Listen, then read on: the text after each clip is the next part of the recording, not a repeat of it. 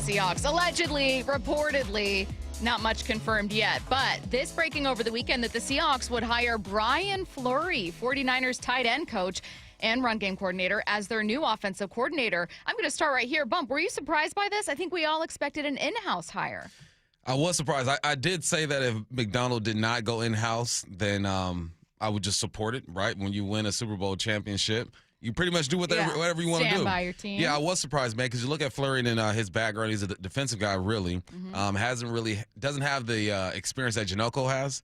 But he must have walked into that thing, was talking ball, talking run game, fits, angles, all that good stuff, and impressed him. And I don't mind taking a component from the ops neither, right? Make their job a little tougher over there with the 49ers. But he's a tight ends guy. You want to get these tight ends involved. You have a good group right now. A.J. Barn, I feel like, could be one of the best tight ends in the game. Yeah, I was really surprised. I thought they would go in-house, but I'm good with whatever he wants to do. This news also follows, like Bump said, Andrew Maiocco going to Kubiak's staff. So I don't know which came first. If, like, maybe the Seahawks and Mike McDonald were interested in Fleury and then Maiocco was like, well, then I'm leaving. Or if Maiocco was hired out and it was between then, like, someone like Jake Peetz and Brian Fleury. It's just interesting to consider that Brian Fleury was not a former offensive coordinator anywhere, nor was he. I know he's a run game coordinator and a tight ends coach, but this was not a guy that was calling plays with the 49ers. No, but he's been around. You know, he's in the same room as a coordinator, helping game plan. You are going out on a limb, but I think, 6 or 7 years he's been in with the Niners, just in the building. And you want to continue. And he has a relationship with Sam Darnold, right? He was there when Sam was there, so there's some familiarity there. So I think this is him keeping it as familiar as possible while going outside of his group. And I'm okay with it, man. And I trust his judgment, right? Fleury must have got on the whiteboard, watch some film, and impress them. And these meetings aren't just like an hour. Like, they sit around for 4, 5, 6 hours, sometimes longer than that. They spend a full day with each other and really get to know. So what this tells me, too, is that he believes in the person as well. I think McDonald does a good job hiring the person. You got to have the skill as a football player and the brain as a football coach, but they also hire the person as well.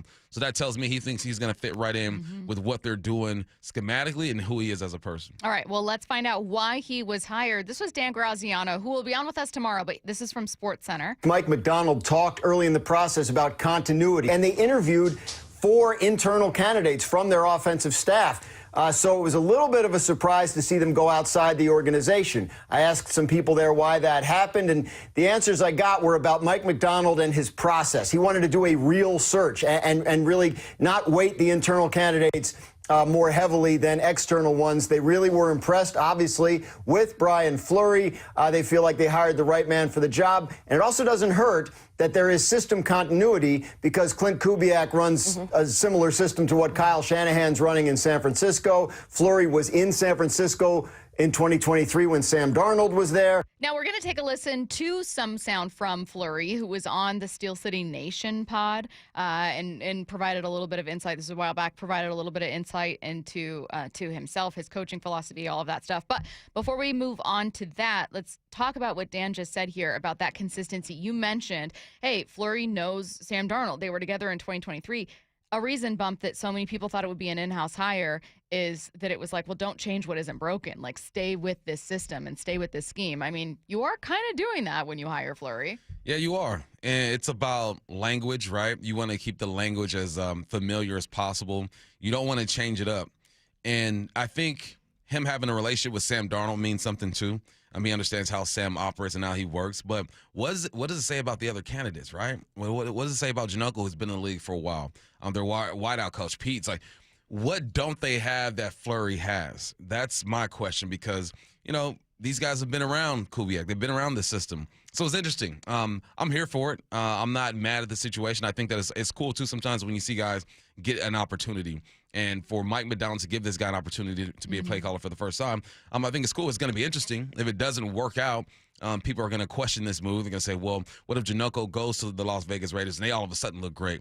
It's all a gamble. It's all a risk. Nothing in this league is guaranteed, but you have to go with your gut. And so far we've learned that Mike McDonald's gut gives him has allowed him or allowed him just to make some good moves. So right. I trust it. Let's go to Brian Fleury first on embracing every role he's had. It was frustrating at times, in Miami, because I just came up from having my own room of guys, and I wanted to be a position coach. But in hindsight, it was a tremendous education, and I have to remind myself of that of every step along the way, that like the current situation isn't the final destination, right? Like you got to take what you can out of all these experiences to build the breadth of knowledge. Like I've said for a long time, I want to be a head coach, but not right away. I'll be a way better head coach at 50 than I will be at 40 or even earlier than that. And when I do get the opportunity to be a head coach, I want that to be the end of my career. I don't want to be a guy who gets his dream job at 30 years old and fails and then never gets another opportunity again and is like, what are you working towards at that point, Right. And then going to stick with this one on the importance of standardized language. Can't emphasize enough that speaking the same language is extremely important to having success. One of the things that Kyle does a great job of that I think really impacts our building is demanding that everybody standardize their vocabulary. And we've all been on different staffs where maybe an old coach wants to call a front something, he's called it for 20 years. And those cracks in the foundation create uncertainty. And we have to have these conversations on game day that the pressure's high. There's not a whole lot of time to deal with the translation that can come from lack of standardization with the vocabulary. And that's one of the things that's really important to our success is everybody speaking the same language, from the aiming points to the defensive techniques to what we call the positions. And it doesn't sound like a big deal, but in the heat of battle, it really is. So just a little bit of insight into Brian Fleury actually hearing his voice. I don't know how many Seahawks fans were that familiar with him in the first place, but also just hearing kind of how he views coaching and teaching. He said it's not a big deal. It's a huge deal to me, right? You got to have all your coaches preaching the same thing, right? You got to be able to, okay, I'm going to leave my offensive line, and I know when I leave this room, my offensive line coach is going to repeat and preach everything that I've taught them and that I say, right? We're going to speak the same language when it comes to hand placement, when it comes to your first step, when it comes to your angles. Those things matter because you want everyone just to be moving as one. So he says, yeah, it doesn't sound like a big deal. I think he's downplaying it because it is a big deal. Everyone's got to be on the same page. You mentioned that you hope that this doesn't brush any in-house hires the wrong way. I'm curious about that part of it to you. I think that when you reach the top of the mountain, it's such a treacherous balancing act to maintain that. You have to worry about so many things, and so much of it is also friction. Whether it's a coach that didn't get a certain job because someone else leaves. Maybe it's a player that didn't get a contract he wanted and now he's moving on. Or maybe a teammate that lost another teammate to a contract dispute, right? It's like, this is now the tough part. This is the hard part about staying at the very top. And there are a lot of reasons why a lot of teams don't repeat as Super Bowl champions. Winning a Super Bowl is exceptionally difficult, is probably 90% of it. But one thing that can also keep it from happening is that friction. Yeah, you deal with personalities. Like when you are a coach, you are obviously a teacher of men, a leader of men, but you're managing a whole lot that's going on. So now he's a manager of emotion and of men, and he's calling the plays, right? He has a lot to do. That's why a lot of these coaches are the CEOs, right? That's why Kubiak's going there in Las Vegas and saying, all right, I'm going to hire offensive coordinator, hire defensive coordinator. I got to make sure everything's in place because it's a lot to do, and Mike McDonald has found a way to handle all of that gracefully, honestly. But, yeah, that was one of my questions. These guys are professionals, right? They're going to show up every day. They're going to do their job. But I would think in the back of their mind, they're like, dang, that should be me. I don't think it's jealousy. I think it's just ambition. Yeah. And when you're put in a position to hopefully take the next step and you don't get it and you're retained by that organization, you're going to feel some kind of way. Can I ask a question? Is any part of you nervous that he hasn't been a play caller? Because, look, say what you will about Ryan Grubb, but he had been a play caller at the college level, never at the NFL level. It didn't work out, so I digress. Maybe we'll move on to Clint Kubiak. It was his first year with Seattle, but he had been an offensive coordinator at 2 separate stints with New Orleans and with Minnesota. So it's not like he was well into his 40s and 50s and had a ton of experience, but he had 2 seasons of play calling experience. How nervous are you, or what does it make you feel that Fleury is bringing no play calling experience with him? Yeah, but he's been in the league, man, and I think that a lot of these guys prepare for this, right? He hasn't been the guy to call a crucial third down. He hasn't been the guy to put a 10-play drive together. So he's going to feel a pressure that he hasn't felt before at this level, for sure. And you don't know what you don't know. Will there be mistakes made? Most definitely. He hasn't been in this position before. But because he's just been around and been in the league long enough, I feel confident about it. But definitely, he's going to experience some things that he's never experienced before. He's going to make a few calls that he's going to look back and want to do it again. And that's all coordinators, but it might happen at a higher rate for him because he's never been in the game before or in that position. But that's where you lean on your coaches. That's where you lean on your head coach. You lean on your assistants. And I feel like it's more collaborative like that first time around, right? You're asking your O-line, all right, what do you see? What do you like here? And when I'm in the booth with Raves and Wyman, to the left, there's the coaches booth. There's like 15 coaches in there, all right? And they're all jotting down and taking information. So he might lean on those guys a bit more than maybe a Kubiak did. But, that's all. You got to take a leap. Sometimes a leap of faith has to happen, and that's what we're seeing. How much do you think his background as a run game coordinator influenced this decision? Because McDonald and Schneider, if there's one thing they absolutely want to do, Bump, you know what it is. Yeah, I think that was huge. I think when you talk about it, and him being a tight ends coach too, when you're a tight end coach, you're dating an offensive line coach as well. You're dating a receiver coach as well because the tight ends are what they're asked to do. So I think his understanding of the box really helps as well. They want to stick to that wide zone. They want to just transfer this thing over, man. So I think with the system that Mike Macdonald wants to run, it's probably best that you get a guy who deals with the box. You always look at quarterback coaches and see if they can be the guy. Even some receiver guys, right? Because the game has been played on the perimeter a lot more these days. But with what they want to do, it's important that you get a guy who understands the box and could speak that language in a way that, he can teach the rest of the guys what to do. So I'm confident. I'm nervous, but I'm confident, man. I'm nervous because you're right. He's never done this before. First time as an OC. But I'm confident because I just believe in Mike Macdonald and his decision-making. Someone said it's actually so comforting to feel that sense of trust in Macdonald and Schneider and and their discretion. I loved Pete so much, but I didn't really have that trust.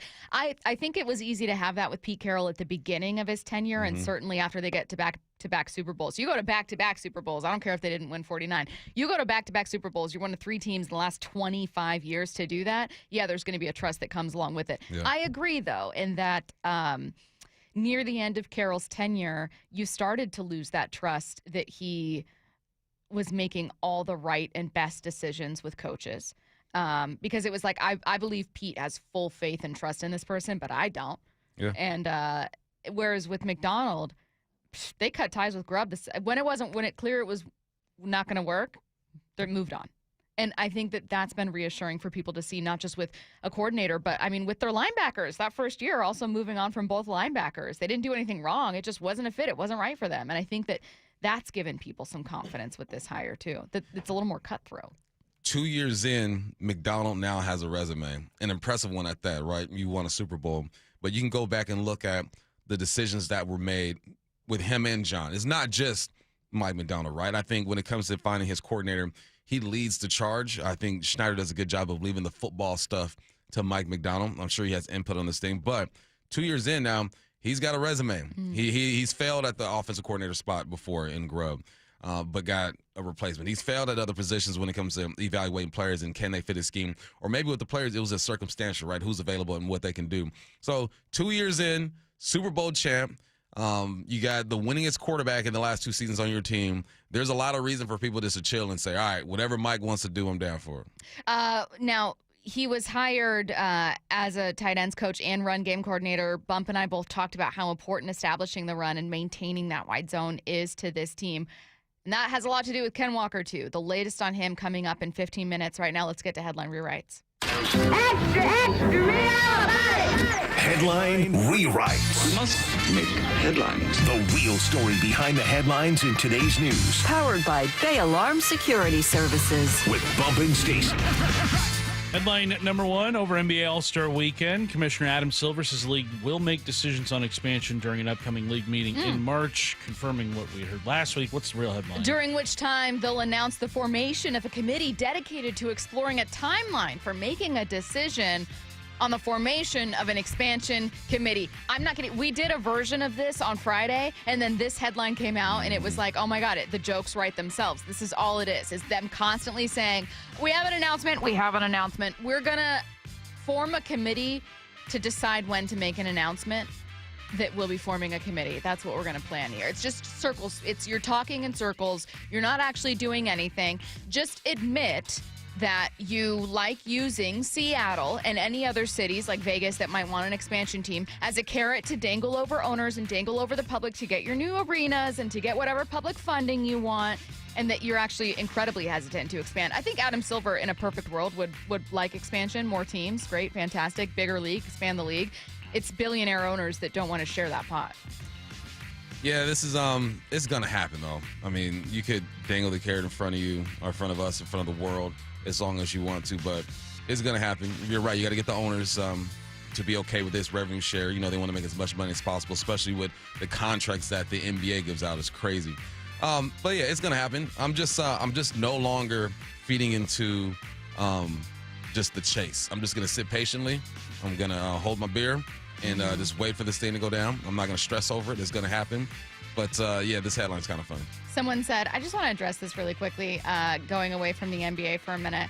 Patrick in Tacoma says, the difference was Pete was promoting friends that were not qualified. McDonald is picking the best candidate available. Now, I understand that with the way that Carroll's tenure ended and with the way that McDonald's has begun, it's very easy to contrast the two and see McDonald as being so much better there. I would just like to say, almost a little bit in defense of Pete, even though his loyalty to those coaches is what drove a lot of people crazy in the end. A lot of people around coaching just promote people they trust and know. So it's not just Pete. It was a flaw with what Pete did. I'll agree with you, but welcome to coaching, man. At the college level, at the pro level, it doesn't matter. Look on any coaching staff and go ahead and let your eyes wander to a front office. You're going to find the same last names. You're going to find people from the same coaching tree. You're going to find people who were babysat by this person when they were younger. It's all connected, man. I know I'm sounding very conspiracy theory, but that happens everywhere. Pete did not hire guys who weren't qualified that just weren't good. Exactly. Like, they were all qualified. Everyone's qualified. At their job. Like, you're in this league 5, 6, 7, 8, 9 years. He wasn't on hiring paper, me. You look like you are qualified for the job. You can talk football. It's all about the execution. That's where they failed. Pete did not hire some Joe Schmo who didn't know what he was doing. Exactly. You're hiring people that have already been coaches. It's just you didn't move on when it wasn't working. Yeah. It's part of the problem. What's next? Headline rewrites. Headline number 2, the Seahawks are losing offensive assistants Andrew Janocko and Rick Dennison to Clint Kubiak's staff in Las Vegas. Janocko becoming the Raiders OC. What's the real headline? What's next? Is Vegas going to want our old quarterback too? You already got that. Oh, yeah. I already got that. Yeah, man.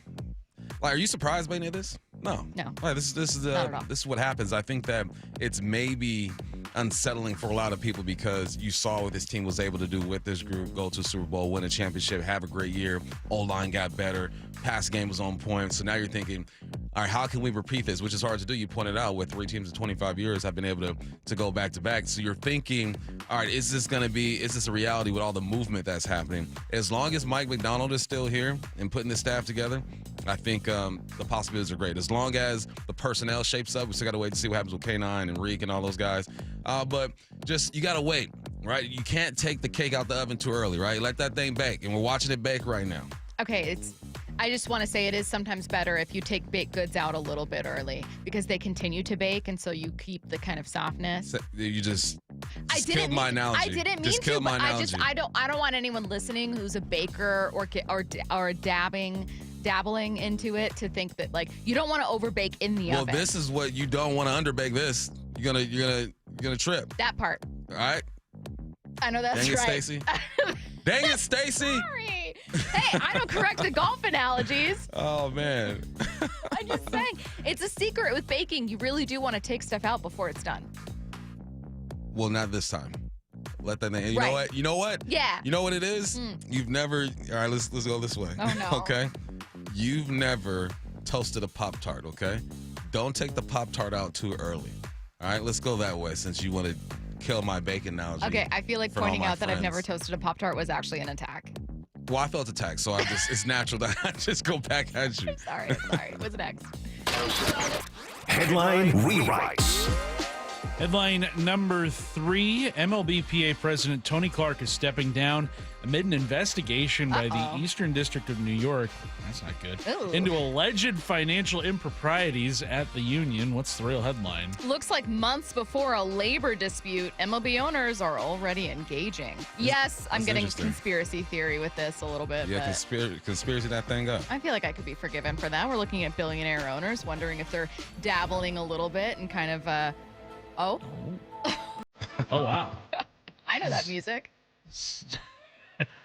I mean, look, we know how these billionaires move. They will dig up dirt on anybody. They will sell anybody out to get a leg up in these kinds of negotiations. So even though Tony Clark might actually be misappropriating funds, I could believe that. I think it happens with people in power. We've already seen it happen in the NFL union. Yeah. Exactly. NFL Players Union, excuse me.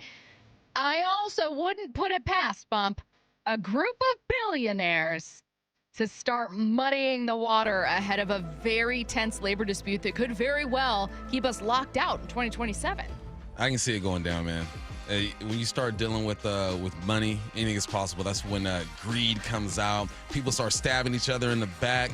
I'm here for the MLB drama, honestly. Yeah, I here for MLB drama, not here for a labor dispute that would keep baseball from getting played. And can I also just say, if Tony Clark actually did this, which again wouldn't be surprising, it's just there's something that happens with human brains. I don't know what it is, where when we get power, money, and a little bit of like a shield, either anonymity or the power that comes with people not questioning you, we do dumb things. Why do we do that? We do dumb things with money and power. I don't understand. There's an island where dumb things were going down. Let me tell you what. There's some people baby in jail, oil where things were going down. Put everyone in jail. Hey, you get that power, you're right. You go a bit crazy. But, I was on the obviously during the parade, right? And I'm not gonna say who said this, but we're getting all this love from the crowd. Okay. And my boy looks at me, he goes, "Man, I see why people go crazy for fame and power, man. This is awesome." I'm like, you feel that? Like, you feel it? He goes, "Yeah, man." I'm like, "Yeah, I can." No, it I can really get with is you. something. Like now, not everyone becomes evil. Again, put evil people in jail. Not everyone goes evil, but there is something. There's like a human psychology component. You know what I mean? To like, how many times have you heard about people misappropriating public funds because they're in an office of power where they can kind of get away with it? It's just something that we do. I don't know what it is. It's like our working against our better angels here. So Tony, stop it. This is not the time. You really messed this one up. Okay? Because we have very important labor discussions happening, and this is horrible timing for the Players Association to be losing its representative, its main representative. Come on, man. Come on. Will the Seahawks tag Ken Walker? Adam Schefter with the latest report. Next on your home for the Super Bowl champion Seahawks, Seattle Sports and the Seattle Sports app. I know the paint's barely dry on the new Super Bowl champ Seahawks gear, but can you believe Mariners pitchers and catchers have already reported and spring training is underway? Holy catfish, that was fast. They know from day one of spring training, they have a chance to win the whole thing. Follow how the 2026 Mariners come together at seattlesports.com. We're the home of your American League West champion Mariners. Holy smokes. Seattle Sports. Matt Coker here with West Coast Men's Health. In the past 5 years, we've seen thousands of men at our clinics. Most guys tell us the same story, that in their early 50s, it's not that they couldn't function, they just needed help. They started taking Viagra, and it worked great at first. But after a few years, it stopped working. The problem is that their arteries had become more restricted since they started taking it, because Viagra does not unclog arteries. Here at West Coast Men's Health, we use acoustic wave therapy to target the real problem. We break down plaque and clear up the arteries so blood can flow like it did in your 20s. This restores function. And guys, listen to this. You won't have to take a pill anymore. So if this sounds like you, give West Coast Men's Health a call today and see how we can help. With clinics in Redmond and Tacoma, call 206-519-6541. That's 206-519-6541. 206-519-6541. Online at westcoastmenshealth.com. Good Dog Auto Glass. When the stakes are high, you want the best on your team. When your windshield breaks, don't settle for your insurance company's fix that's just safe enough. Trust Good Dog Auto Glass, where the quality isn't light. We do all the things the little guys don't, and we do all the things the big guy does. We answer the phone when you call, we work for you, and we will walk you through the insurance process. Visit GoodDogAutoGlass.com, Puget Sound's most trusted auto glass company, and get more bang for your bark. Cashback is not available on gas in New Jersey and Wisconsin. Couponing. Wow, you didn't strike me as the coupon type. Just trying to stay ahead of inflation. Gas, groceries, everything. It's all more expensive. I need to save wherever I can. Have you tried Upside yet? Upside? What's that? It's a free app that I use that pays cash back for every gallon of gas I buy. You've got to buy gas to get around anyway. Might as well get paid for it. Come on, does that really add up to anything? I've already made around $200. The extra cash helped pay down my bills, and I even had a little extra left to treat myself. And the Upside app is free? Totally free, and the cash back is real. You can transfer the cash right to your bank account. I'm downloading Upside right now. Download the free Upside app now to earn cash back every time you buy gas. Use promo code ENJOY to get an extra 25 cents per gallon on your first tank. You can cash out anytime right to your bank, to PayPal, or a gift card for Amazon and other brands. Just download the free Upside app and use promo code ENJOY for a 25 cents per gallon bonus on your first tank. That's code ENJOY for a 25 cents per gallon bonus. Hey homeowners, are you stuck on the credit card treadmill and stressed because your consumer debt and monthly payments are too high? Well, Brock Hewitt here with a smart solution. Your home's equity in the Seattle Metro is probably larger than ever. It's like you're sitting on a stack of cash. Consider a cash-out refinance with Tila Mortgage to consolidate your high-balance credit cards, second mortgages, home equity lines of credit, and student loans, or get cash for a remodel. With interest rates finally coming down, consolidating your debt now may be the best decision you ever make. With excellent client reviews and trusted in Washington for over 25 years, Tila has competitive rates on refinance, purchase, or reverse mortgages too. Tila, spelled T-I-L-A, is a name you can trust for truthful, honest, and ethical advice for all your mortgage needs. Call Tila Mortgage today, 206-766-8888. That's 206-766-8888 or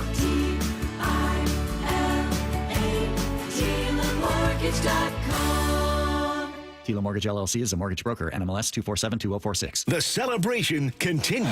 We never wavered, man. We believed in each other. We loved each other. On the home of your Super Bowl champion Seahawks, Seattle Sports. Ready to free your team from time-consuming office tasks? Amazon Business empowers leaders with smart business buying tools, leaving time to focus on strategy and growth. Free up your teams and focus on your future at AmazonBusiness.com. Check engine or ABS light on? Take the guesswork out of your warning lights with O'Reilly Veriscan. It's free. Ask for O'Reilly Veriscan. O'Reilly Auto Parts. Power outages are happening more often and lasting longer than ever before. A backup generator is a very smart move, but gas generators, they're loud, heavy, and emit harmful exhaust. The Grid Doctor 3300 solar generator from My Patriot Supply is different. It's portable, silent, and safe to use indoors. And when you order a Grid Doctor 3300 from MyPatriotSupply.com, they'll include over $800 in preparedness supplies absolutely free. Go to MyPatriotSupply.com now and get prepared. That's MyPatriotSupply.com. Between his hobbies and decades of work in a boatyard, Philip had put his body through a lot. I'm an avid fly fisherman and an avid skier. It takes its toll. Not to mention one other thing. I had a near-fatal motorcycle accident. Absolutely obliterated my lower left leg again. Philip couldn't live with the pain anymore, so he decided to see Dr. Mark Wagner, MD, at Seattle Sports and Regenerative Medicine for stem cell therapy. Listening to all these radio spots, I said, what do I got to lose? What was your experience like with Dr. Wagner? What I was so impressed with Mark about is that how often you have a surgery like this, and the guy calls you the next day to see how you're doing. I can't say enough good things about the guy, honestly. And how are you feeling now? I have no pain, none. Zero. Wow. So would you recommend stem cell therapy to others? I'm a fan, believe me. I'd recommend it to anybody. Before you choose surgery, consider stem cell therapy with Dr. Mark Wagner, MD, at Seattle Sports and Regenerative Medicine. Schedule your consultation at drmarkwagnermd.com. From the Quantum Fiber Studio, you're listening to Bumpin' Stacy. Weekdays 10 to 2. On Seattle Sports and 97.3 FM HD2. Ooh, Seattle's got a lot of decisions to make when it comes to keeping their playmakers. You got contract extensions for JSN, Witherspoon. Then you got to figure out new deals for guys that are set to be free agents. Is Reek Woolen going to be a Seattle Seahawk in 2026? I don't know. That's not what we're talking about right now, though. But we are talking about another soon-to-be free agent, Ken Walker. According to ESPN's Adam Schefter, it's unlikely, says Adam, the Seahawks will use their franchise tag on running back and Super Bowl MVP Kenneth Walker. That's from a league source. He says the Seahawks have multiple free agents they want to retain and sign. They will also try to extend wide receiver Jackson Smith-Njigba. There are enough Super Bowl tax costs that now make using a franchise tag this offseason unlikely. Well, let's talk first about what that would even look like. Here's Dan Graziano from SportsCenter. The running back Kenneth Walker, who just won Super Bowl MVP for the Seahawks, it's an interesting case. The franchise tag would be about $14.5 million, which is around the level of guys like Derrick Henry. The transition tag would be about $11.5 million, which is more in line with kind of what Kyron Williams got from the Rams last year when he signed an extension. So this is one worth watching. Seattle would like to keep Kenneth Walker. He's only 25, Super Bowl hero, obviously, but it's going to come down to the price. Is he going to want to see if he can max out his market off that monster Super Bowl performance, or is he willing to work with Seattle on a deal that keeps him there? They haven't used the tag very much in their history, so I think they would only use it if they felt like they were close to getting a contract done. What's a contract going to be? I don't know, between 12 and 14 million per year? Maybe. I mean, here's the thing, too, is that I was reading this article on Pro Football Talk, and who wrote it? Give them the love they deserve. Mike Florio. And he said, look, man, teams value the team that drafted you and has you always doesn't value as much as a team who wants you, right? Teams are going to place a higher value on Ken Walker. They're going to look at what he did during the playoffs and say, you know what, we want that guy. So whereas the team who drafted you says, look at him over the past 4 years, what has he done? Now, he's been banged up a few times, right? Only has, 2 seasons over 1,000 yards his first year and this past year.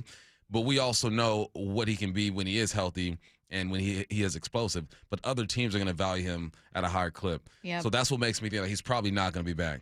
Someone's going to pay him $12, $13 million a year because they are running back desperate and running back hungry.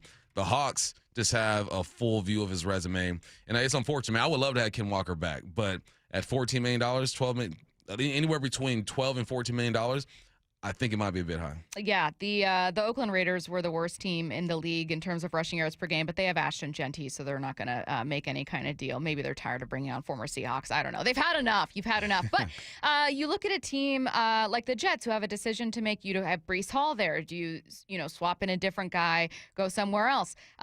You have the Carolina Panthers who have Dowdle, who's been fantastic, but maybe they could use more of a 1-2 punch there. You have, the Eagles weren't great there, but they have Saquon Barkley. There's some interesting teams at the bottom there. Maybe I should be scrolling up and looking at a team like Cincinnati that might want to balance out. They could be a better defense, but maybe they want to balance out, mix and figure out other roles for guys there.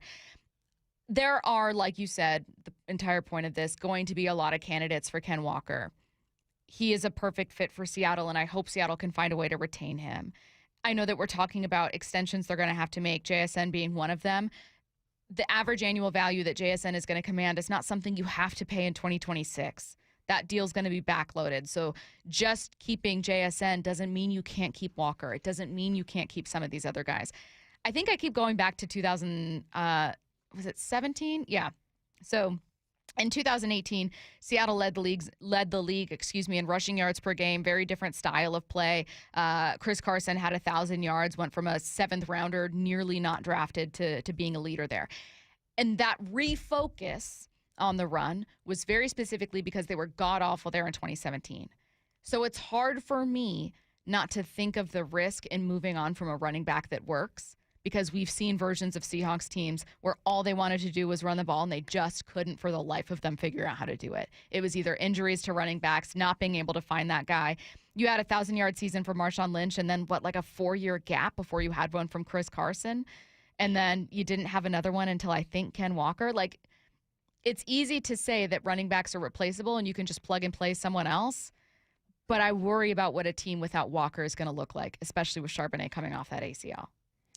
Yeah, that's just the nature of the business, though. Unless you are a top 5 running back in this league, running backs are viewed as disposable because of just the wear and tear on their bodies. Ken Walker put in 4 years here, and typically you don't get to that second contract if you are a running back, right? There's only about 10 to 12 every year that can look at themselves and be considered elite, yeah, you should be concerned. I think I'm concerned if you don't improve with the offensive line. Mm-hmm. I'm concerned if you don't get Rashid Shaheed. This is just the nature of the business. And, yeah, you have that gap between Marshawn and Chris Carson when it comes to 1,000-yard rushers. But I feel like this scouting department is a bit different. I think through that gap, right, I don't know all the moves specifically that happened during that gap, but if you just look at that gap and what's been happening here the last couple of years, there's something in the evaluation process that they're getting right. Because when you have these backups come in and play the way they've been playing, that means that, one, the scouting department's on point and the scheme fits that player. So I'm hoping that their evaluation of running backs reflect what they've been able to do with the backups, especially on defense. We'll see, man. And then you got to think about how you're constructing the rest of your team. Like, if you put money there, you put elite money there, then you're taking from somewhere else. It's just part of the business. I would be concerned if Ken Walker's not going to be here. I don't expect him to be here. I think that when healthy, Zach Charbonnet could be a 1-2 combo. Healthy. But yeah, it's the nature of the beast, man. Look, you just won a Super Bowl, right? You just won a Super Bowl, and the goal is always to get back to that Super Bowl. But when winning a Super Bowl, when having Ken Walker perform the way that he performed, he just raised his value. If they don't value Ken Walker at that clip, then they don't value him at that clip. And I do think it's easier to plug in a running back and get them going. It is easier to plug in a running back than another player, absolutely.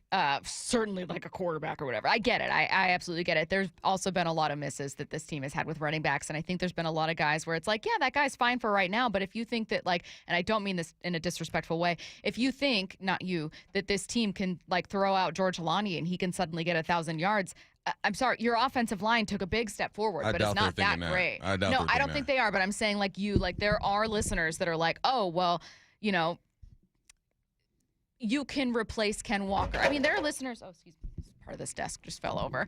There are listeners that think that you can replace JSN. Like, I think that when you're... That's crazy. Well, that's what I'm saying. I think when you're at the top of the mountain and you start to have so much faith in your team, you start to think like, oh, this is... I have so much faith in my organization and so much faith in this front office that you can replicate this. You can do it again. And I just would caution people against thinking that you can very easily get that production from running backs when we've seen many a Seahawks team that was not able to get that from a running back. And now I think there's a team that's going to overpay Ken Walker because they're going to pay Ken Walker like he's a Jonathan Taylor, that primary workhorse, when that's not who he was over the course of the year. It's who he was in the postseason.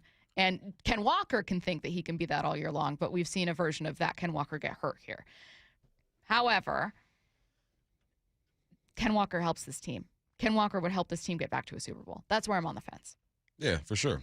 Yeah, he definitely would. He was a component during the playoffs. I'm looking at just the amount of yards they had as a whole. 2,096 rushing yards. That's good enough for 1, 2, 3, 4, 5, 6, 7, 8, 9, 10, 11. The 11th best run game in the NFL. If you can hover around there, you have an opportunity.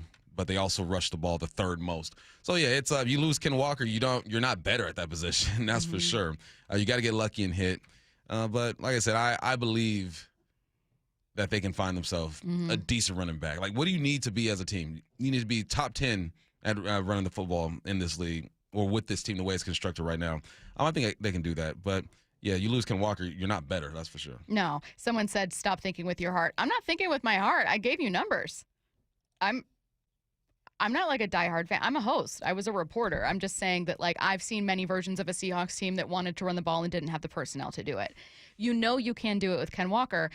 I think the issue with Ken Walker is not that you can't win with him and he doesn't make you better. The issue with Ken Walker is his performance over the last month of the season is going to command a contract that the first 2.5 months of the season didn't really, and you know what I mean? Like, he's better as that, like, two running back system. When Charbonnet and Walker are going, it's great. I also think the line got better too. Yeah, you give some credit to Ken Walker for sure. He's the one making moves and hitting the gaps or whatnot, but that line got a lot better as the season progressed. All right. Well, let's stick with this a little bit. Maybe Ken Walker pops up as part of the conversation, maybe not. 4 keys to Seattle returning to a Super Bowl. That's next on your home for the Super Bowl champion Seahawks, Seattle Sports, and the Seattle Sports app. I know the paint's barely dry on the new Super Bowl champ Seahawks gear, but Can you believe Mariners pitchers and catchers have already reported and spring training is underway? Holy catfish, that was fast. They know from day one of spring training, they have a chance to win the whole thing. Follow how the 2026 Mariners come together at seattlesports.com. We're the home of your American League West champion Mariners. Holy smokes! Seattle Sports. This might be the most surprising statistic I've shared in decades of doing local news. More than 75% of commuters will be involved in a car accident at some point. JP Pendergast of Pendergast Law with more. What makes it more surprising? The average person will be involved in 3 to 4 collisions in their lifetime. With accidents unbelievably prevalent, what are some safety tips if it happens to you? Safety first. Secondary collisions are not uncommon while awaiting help. Turn on those hazards and remain in a safe place. If a bystander witnessed the accident, capture their information and encourage them to remain at the scene. Seek medical attention immediately if needed, as delaying can be a costly mistake. Lastly, remember that statements made to police and insurance adjusters can affect your case. Collisions are more common than we'd like to think. If you find yourself in one, follow these helpful tips and then call my friends at Pendergast Law. If you or a loved one's injured in a car accident, call Pendergast Law. We can help. PendergastLaw.com. It took us 93 years to build this reputation, but it'll take just 5 minutes to ruin it. If you think about that, you'll do things differently. Lee Johnson Auto Family. For over 113 years, Pacific Lamp and Supply Company has been your #1 lighting specialist in Washington, from the Space Needle in Seattle all the way to the Riverwalk in Spokane. With the largest lighting inventory in Washington, Pacific Lamp's knowledgeable and experienced staff can assist with any lighting issue, including intricate lighting and control designs. Plus, they work with all utilities in Washington to get you the best available lighting rebates. Pacific Lamp and Supply Company, Washington's lighting experts since 1912. Visit pacificlamp.com. Comcast Business helps turn today's small businesses into engines of modern business. It's how restaurants become reliably up and running neighborhood favorites. How retailers become seamlessly restocking, cyber-securing, must-visit shops. And how healthcare offices become the data managing caregivers that we all depend on. With reliable connectivity, enhanced cybersecurity, advanced fiber solutions, and Wi-Fi backup, Comcast Business is powering the engine of modern business, powering possibilities. Now through March 22nd, switch to Comcast Business and get started with 150 megabit internet plus Security Edge for $59.99 a month for 12 months with a 2-year agreement. Or ask how to lock in your rate for 5 years on a qualifying internet bundle and get a $500 prepaid card when you add 2 lines of mobile for a limited time only. Call today. Restrictions apply. New customers only. Requires paperless billing and automatic payments with bank account. Equipment, taxes, and other fees extra. After promo, regular rates apply.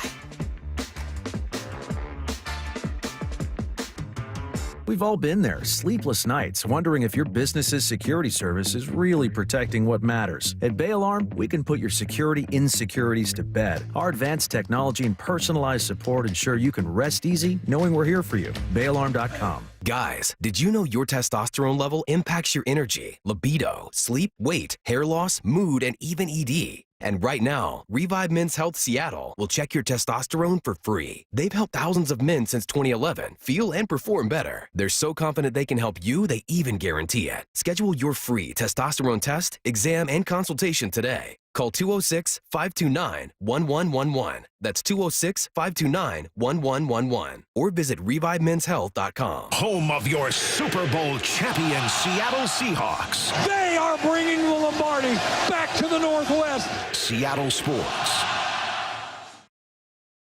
Our friends at Mazda of Everett always offer you their best deals. Mazda of Everett is the West Coast's largest Mazda dealer for a reason. They sell more new Mazdas than any other dealer on the West Coast. So come check out the Mazda More to Move You sales event now. Shop over 300 new Mazda CX-5s with 0.9 financing for 60 months, available on approved credit. Located on Highway 99 in Everett, or shop MazdaofEverett.com. Based on Mazda USA's retail sales reports 2025. Why'd I go to the doctor? Working on the farm, my heart kept skipping a beat. I didn't think much of it, but my daughters made me get checked out. Turns out I have atrial fibrillation, which increases the risk of stroke about 5 times. Symptoms like irregular heartbeat, heart racing, chest pain, shortness of breath, fatigue, or lightheadedness can come and go. But if it's AFib, the risk of stroke remains. If you have symptoms, contact a doctor. I'm so glad I did. Visit notimetowait.com. Sponsored by Bristol-Myers Squibb and Pfizer. Confidence is knowing you're ready to handle whatever comes your way. That's what it feels like to take on your workday with Cintas. They make sure your AEDs are up to date, your fire extinguishers are tested and inspected, your floor mats are cleaned and delivered, and your workwear looks good, feels good, and is freshly laundered with the Cintas Apparel Plus program. So are you ready to take on today? Visit Cintas.com. Oh, I'm ready! And get ready for the workday.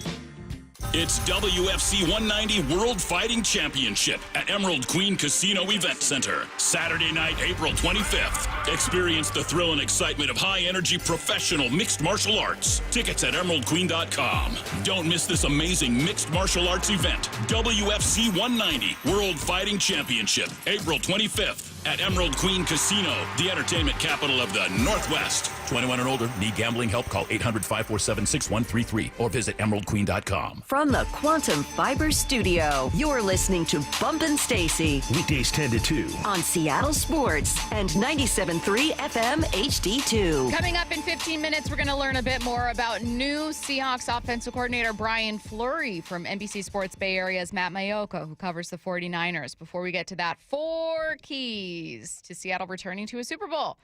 1, 2, 3, 4. Here we go. Number 1, I wrote, retain as many of your playmakers as possible. It seems a lot of these are going to seem really obvious, certainly the first 2. But when we talked with Brian Walters, who had been to back-to-back Super Bowls, and we said, hey, what's the key? Is it like a mentality? Is it staying competitive and keeping your edge? And he was like, oh, no, we just brought back most of the same team. Yeah. So, it's easier said than done. It's easier to bring back most of the same team when you have these guys trapped in rookie contracts or just contracts in general, right? Yeah, that's going to be tough. He's got a lot of guys who are free agents. You got Rashid Shaheed, Josh Jones, Boye Mafe, Ken Walker, Josh Jobe, Kobe Bryant, Reek Woolen, Dariq Young. I mean, those are key pieces. Every name that I just put out there, you've seen them make some type of play throughout the season, guys you counted on.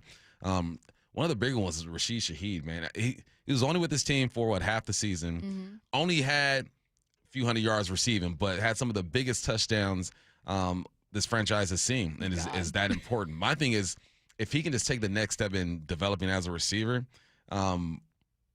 that would influence me to kind of go out there and pay this man. Do they believe in his development? He's fast, but he's like a track guy. You know, the track guys I played with, this guy, Joshua Anderson, the fastest dude I've ever played with. And his first year playing with us, you can tell he was just a track guy. Post and goes. And as he started developing, now he's snapping the hips down and making plays and going across the middle. I think that's the next step for Rashid Shaheed. Clearly one of the best athletes in the world. Now it's just tightening things up. I like your question for Joel Corey when we had him on, where you were like, hey, what kind of contract could he command? Because as a wide receiver alone for Seattle, it's not like he had these crazy numbers, but he was pivotal to their run in a very different way. This is no Rashid Shaheed right? He is crucial to this team, and when he does get behind the defense, it helps everyone else out. But if he can take 2 more steps in development, he could be something real nasty. Number 1, retain as many of your playmakers as possible. We know JSN will be here. We know Witherspoon will be here. Whether or not this team gets extensions done, it doesn't matter. They're still technically under contract. You just want to get those extensions done. We know that most of your defensive line will be here. Questions about some of your outside linebackers, like Boye Mafe, right? Those guys are set to be free agents. And obviously Woolen.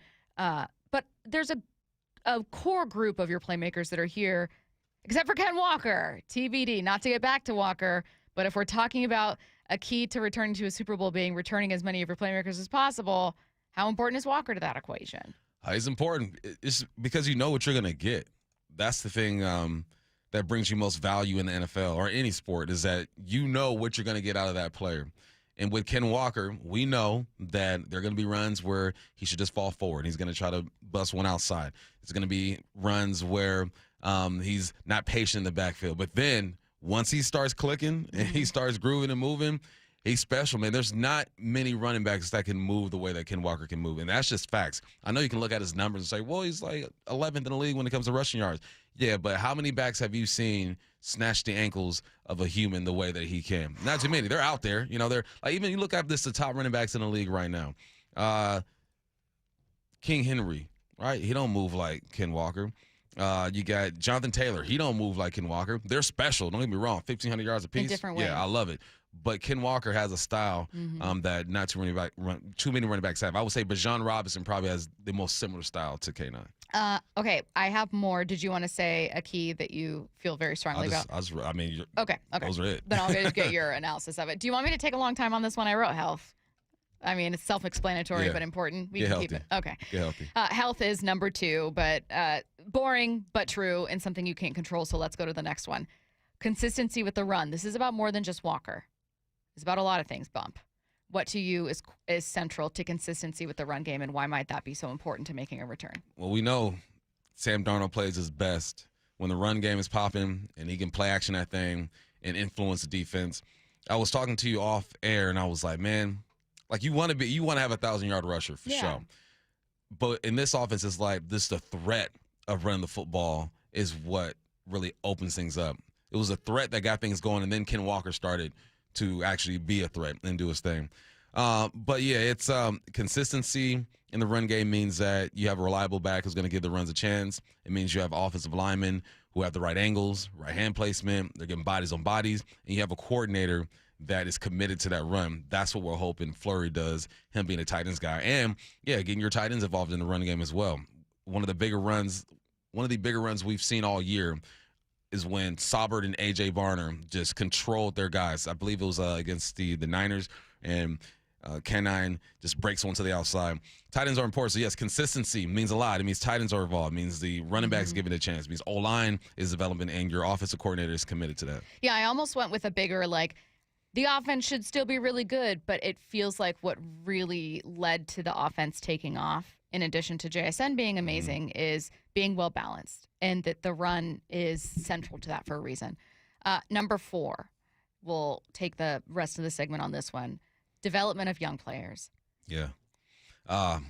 AJ continue to get better. I really think A.J. Barner can be one of the best tight ends in the game. We're seeing him take a step forward. We talked about Rashid, even though he's young-ish, but if you bring him back, him getting better. Oh, man, did I mention Kobe? Brian Kobe's a free agent too? Goodness gracious. I know. The offensive line, Zabel taking the next step forward. What about Torrey Horton? We get so many questions about Torrey Horton, yeah. Him, he's more polished up than Rashid Shaheed for sure. I think Rashid obviously is a bit faster than him, but that's part of being healthy too. He's healthy and development when it comes to Torrey Horton. Can he be that number 3 receiver? It's every year, I feel like every year there's something to work on, and then you get to 28, 29, and you're like, this is who I am. I'm a finished product. And because this team is so young, it's like, all right, even though you might be going to your second contract, you still gotta improve on some things. But you hit the max sometimes. You tap out. Yeah. Right? 28, 29, it's like, all right, man, this is who I am. How do I fit into an offense? But yeah, develop those young dudes, man. You got a bunch of them. Well, and you and I have no question that if Julian Love is healthy, he's great. If Leonard Williams is healthy, he's great. The question is, to your point about Torrey Horton and kind of comparing him to Rashid, if you lose out on Rashid Shaheed, well, suddenly the development of a young Torrey Horton is massively important. Mm-hmm. Impact on special teams, impact in the receiving game. Arroyo, exactly. If you want to keep competing and if you want to get back to a Super Bowl, we already know your superstars are great. We already know who your Pro Bowlers are.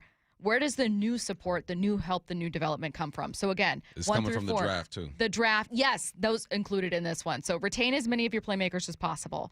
Stay healthy, boring but true.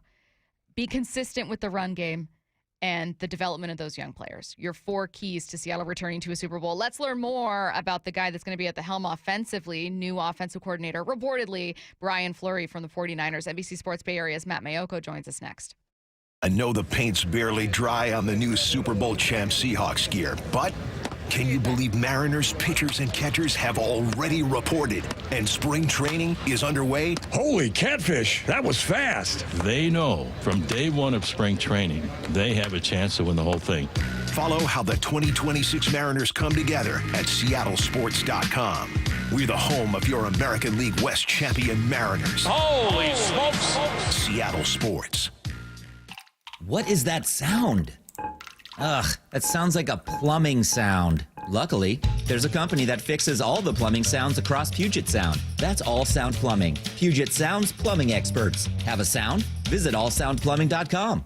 I'm Chris Davis, former King County prosecutor and founder of the Davis Law Group in Seattle. If you've been injured in a crash caused by impaired or drunk drivers, there are special considerations that need to be taken to protect your legal rights. Davis Law Group's team of investigators and lawyers know how to properly investigate DUI crashes and identify all parties who might be legally responsible for your injuries and damages. Call Davis Law Group at 206-888-8888 or get my free book at WashingtonAccidentBooks.com. You're 62 or older, lots of equity in your home, and you want to pull some cash out, but a refinance or HELOC, well, it means a bigger payment. And the cost of selling your home, it's insane. So what should you do? Hey, Brock Hewitt here for Tila Mortgage. You don't need to live at a lower standard than you deserve. You really got 3 options. Number 1, sell your home. 2, get a HELOC or refinance. Or 3, get a reverse mortgage. Tila has done the analysis and believes that a reverse mortgage is the most cost-effective way for seniors to get cash out of their homes without selling and having the option of no monthly mortgage payment. Too good to be true? No. Call today and let's compare. Tila, spelled T-I-L-A, is a name you can trust for truthful, honest, and ethical advice for all your mortgage needs. Give them a call today. 206-766-8888. That's 206-766-8888 or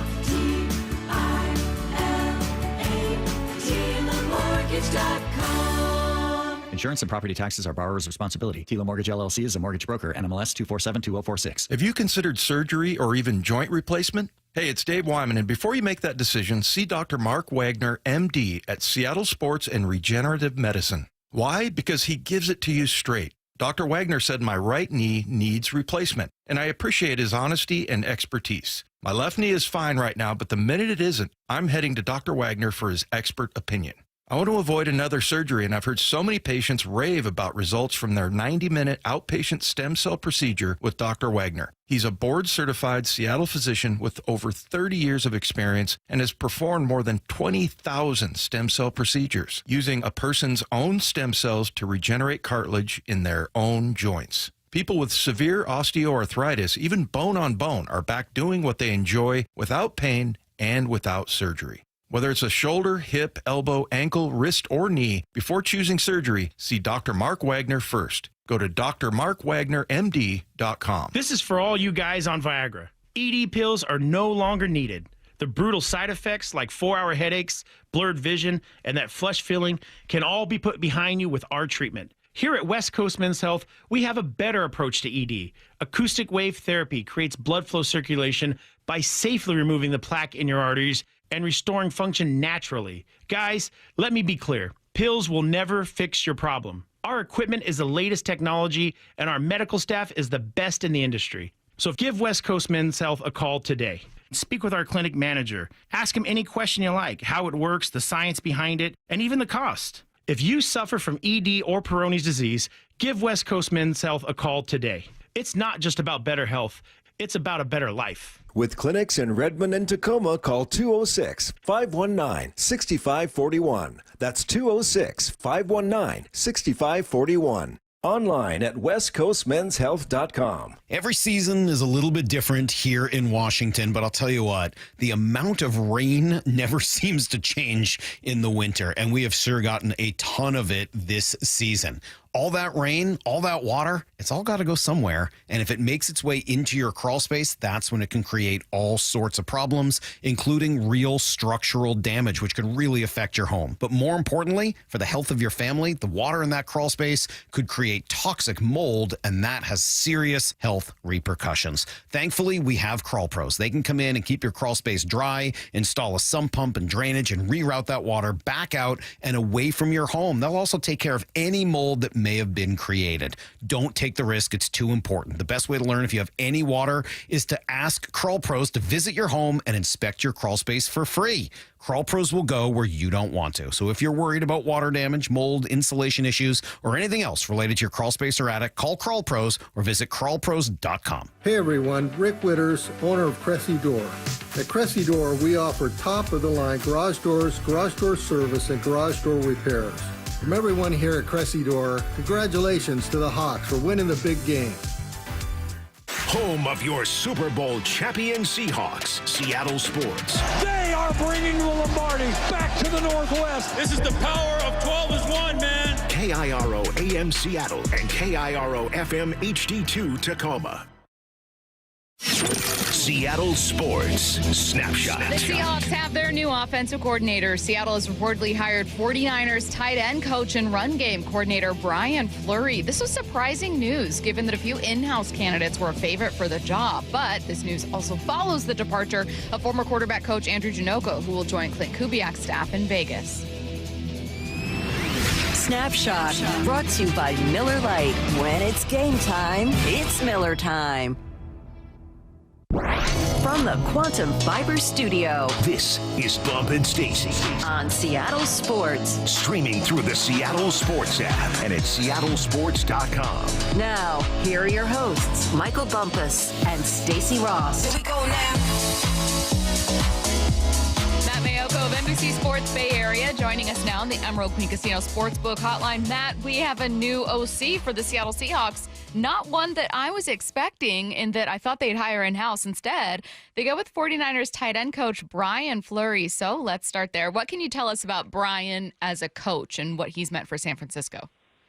Yeah, I mean, it kind of surprised me too, that they would go, if they were to go outside the building, you would have thought that maybe they would have hired somebody who's had experience as an offensive coordinator, who's put together game plans and have called plays.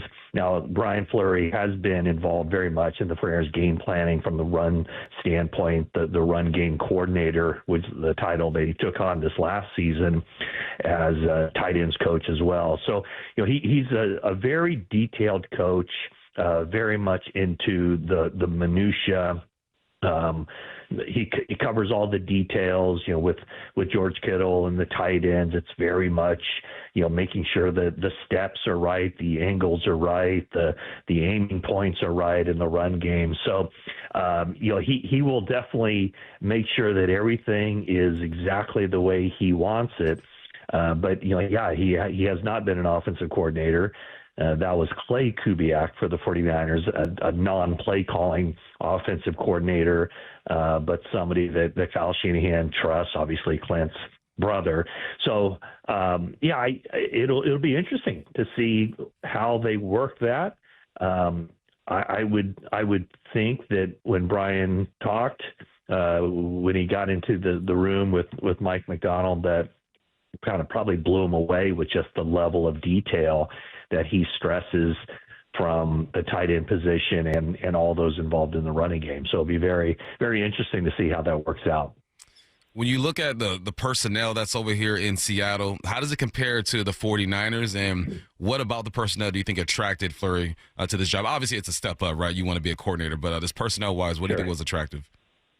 Well, personnel-wise, I mean, he knows Sam Darnold. They were together with the 49ers in 2023, and I can tell you that there is not one person in the organization who has a bad thought about Sam Darnold based on how he handled that one season. The thing that when I look at the 49ers offense, I think that one of the major things that they were lacking this last season was just a reliable, easy target, a pitch and catch kind of target that Seattle has with Jackson Smith and Jigba, where it's such a great way to just get the ball out of the quarterback's hands, guy who can get open quickly off the line of scrimmage, who basically a lot of times I think that, the passing game can serve as just an extension of the running game, take the pressure off the offensive line a little bit, slow down pass rush, everything else. So, I think when you look at Seattle, I mean, it kind of looks like, correct me if I'm wrong, but it looks like that offensive line is pretty well set for the foreseeable future. They have good players at every position, quite obviously.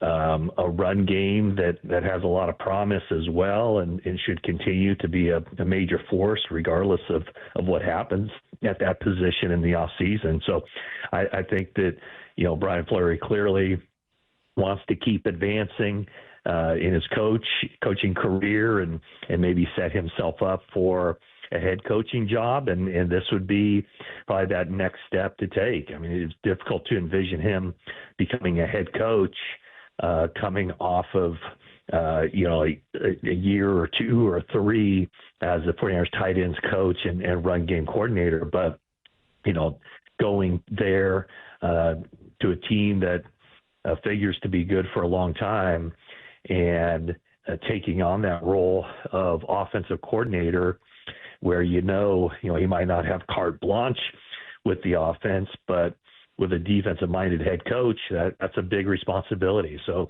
if he can show he can handle that and maybe even take the offense to another level, then that'll set himself up very well for the possibility of becoming an NFL head coach.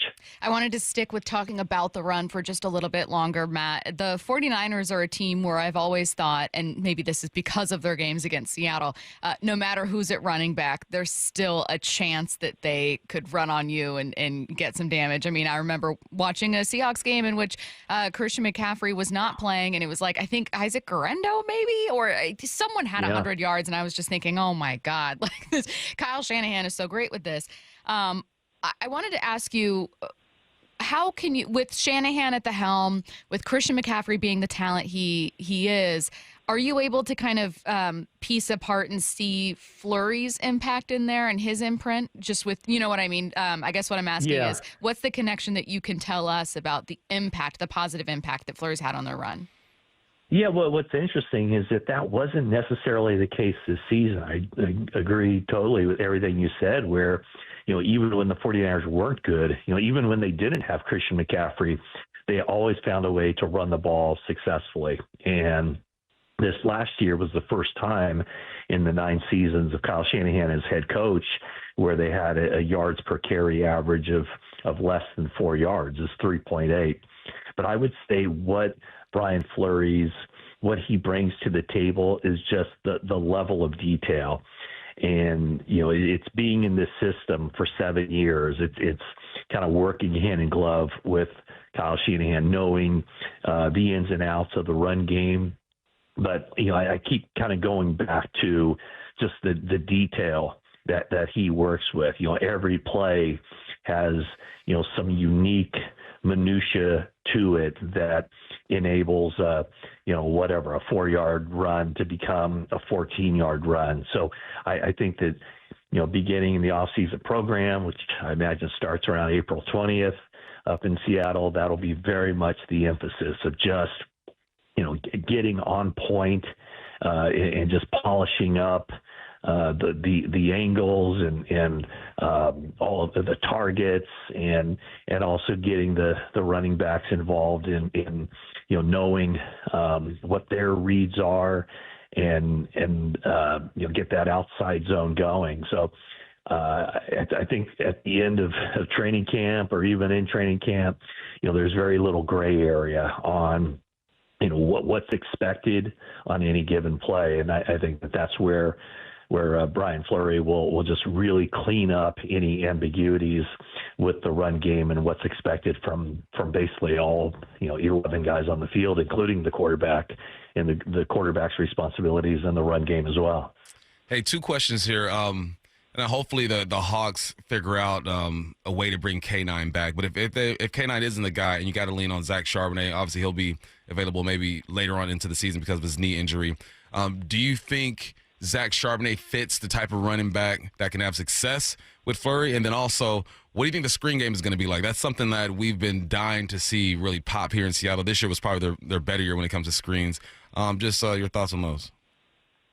Yeah, I mean, it really hasn't been that huge of a deal, I don't think, with the 49ers either. I think the one thing that they'll probably, I think that Fleury will definitely try to do. I do believe, I think Brian, I didn't recheck his background, but I think there was a year that he spent as a defensive coach as well. And so that's been something big with Shanahan, where he always wants his coaches to at least have a background on the other side of the ball to be able to quickly figure out what it is the defense is trying to do and then use their rules against them. And so I do think that what Brian Fleury will bring to the table is just kind of a week-to-week thing. If this week the way to beat this team is to do this, then that's what they'll do. And so I'm sure there will be times for whatever he sees on film leading up to an opponent that the game plan will call for more screens one week over perhaps another week. So I think he'll be very flexible and try to use figure out the defense's strengths and weaknesses, and so you will likely see not the full-fledged in the days where Bill Belichick's offense would just they'd go from running the ball 75% of the time one game to throwing it 75% the next game. I think that there will be certainly an element of Seattle's offense that is game plan to game plan, and what you see one week might not necessarily be what you see the next week. Do you know if there's an assumption that Fleury could be bringing other members of the 49ers staff or potentially even people he's worked with before with him? My guess is that that Shanahan probably wouldn't allow that. The guys who would be going for lateral moves, non-coordinator positions. My guess is, especially guys that he would want to keep around, I don't think he would allow that, especially this late in the offseason, especially to an NFC West team, especially to an NFC West team that won the Super Bowl. Right. So I don't see that. And I do believe also that where Seattle is, I mean, you mentioned that you kind of thought the hire might come from inside the building. Well, it's very clear that they have a good coaching staff capable of winning a Super Bowl, which we all saw more than a week ago. So my guess is that the system is similar enough, and there will be so much carryover from last year to this year that there's really not a necessity for new people coming in or people familiar with Brian to step in, because I think the playbook and basically the general tenets of the offense will be very similar this year from last year. Obviously, you cover the Niners. So I don't know how closely you pay attention to the Seahawks in the same division, so you do. Mm-hmm. But how do you think Fleury can help Sam take the next step, and what do you think the next step for Sam Darnold? Well, I think the next step for Sam Darnold is just to cut down on the takeaways, or the giveaways, I should say. I mean, I don't think there's very many holes to poke in his game other than just that. Is that, probably too many interceptions, probably too many fumbles. And we saw how he tightened that up during the postseason. And in essence, Seattle basically became unbeatable in the postseason because they weren't giving the football away. And so I think that's it. I think it's, he's finally getting it's good coaching. He's finally with organizations. I think when he came to the 49ers, that kind of signaled a turning point for him where, I mean, he was with some organizations that were just messes, and there was no supporting cast. There was no coaching of any kind. And, he rarely got on the field with the 49ers, but I think it set him up pretty well.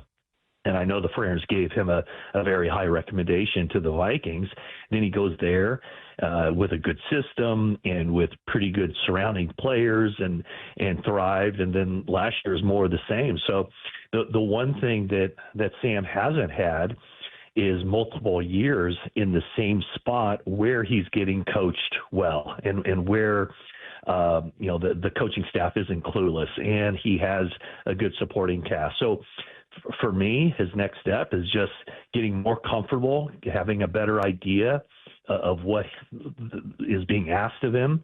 It's taking more ownership into it, more responsibilities, and feeling like, he's been around long enough now where, if something needs to be said, it becomes second nature to take on that leadership role. So I think he is a very good leader. He's a different kind of leader. He's not the grab a guy by the face mask and spittle flying in the face.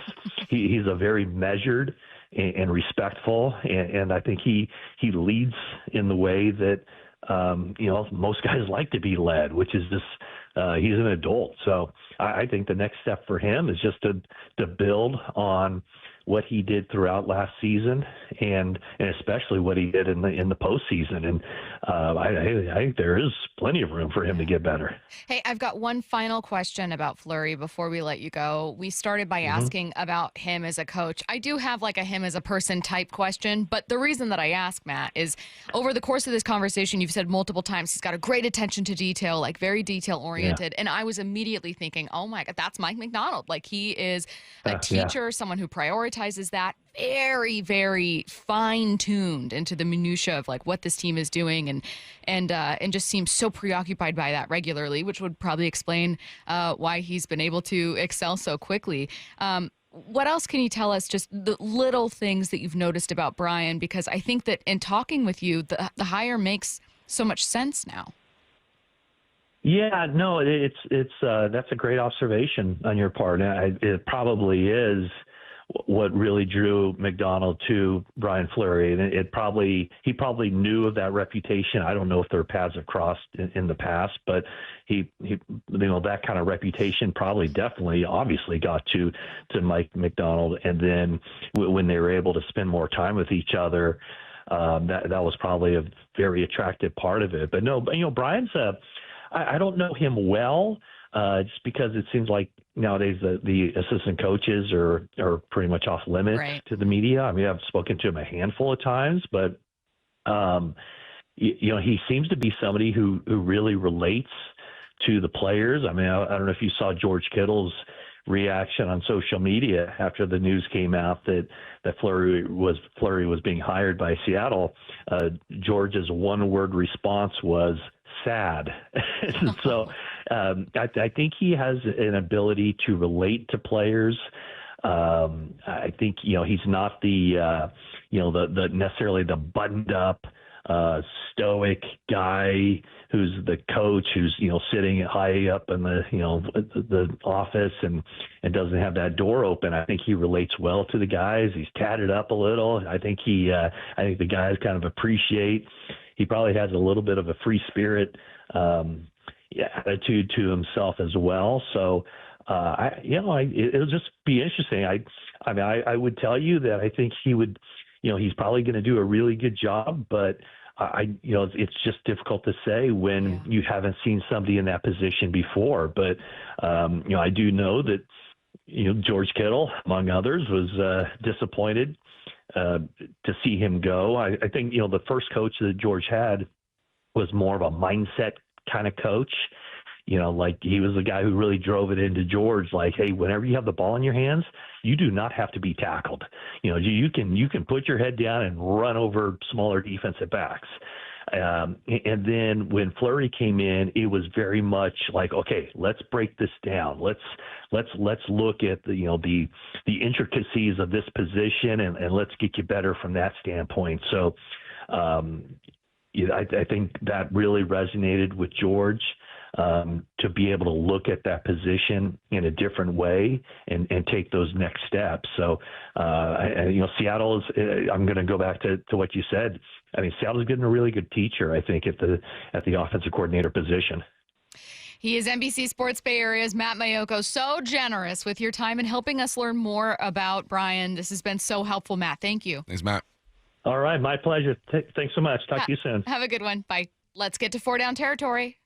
This is 4 Down territory, going inside the game. What former Seahawks and Coug wide receiver Michael Bumpus.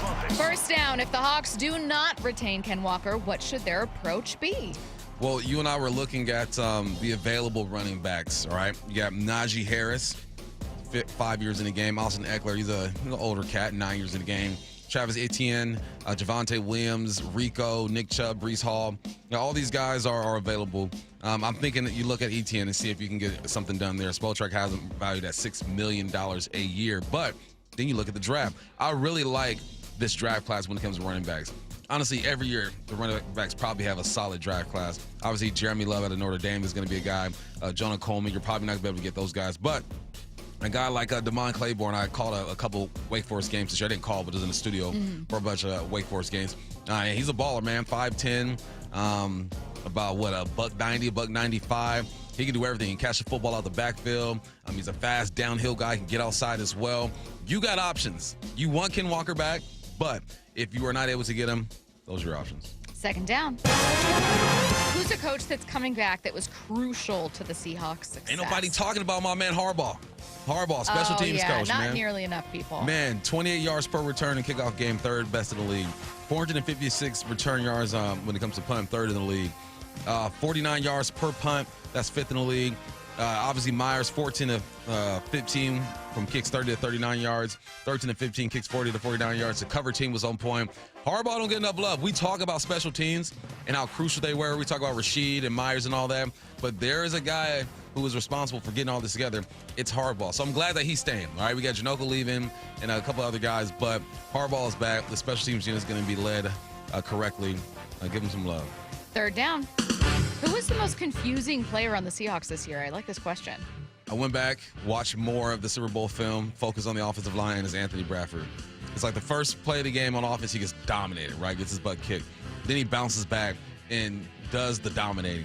Anthony Bradford is so confusing because when he is good, he's legit one of the best offensive linemen in the division, in the conference, when he's good. But when he's bad, he's near the bottom of it. So what are they going to do with Anthony Bradford? I would assume they're still going to draft somebody, and maybe Bradford beats him out because I'm telling you, it's impressive when he knows what he's doing, when his hands are on point, when his feet are good. He drives people. So, yeah, Anthony Bradford, man, the more film I watch in that Super Bowl, the more confused I am about him. He did get better throughout the season. He does deserve some love, and he does deserve some of the flack that people give him. Anthony Bradford, one of the most confusing football players I've ever watched film on. Fourth down. Matt Nelson today. Just kidding. We were joined by NBC Sports Bay Area's Matt Maiocco, who had a ton to say about new Seahawks OC Brian Fleury. Anything stand out from that conversation? Yeah, his attention to detail. And I heard that, and it made me think, yeah, Mike McDonald is a detailed type of guy, so that's going to work there. And then 7 years in the system. I know people are going to be skeptical about his play calling because he's never done it before, at least not at this level, and you should be. But he spent 7 years learning under Shanahan. He knows his thought process. He has a headset on. He's listening to him talk through situations. So, yeah, I love the attention to detail because I think that's always needed, especially in the box. And then 7 years running this system, he knows what it looks like and what it feels like.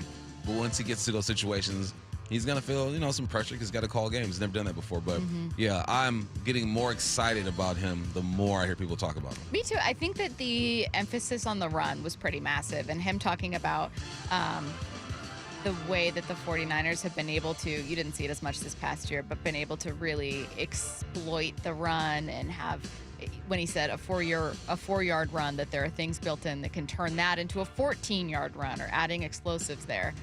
Like, it makes sense. It's making more sense to me. I'll say, like, I'm getting excited, but it's clicking. The pieces are coming together, and I'm going, oh, okay. I see what you're focused on here. Yeah. It's his style, his history, his connection to the system makes sense. Now, he must have been just impressive in the room with Mike McDonald. Yeah. All right. Boston sports radio hosts, are still salty about the Seahawks Super Bowl win. This will not surprise you. Hear what they had to say next on your home for the Super Bowl champion Seahawks, who defeated the Patriots. Seattle Sports and the Seattle Sports app. I know the paint's barely dry on the new Super Bowl champ Seahawks gear, but can you believe Mariners pitchers and catchers have already reported and spring training is underway? Holy catfish, that was fast. They know from day one of spring training, they have a chance to win the whole thing. Follow how the 2026 Mariners come together at seattlesports.com. We're the home of your American League West champion Mariners. Holy smokes! Seattle Sports. Our friends at Mazda of Everett always offer you their best deals. Mazda of Everett is the West Coast's largest Mazda dealer for a reason. They sell more new Mazdas than any other dealer on the West Coast. So come check out the Mazda More to Move You sales event now. Shop over 300 new Mazda CX-5s with 0.9 financing for 60 months, available on approved credit. Located on Highway 99 in Everett, or shop MazdaofEverett.com. Based on Mazda USA's retail sales reports 2025. Start having fun. Caesar Sportsbook at Muckleshoot Casino Resort is your #1 place to eat, drink, watch, and have fun. Keep up with your favorite sports anywhere and everywhere on property with the mobile app. Visit muckleshootcasino.com today. Scan the QR code and let the play begin. Muckleshoot. 30 years ago, Davis Law Group was founded to be the best law firm for our clients and our community. Our core values are to win, help, and serve. It means our success is defined by the difference we make in our clients' lives and the impact we can have in our community, not by giant settlement checks or shiny offices. Our mission to lift up the vulnerable extends beyond the courtroom to our charity partners, promoting safety, uplifting students, accident victims, foster youth, and the elderly. If you've been injured and want better results for your claim and for all of Washington, call Davis Law Group today. Hey, it's Mike Salk here. The championship trophy is back in Seattle where it belongs. The big game is in the rear view, and the next big moment is going to be baseball's opening day. Well, why don't you make a commitment right now to look and feel your very best by then? People all over the Northwest could lose 20, 30, 40, maybe 50 pounds just by the start of baseball season. And it starts by calling Eastside Weight Loss Clinic. A 15-minute phone call is all it takes to get started. I did this program. I lost 10 pounds in the first week. I lost about 35 pounds in just 8 weeks. Here's what I didn't have to do. Fight for space in a crowded gym with all those New Year's resolutioners. No pills, no injections, no fake bland box meals or anything like that. Just real food that you buy at the grocery store with delicious recipes, great coaching, support, and accountability. Do it for yourself this year. Call Eastside Weight Loss Clinic or go to eastsideweightlossclinic.com. Dr. Ryan Coogan, D.C. Results may vary. At Fisher Investments, we may seem like other money managers, but we're different. What makes you so different than the rest of us? We ensure clients receive unparalleled service at every step of the relationship. Tell me more. Our investment counselors focus on service over sales, prioritizing clients' needs. How do you make money? We don't sell any commission-based products. We have a simple management fee based on the value of our client's portfolio. So we do better when our clients do better. What about client portfolios? We get to know each client, their finances, family, health, lifestyle, and more, and then we tailor a portfolio based on their specific goals and needs. Your clients really come first then, huh? Yes, we make them a top priority. Our goal is helping them achieve a comfortable retirement. Wow, maybe we are different. At Fisher Investments, we're clearly different. Learn more at FisherInvestments.com. Investing in securities involves the risk of loss. The celebration continues. We never wavered, man. We believed in each other. We loved each other. On the home of your Super Bowl champion Seahawks, Seattle Sports. Taxes was feeling so stuck. Sitting in traffic, squeezing into a parking spot, all to squeeze in getting tax help during your lunch break. Now Taxes is a TurboTax expert who does your taxes for you, while you go about your day getting real-time notifications about their progress and the most money back guaranteed. Now this is Taxes. Intuit TurboTax. See guarantee details at turbotax.com/guarantees. Only available with TurboTax experts. Real-time updates only in iOS mobile app. Progressive presents a guided meditation. Hear the birds sing. A chipmunk nibbling on an acorn. Smell the pine needles gently falling into your living room as the breeze blows through the gaping hole in your roof. Gaze up at that broken tree branch and relax, because you bundle your home and auto with Progressive and have the peace of mind of 24/7 protection. So relaxing. Progressive Casualty Insurance Company, affiliates, and other insurers. Not available in all states or situations. Spring training is here, and Toyota of Kirkland is throwing you nothing but fastballs down the middle. Step up to the plate on a new ride for the upcoming season with their incredible inventory and offers on Toyota favorites like the Prius, Tacoma, Camry, and Corolla. Their all-star team will get you set up with a test drive so you can round the bases and head home with that car the same day. Don't strike out on savings. Swing by Toyota of Kirkland today, just off I-405 on the Totem Lake exit, or visit online at toyotaofkirkland.com. For over 50 years, Bucky's Complete Auto Repair has been the one locals trust for honest pricing, expert service, and guaranteed repairs. This dedication has earned them a Carfax Preferred designation. At Buc-ee's, every customer gets detailed Carfax updates, timely service reminders, and a full service history all at your fingertips. With 16 family-owned locations, no appointment needed, and easy financing, Buc-ee's makes auto care simple. Visit Buc-ee's.com today and drive with confidence. Buc-ee's.com. This is The Timeline with Bump and Stacy. Brought to you by 1-800-DUI-AWAY. Boston Patriots fans are tired of hearing about the Seahawks Super Bowl win, and that includes WEEI afternoon host Andy Hart.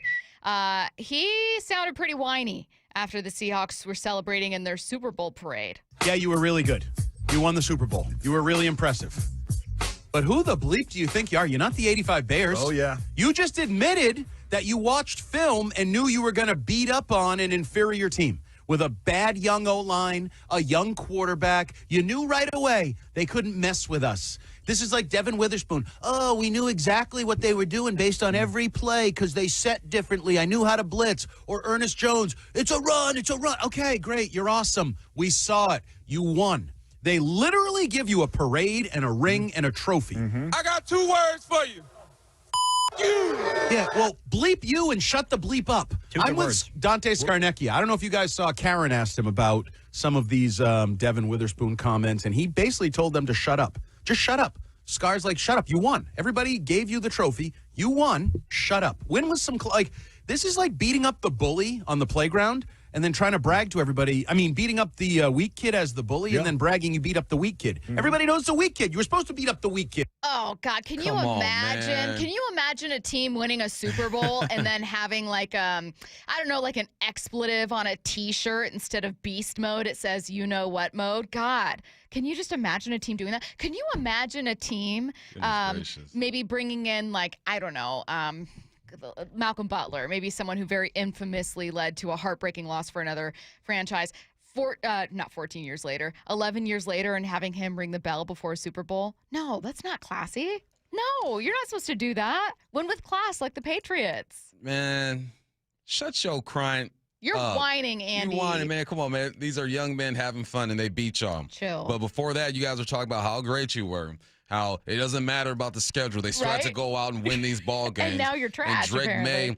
May really managed the game in the snow. Stop paying attention to what we're doing then. Don't worry about us. Why are you watching the parade? Why are you paying attention to what we're doing? Okay, you guys won 6 championships in 20 years. Good for you. I wouldn't – listen. It's our turn, okay? That's all. It's our turn, and they cannot stand it that a West Coast team, especially the Seattle Seahawks, whoop that you know what. Y'all talk. You do what you got to do because – until next year, we run this, okay? You're just not used to being in this position. And you were talking about how Drake May, hold on. This is the same Drake May, and I think Drake May is a good person, good player. I met with my white son yesterday. We talked about Drake May. Love that for you guys. Good dude. Wasn't he like second for MVP? Wasn't he getting MVP votes? Weren't y'all chanting, we might have found the next Tom Brady? So stop crying. Guys, I thought this was the clip you're going to play. I saw it on Instagram the other day, and I shook my head. I go, man, these sore losers, man. Just take it on the chin. Yeah. You were in the game for a half. Just take it on the chin. You sound incredibly soft. Andy, all due respect, I don't know you. I'm sure you're a fine person, and I'm sure that if I said something ridiculous, you would call me out too. Or maybe not, because you probably don't listen to any West Coast-based anything.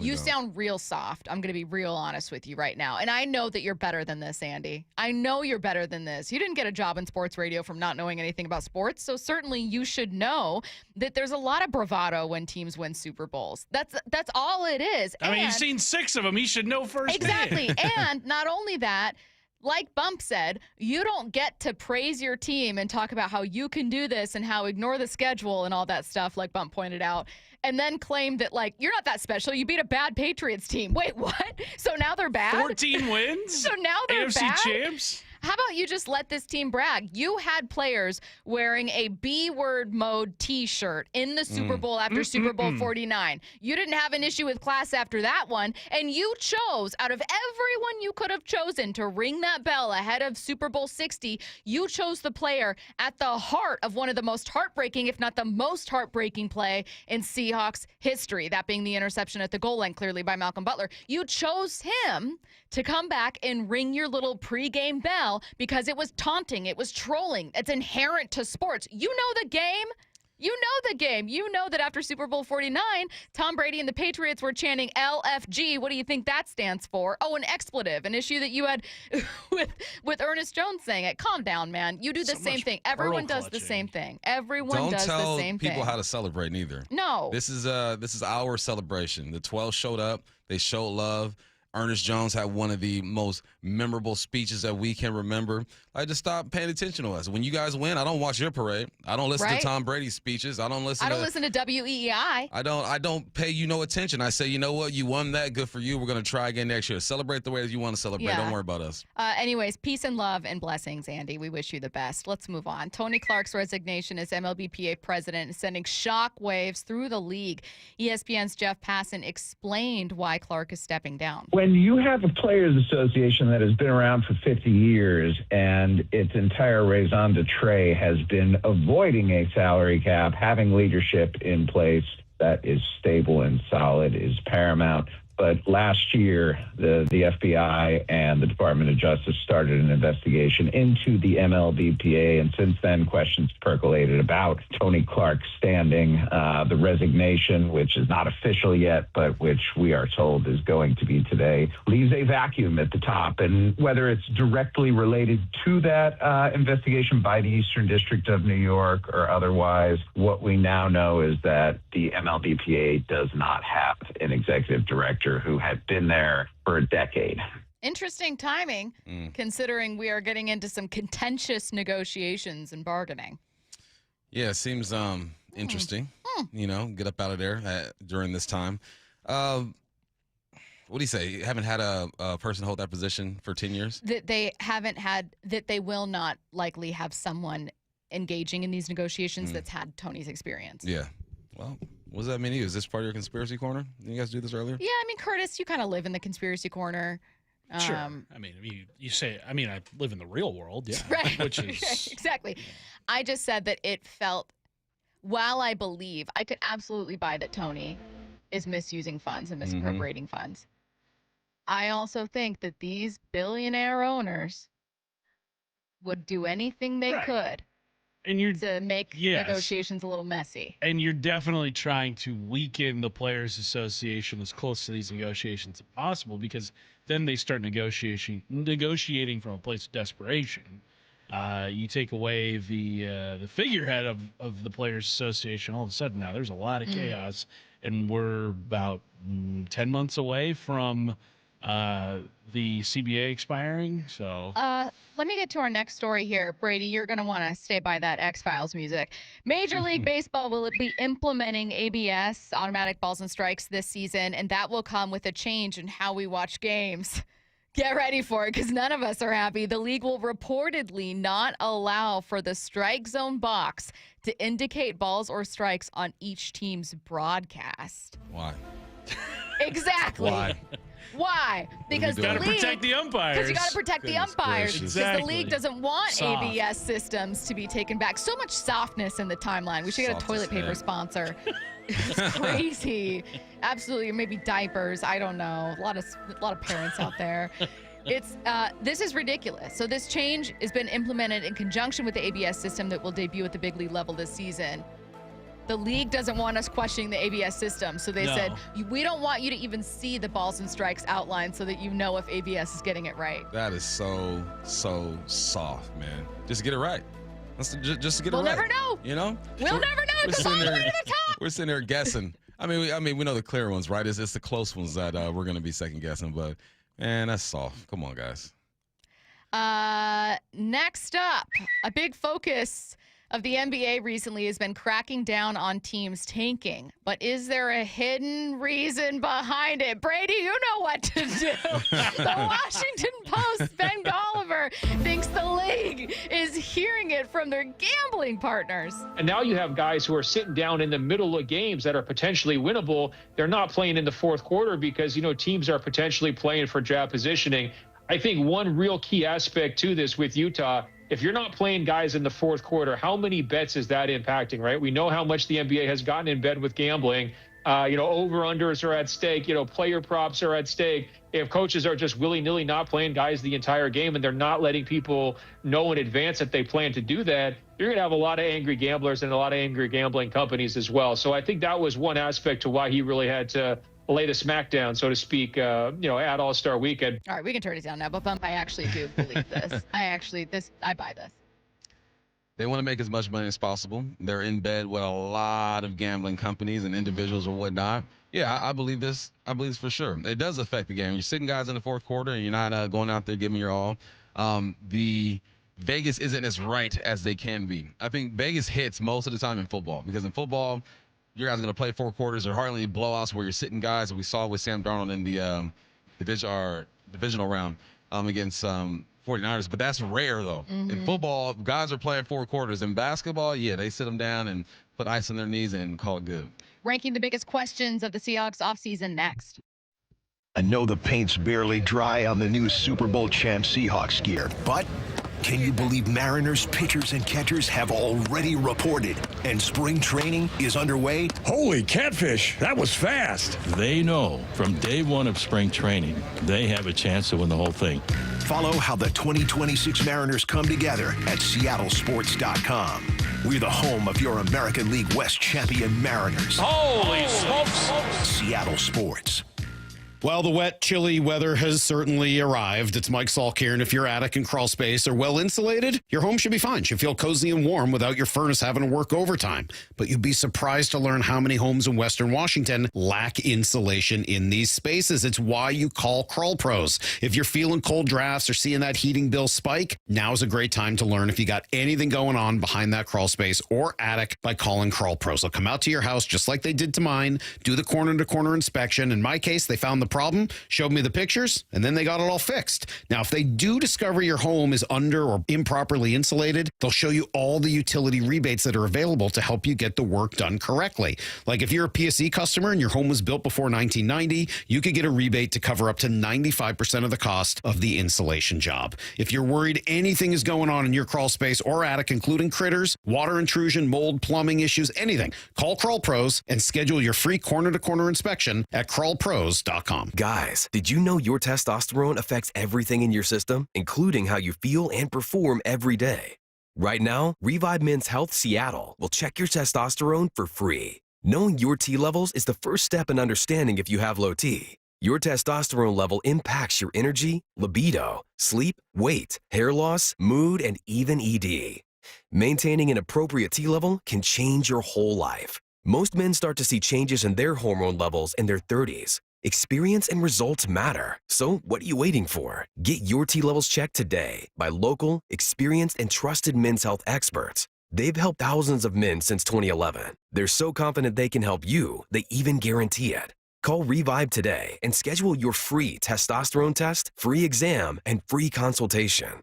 Call Revive Men's Health at 206-529-1111. That's 206-529-1111. Or visit ReviveMen'sHealth.com. Lee Johnson Auto Family, the LJ way.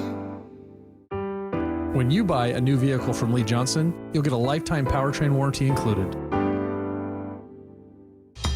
That same Louisiana flavor y'all love about our chicken? It's flawless. Yeah, we did that to crispy Alaskan flounder and butterfly shrimp too. We just couldn't help ourselves. And we didn't stop there. You can add lemon pepper or garlic parmesan rub to that shrimp. Now we only do seafood every so often, so you know what to expect. Popeyes can't miss. That's right. The seafood menu is back. This is real fish. At participating restaurants. Hey everyone, Rick Witters, owner of Cressy Door. At Cressy Door, we offer top-of-the-line garage doors, garage door service, and garage door repairs. From everyone here at Cressy Door, congratulations to the Hawks for winning the big game. 1-877 Cars for Kids. KARS Cars for Kids. 1-877 Cars for Kids. Donate your car today. Call 877 Cars for Kids to reach your friendly live agent. Donation's super easy and your car can be picked up by tomorrow. Call now or go to carsforkids.org. 1-877 Cars for Kids. Donate your car today. Did you know you can donate real estate too? Home of your Super Bowl champion Seattle Seahawks. They are bringing the Lombardi back to the Northwest. Seattle Sports. Law Group, we understand what it means to be local legal representation. From shopping at the Bon Marché, picking up gear at Chubby and Tubby, crying for Joey Cora, now for Cal, grabbing a burger while JP Patches clowns by. We live here and fight for you. That's why Bible Law gives local representation to those facing legal problems too big for prayers, even if you can't pronounce Squim or Puyallup. Our legal team has secured more than $40 million in settlements for our clients. We're ready to fight for you. Find us online at BibleLawGroup.com. Our friends at Mazda of Everett always offer you their best deals. Mazda of Everett is the West Coast's largest Mazda dealer for a reason. They sell more new Mazdas than any other dealer on the West Coast. So come check out the Mazda More to Move You sales event now. Shop over 300 new Mazda CX-5s with 0.9 financing for 60 months, available on approved credit. Located on Highway 99 in Everett, or shop MazdaofEverett.com. Based on Mazda USA's retail sales reports 2025. Cashback is not available on gas in New Jersey and Wisconsin. Couponing. Wow, you didn't strike me as the coupon type. Just trying to stay ahead of inflation. Gas, groceries, everything. It's all more expensive. I need to save wherever I can. Have you tried Upside yet? Upside? What's that? It's a free app that I use that pays cash back for every gallon of gas I buy. You've got to buy gas to get around anyway. Might as well get paid for it. Come on, does that really add up to anything? I've already made around $200. The extra cash helped pay down my bills, and I even had a little extra left to treat myself. And the Upside app is free? Totally free, and the cash back is real. You can transfer the cash right to your bank account. I'm downloading Upside right now. Download the free Upside app now to earn cash back every time you buy gas. Use promo code ENJOY to get an extra 25 cents per gallon on your first tank. You can cash out anytime right to your bank, to PayPal, or a gift card for Amazon and other brands. Just download the free Upside app and use promo code ENJOY for a 25 cents per gallon bonus on your first tank. That's code ENJOY for a 25 cents per gallon bonus. From the Quantum Fiber Studio, you're listening to Bumpin' Stacy. Weekdays 10 to 2. On Seattle Sports and 97.3 FM HD2. Does anyone else do doggy daycare? I've been doing this one where they have a webcam in with the dogs, and I've been watching like a hawk, and I just told Bump during the break, I don't like that when my dog follows the person that works there, he doesn't pet him. Pet my dog. Pet my dog. There are He other wants dogs, to be pet. Stacy. There are other dogs that pet all the dogs. My dog wants to be pet. My dog is following you like a vulture, trying to vulture pets away from the other dogs. Pet him. I have my eye on you. If you're listening, I have my eye on you. I'm watching you. Ranking the biggest Seahawks questions of the offseason. This is just another way to look at the decisions that they have to make, kind of ranking what's most important. And I brought it up especially because there's one free agent, not named Ken Walker, that you think is hugely important to this team, and we're not talking about a ton, and that's Kobe Bryant.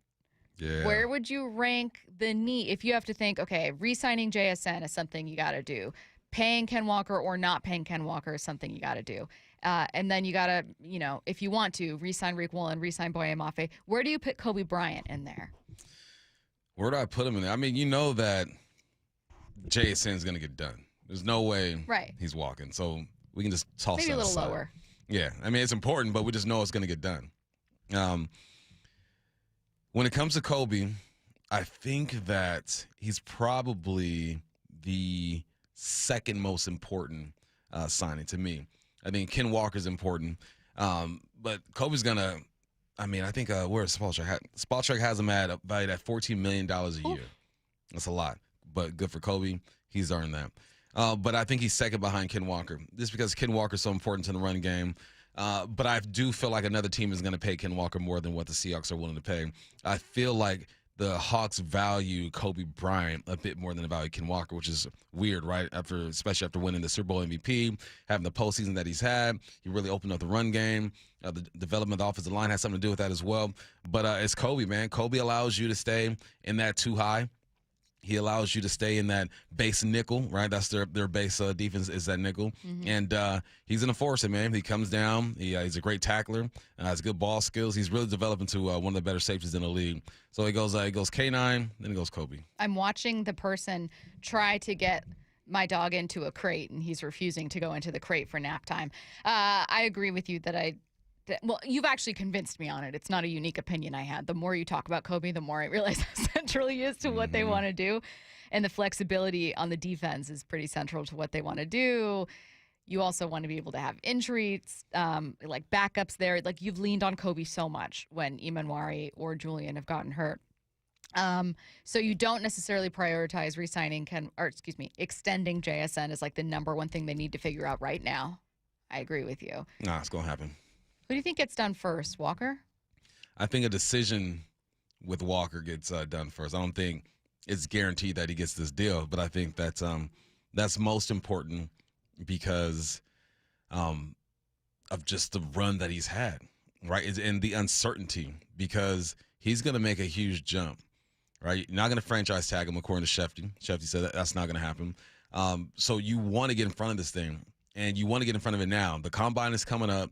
That's where the most tampering goes on of all time. All these guys getting together, talking to each other, making out deals. So you want to put it out there like, all right, let's figure out what what Ken Walker's value is right now before the combine, so we can have these conversations and kind of see where he is.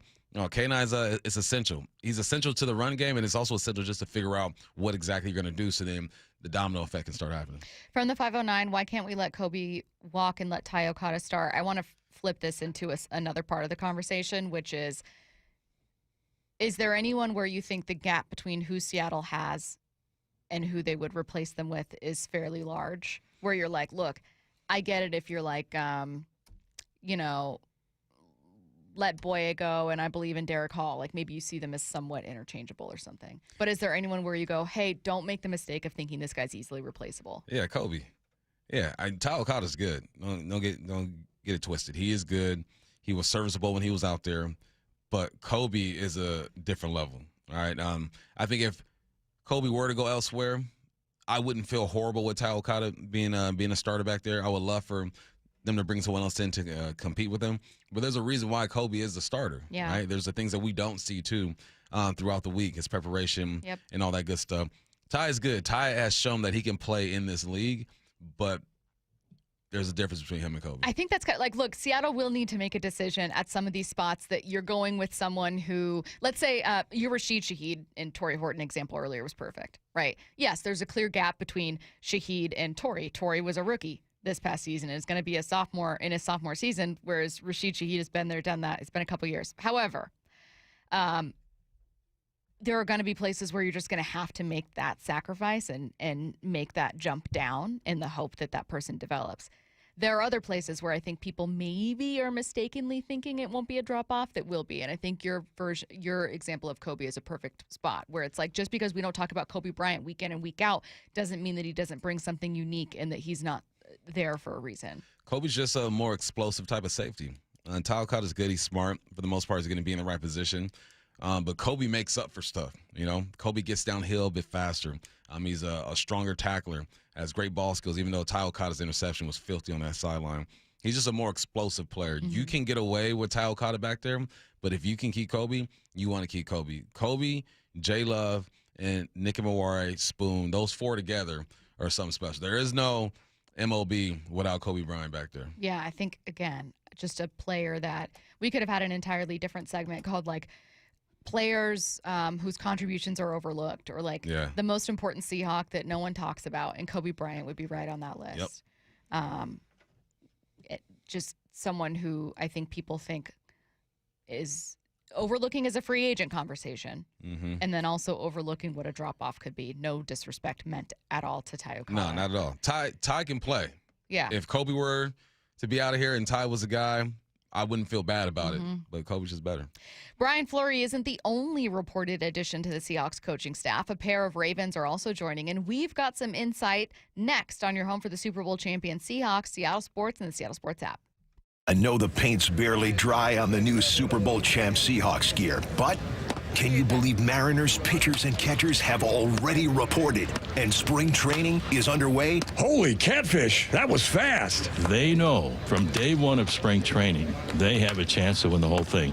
Follow how the 2026 Mariners come together at seattlesports.com.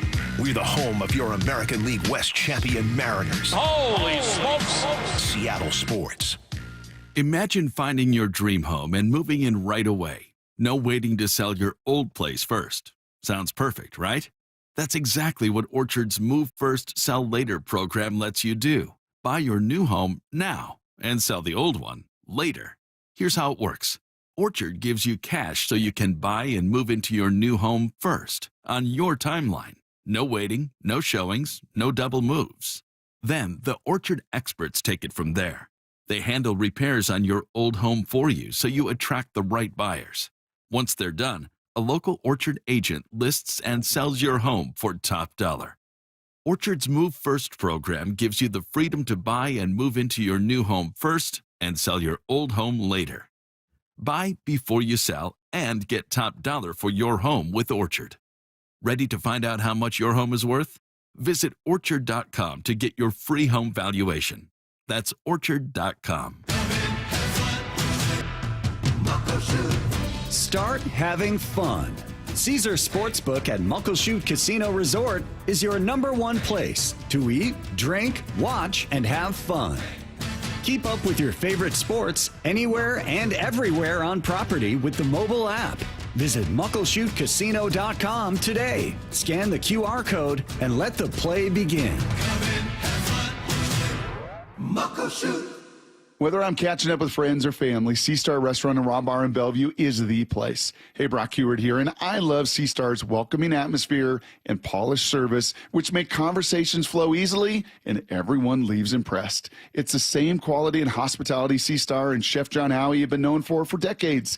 And now an amazing deal. 3-course dinners in the lounge every night from open to close starting at just $50. Go check it out. Find the details at SeaStarRestaurant.com, SeaStarRestaurant.com. I've always wanted to learn French, but the app I tried didn't help. If you want to memorize words in another language, there's an app for that.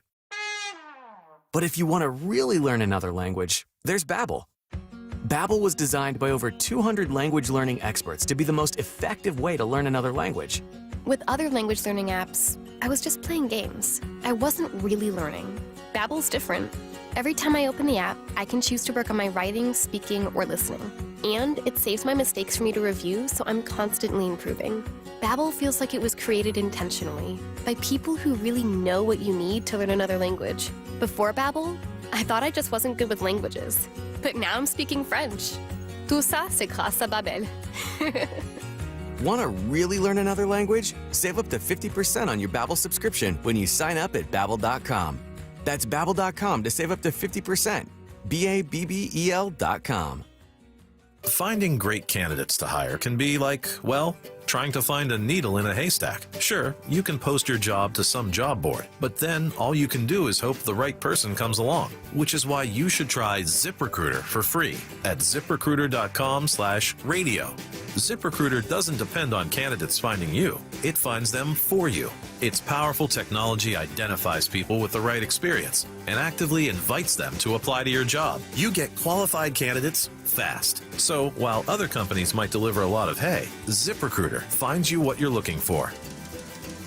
The needle in the haystack. See why 4 out of 5 employers who post a job on ZipRecruiter get a quality candidate within the first day. ZipRecruiter, the smartest way to hire. And right now, you can try ZipRecruiter for free. That's right, free at ZipRecruiter.com/radio. That's ZipRecruiter.com/radio. ZipRecruiter.com/radio. ZipRecruiter. So, how's your research going? Surprising! After I figured out the top-rated TVs in our price range, I went shopping for deals. And who's the best? It wasn't the internet, and it wasn't the warehouse club. But? It was video only. They had better deals on the Samsung, LG, and the Sony TVs that got the highest scores. Better than online and at the club? I know! Video only beat them all. And now we can afford an even better model for the same price. My research really paid off. If we buy it video only. Exactly. Otherwise, we'll be sorry. At Video Only, you won't find huge stores with refrigerators or microwaves, but you will find the best deals on top-rated TVs, soundbars, and monitors. Shop around. Just make sure you visit Video Only, because if you don't, you'll be sorry. In South Center, Bellevue, Linwood, Federal Way, and Tacoma, Video Only. Home of your Super Bowl champion Seahawks, Seattle Sports. They are bringing the Lombardi back to the Northwest. This is the power of 12 as one, man. KIRO AM Seattle and KIRO FM HD2 Tacoma. Seattle Sports Snapshot. From ESPN, Tiger Woods is not ruling out a return to professional golf as early as this year's Masters tournament in April. The 50-year-old underwent lumbar disc replacement surgery in October and also ruptured his Achilles last March.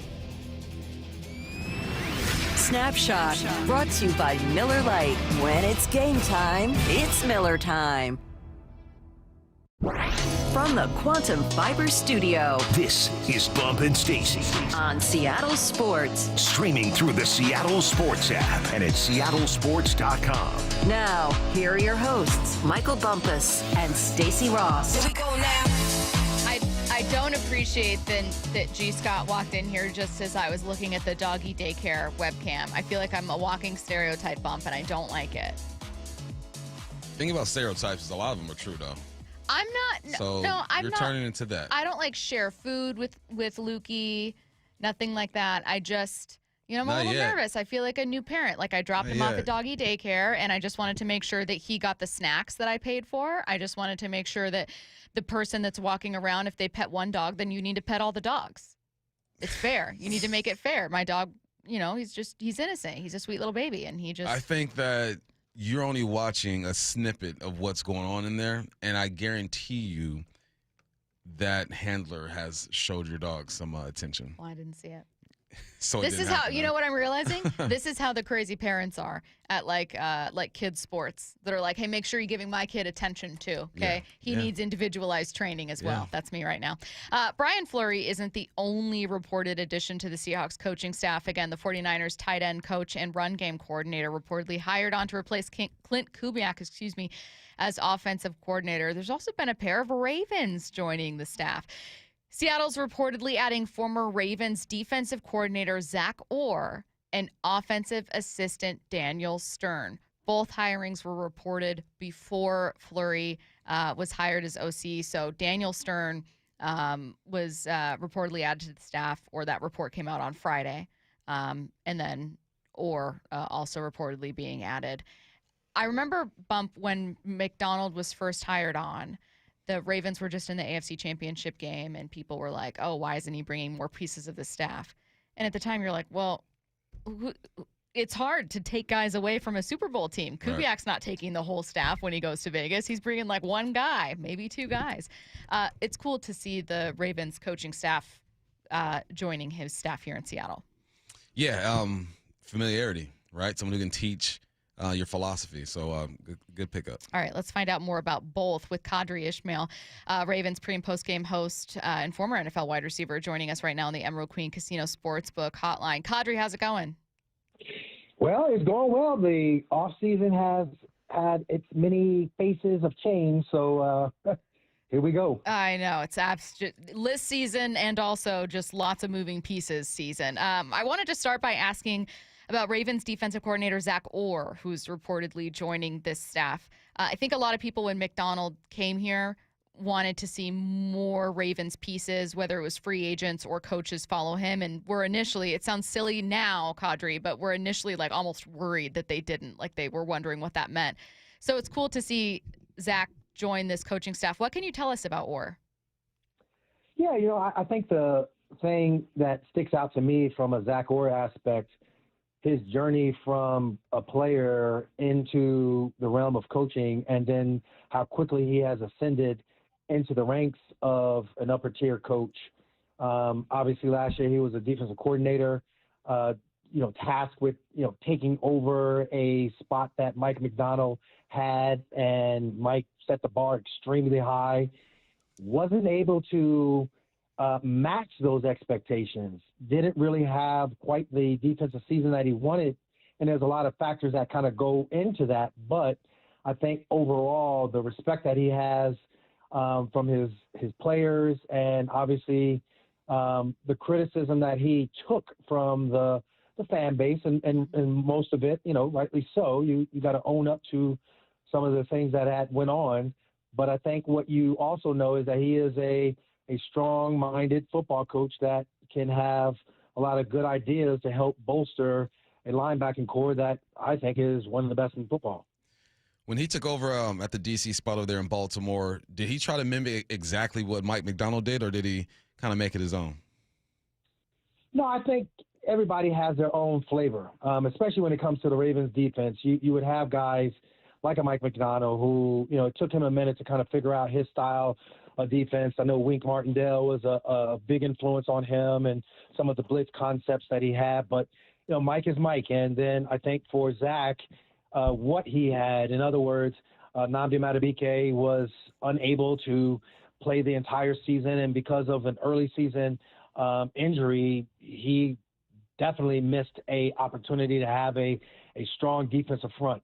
They had issues on the outside, whether it be scheme, whether it be just individual personnel, that really kind of had him change up the way he did his defense. And I think what we saw was a lot of three safety look defense, trying to get, the jack of all trade, the Swiss Army knife, however you want to call him, and Kyle Hamilton, wanted to get him in positions to be close to the line and to affect plays and to affect the way the offense runs the ball.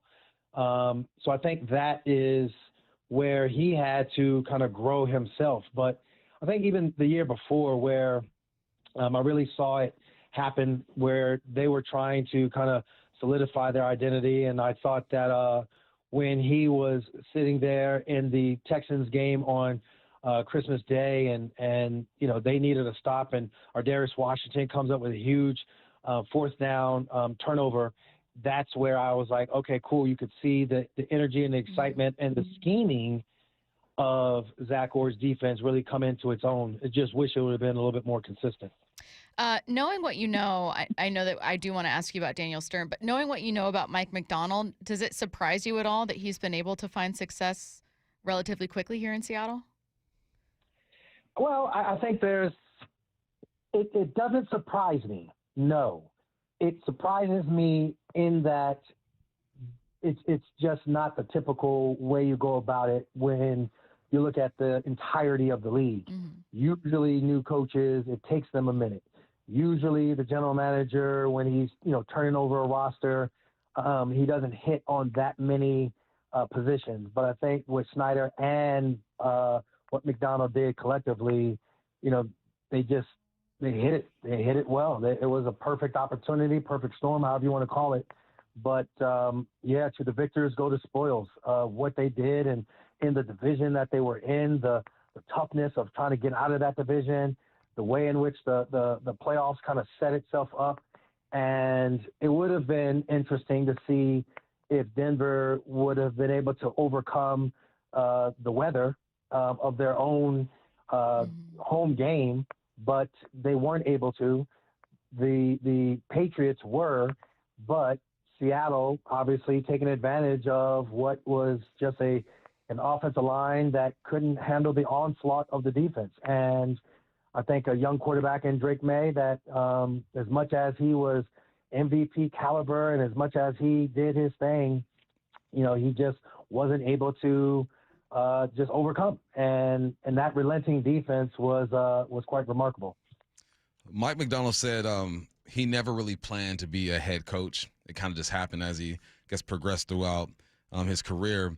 When he was in Baltimore, did you guys feel like he was next up? Like, he might not have said it, but you guys feel like, okay, he is head coach material. Well, I think what was being talked about in the locker room was kind of how he was as a coordinator that made you feel that he could have that head coach quality to him. I mean, he had an all-star staff, but he ran it, extremely well and disciplined and, held everyone accountable. Just because he was young, he didn't mess around with calling guys out. And I think it was the way in which he called guys out helped, again, empower them to then call out their position groups, to then therefore the players are recognizing, okay, this is the expectation. This is what, the demand is. We demand that of ourselves, but, he's given us information to help us succeed against a particular offense that we were facing that week. And I think that is something that as we on the outside of the media, the more and more we kept on, hearing those conversations, the more and more we're like, wow, okay, homeboy is young And John is old, and some of his ways, while are effective, but some of his ways are not effective. Wouldn't it be nice if we could just transition them over? However, they made it to the AFC Championship game, and I think that was really for Steve Bisciotti. I think he felt like, you know what, they had, you know, an all-time defense, an offense that was historic, but then ultimately the failures of the head coach and the adjustments that he needed to make, you know, doomed a season. And now every other defense that was a top-rated defense in the NFL that was just so dominant, they all, including this year's Seattle Seahawks, they all won it. Whereas that lone asterisk is on the hat of John Harbaugh. And fan base here is like, man, what if? Coulda, woulda, shoulda. But alas, it was not. All right, Seahawks also reportedly adding former Ravens offensive assistant Daniel Stern. Always hard to tell what someone's role was in Baltimore. What can you tell us about Stern? Yeah, I think for Stern, it was just a matter of making sure from an analytics standpoint, things were in line because well, Todd Monken and his offense and just the way in which it looked and some of the ways the things that were being approached from a defensive standpoint, you just had to be aware. And what I mean by that is the AFC North, you see Lamar Jackson so many times. I mean, there's a way in which you're kind of disguising looks. There's also a way in which, as bad as this offensive line was, where you're just like, all right, bet we can just go ahead and you know, just get at them just straight up, which is, you know, kind of the outlier. But for Daniel to put all of it together to make sure that your scheme can handle the checks and balances of another scheme, you know, that was his role. And I think, he's in a great spot to continue it. Kind of going back to Orr, what describe his personality? You know, like why does Mike McDonald like this guy? Obviously, X's and O's, he knows what he's doing, but personality-wise, what's he like? I mean, he's just a cool dude. And so you'll say, well, what do you mean cool dude? What does that got to do with football? A lot, because I want to make sure that, you know what, I'm coming in there. I'm a professional. You know, we grown men, but, yeah, I want to enjoy coming to work. And I think there's a positive attitude, a mindset that you got to have. I've played the position. I know what you're going through. I know how to articulate it to you, how to help you get better. I know that there are certain buttons I can push on you that is going to help you be the best version of you can be. That is what I mean when I say he's a cool dude. All right, we only have about 3 minutes left with you, but one thing that people tease us, Bump and I, for is like being Ravens fans. Not because they don't like the Ravens, but it's become a running joke of like, we'll talk about the Ravens a little too much. I don't know what it is. Maybe it's Bird Gang. I don't know what it is, but it's been a fun team to watch for so many years. Both of us big fans of Lamar. So I want to be able to ask, just completely unrelated to the Seahawks, what you made of the decision to move on from Harbaugh, what you make of the new coaching staff. Well, I'll be happy to talk Ravens and Seahawk country. So, I think from the fan base here, 18 years, you know, there have been seasons where you thought you had a great team and there are just games where they just lost. Your big rival game was the Steelers and both him and Tomlin, but it just seemed like Tomlin would get the better half of John. In comes Lamar. You have, you know, a coordinator change and shift in Greg Roman, but while the historicness of the way in which the offense ran, what we all know is every year, and this is going to be for the Seahawks as well, it's every year other teams now put that red bullseye on you and say, okay, what did you do the best? We're going to need to counteract that. So there's going to be some ways in which other teams are going to counteract what you do. You need to have plan B. There was never really a truly good plan B in the John Harbaugh era, no matter who was the coordinators. And I think that is, you know, the kind of frustration with the fan base. I think ultimately, you know, whether it been a challenge that you shouldn't have challenged, whether it been a timeout that everybody is like, why? It's just those decisions that you just you see where, has the message gone stale? Like, what's going on? And add insult to injury, a few years back, John would get up in front of the press, which it'll be interesting to see how he does in New York, but he'll get up in front of the press and it's kind of be in this condescending tone. And, one time one of the guys was asking him, like, hey, what do you think as far as, this specific play? And sure enough, he was like, that's just end of the bar talk. So he just kind of dismissed a lot of things that was real evident, and he just wasn't crystal clear with owning up to some of the errors and some of the personnel judgment errors that he had. And so the king is dead. Long live the king. Here comes Jesse Minter. I think for Jesse, hopefully it's a breath of fresh air. Declan Doyle's going to be his offensive coordinator. He's going to be his own defensive coordinator, but he's going to have Anthony Weaver come in, who was actually with the staff that Mike McDonald was on. He comes in as defensive coordinator, and I think the way in which they are going to go about building up the team is about building up relationships and making sure that, hey, when it matters the most, we're going to show up. And so from that theme alone, I think Raven Nation, the flock, we're like, woo, all right, let's do it. So looking forward to seeing how it all unfolds. Ravens pre- and post-game host and former NFL wide receiver Qadry Ismail, kind enough to join us on the Emerald Queen Casino Sportsbook Hotline. Thanks, Qadry. Thanks, Qadry. Jackson Smith and Jigba is the best player in NFL. Go ahead, Hawks. Appreciate you. I have bumped 2 questions for you before we keep it moving to headline rewrites. Number one, I said it in the snapshot, and then I didn't get your reaction. Tiger Woods not ruling out a return to golf as early as the Masters in April. As a reminder, he hasn't played since 2024. When in 2024? Would have been a while back. Open Championship at Royal Troon in 2024. You love Tiger Woods. Tiger's my dude, man. He's doing this for the old heads. He's doing this for us. He's not going to win. He's going to play one We just want to see him. We just want to see him. We know he's not going to win. Yeah. And we just want to see him out there. That's all. Just make it past cut day. I wonder how much of it is PGA or just whoever else going like, look, if Tiger's playing, more people watch. You already know. Oh, the PGA knows. Yeah. They know. I already know. Secondly, I wanted to ask you about a joke that Qadry made. He wasn't joking, but he said, John Harbaugh had this tendency to, whether intentionally or not, be really dismissive and condescending. Someone would ask a question, he'd go, that's the end of the bar talk. I genuinely was wondering, how does it feel? Because you're someone who not only played, but so much more about football than, let's say, the average person, than me, right? But at the same time, end of the bar talk, that's where a lot of fans live, man. Those are the questions that people want to know. How would you balance, how do head coaches balance knowing, I know so much more than you, but also, look, people want to know what they want to know, man.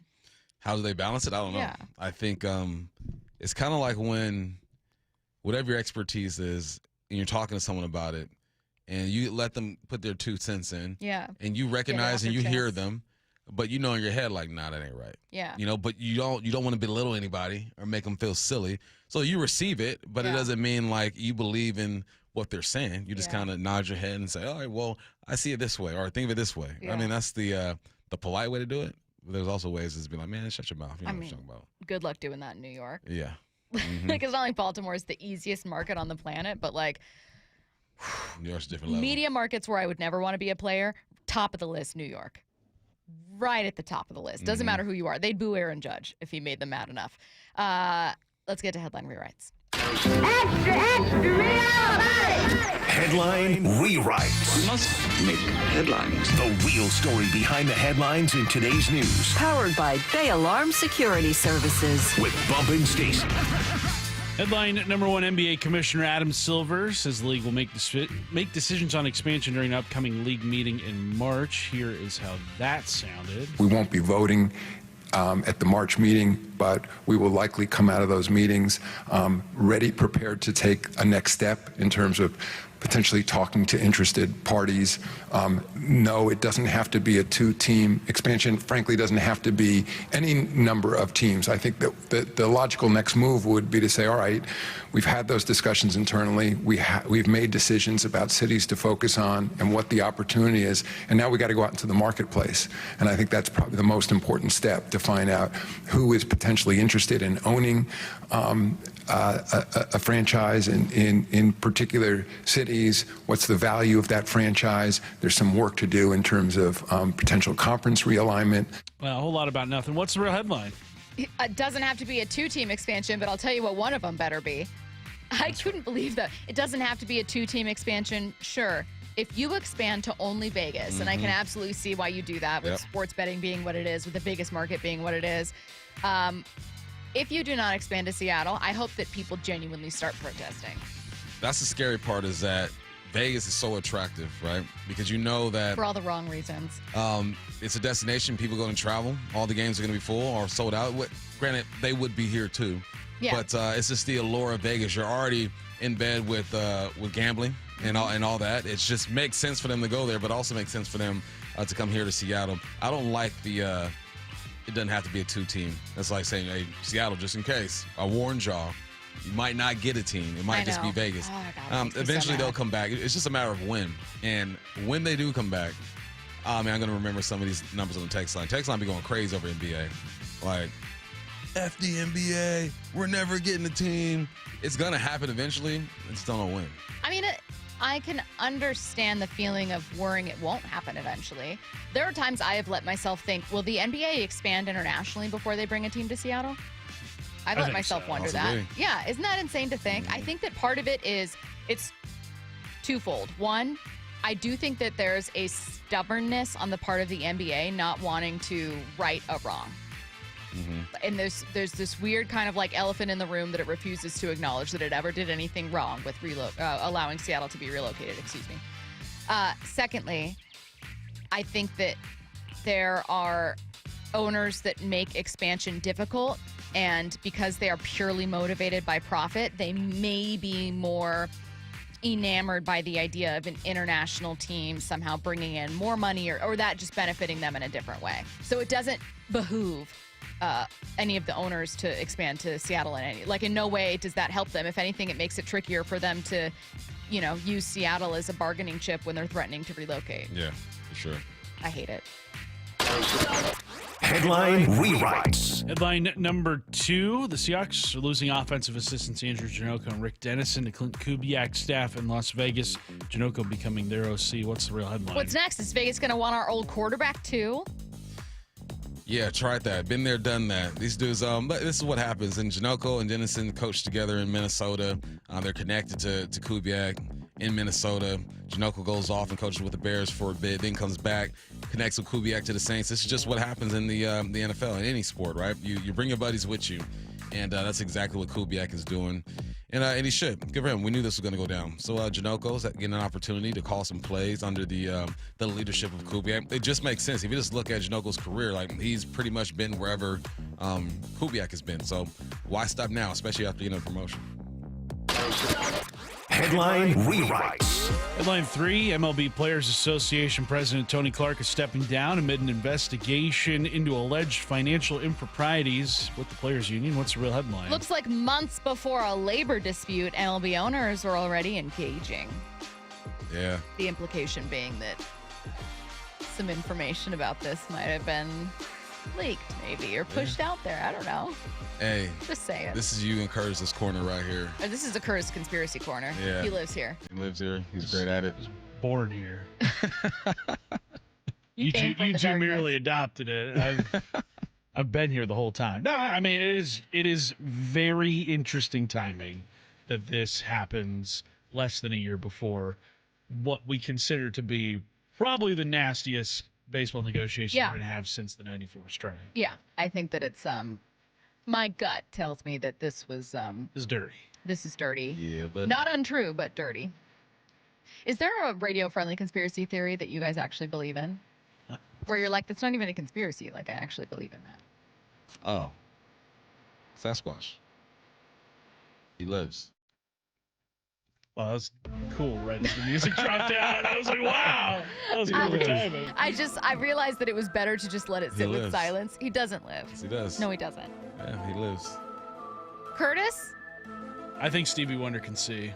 Okay, both of you are I driving me. Brady, he has sight. Logic and reasoning. Anything you'd like to bring? I have no conspiracies to add to this segment. Okay, so Stevie Wonder can see and Sasquatch is real. Got it. And that's where we're going to leave it. A star wide receiver just became a free agent. That's next on your home for the Super Bowl champion Seahawks, Seattle Sports, and the Seattle Sports app.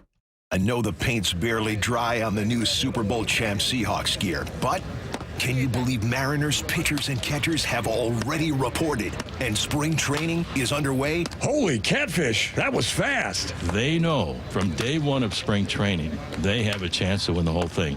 Follow how the 2026 Mariners come together at seattlesports.com. We're the home of your American League West champion Mariners. Holy smokes. Seattle Sports. Hey, Brock Hewitt here for my friends at People Come First, or PCF Construction Group. Spring and summer, it's right around the corner. So if you haven't called PCF about getting started on your new deck, well, right now is the time. With a patio cover, heater, and fireplace from PCF, you can enjoy your outdoor deck or patio all year long. And right now, you can get up to $6,000 off your entire project, plus no payments and no interest until 2027. Save an additional $1,500 when you bundle your deck and patio cover. Some restrictions do apply, but do what we did. Contact PCF for all the details and start planning and designing your dream deck now so you're ready to build by the spring. Planning and permits, they can take a little time, so please don't wait. Get started today. Get project ideas, browse photos, and find all the offer details at PCFgroup.com. That's PCFgroup.com. Making your outdoor space with People Come First. Experience a luxury resort, breathtaking wildlife, spectacular wilderness, and amazing fishing at Queen Charlotte Lodge in northern British Columbia. King salmon runs are at their peak in May and June, and halibut and lingcod are always plentiful. Check out how easy it is to visit QCL at fishqcl.com. That's fishqcl.com. Queen Charlotte Lodge. Experience fishing first class. And remember, our dollar's worth $1.35 north of the border. Endless hours of research, seeking referrals, dozens of calls. Hiring the right attorney can be a challenging process during an already difficult time. J.P. Pendergast with Pendergast Law explains. In Washington State, Tom, there are thousands of attorneys to choose from. Referrals and online research can be helpful, but discovering the right attorney requires a conversation. It can be hard to identify integrity and authenticity without that interaction. So, what do you recommend? We encourage anyone looking for personal injury representation to call for a free consultation with our team before making a decision simply based on referrals or online research. Accident victims need an attorney that listens, demonstrates honesty, and is genuinely understanding of their unique circumstances. The care, attention, and preparation that our firm provides throughout the case mirrors the effort involved when taking on the insurance companies. Save time and avoid mistakes after an injury. Contact the caring and compassionate team at Pendergast Law. If you or a loved one has been injured in a car accident, call Pendergast Law. We can help. Guys, did you know your testosterone affects everything in your system, including how you feel and perform every day? Right now, Revive Men's Health Seattle will check your testosterone for free. Knowing your T levels is the first step in understanding if you have low T. Your testosterone level impacts your energy, libido, sleep, weight, hair loss, mood, and even ED. Maintaining an appropriate T level can change your whole life. Most men start to see changes in their hormone levels in their 30s. Experience and results matter. So what are you waiting for? Get your T levels checked today by local, experienced, and trusted men's health experts. They've helped thousands of men since 2011. They're so confident they can help you, they even guarantee it. Call Revive today and schedule your free testosterone test, free exam, and free consultation.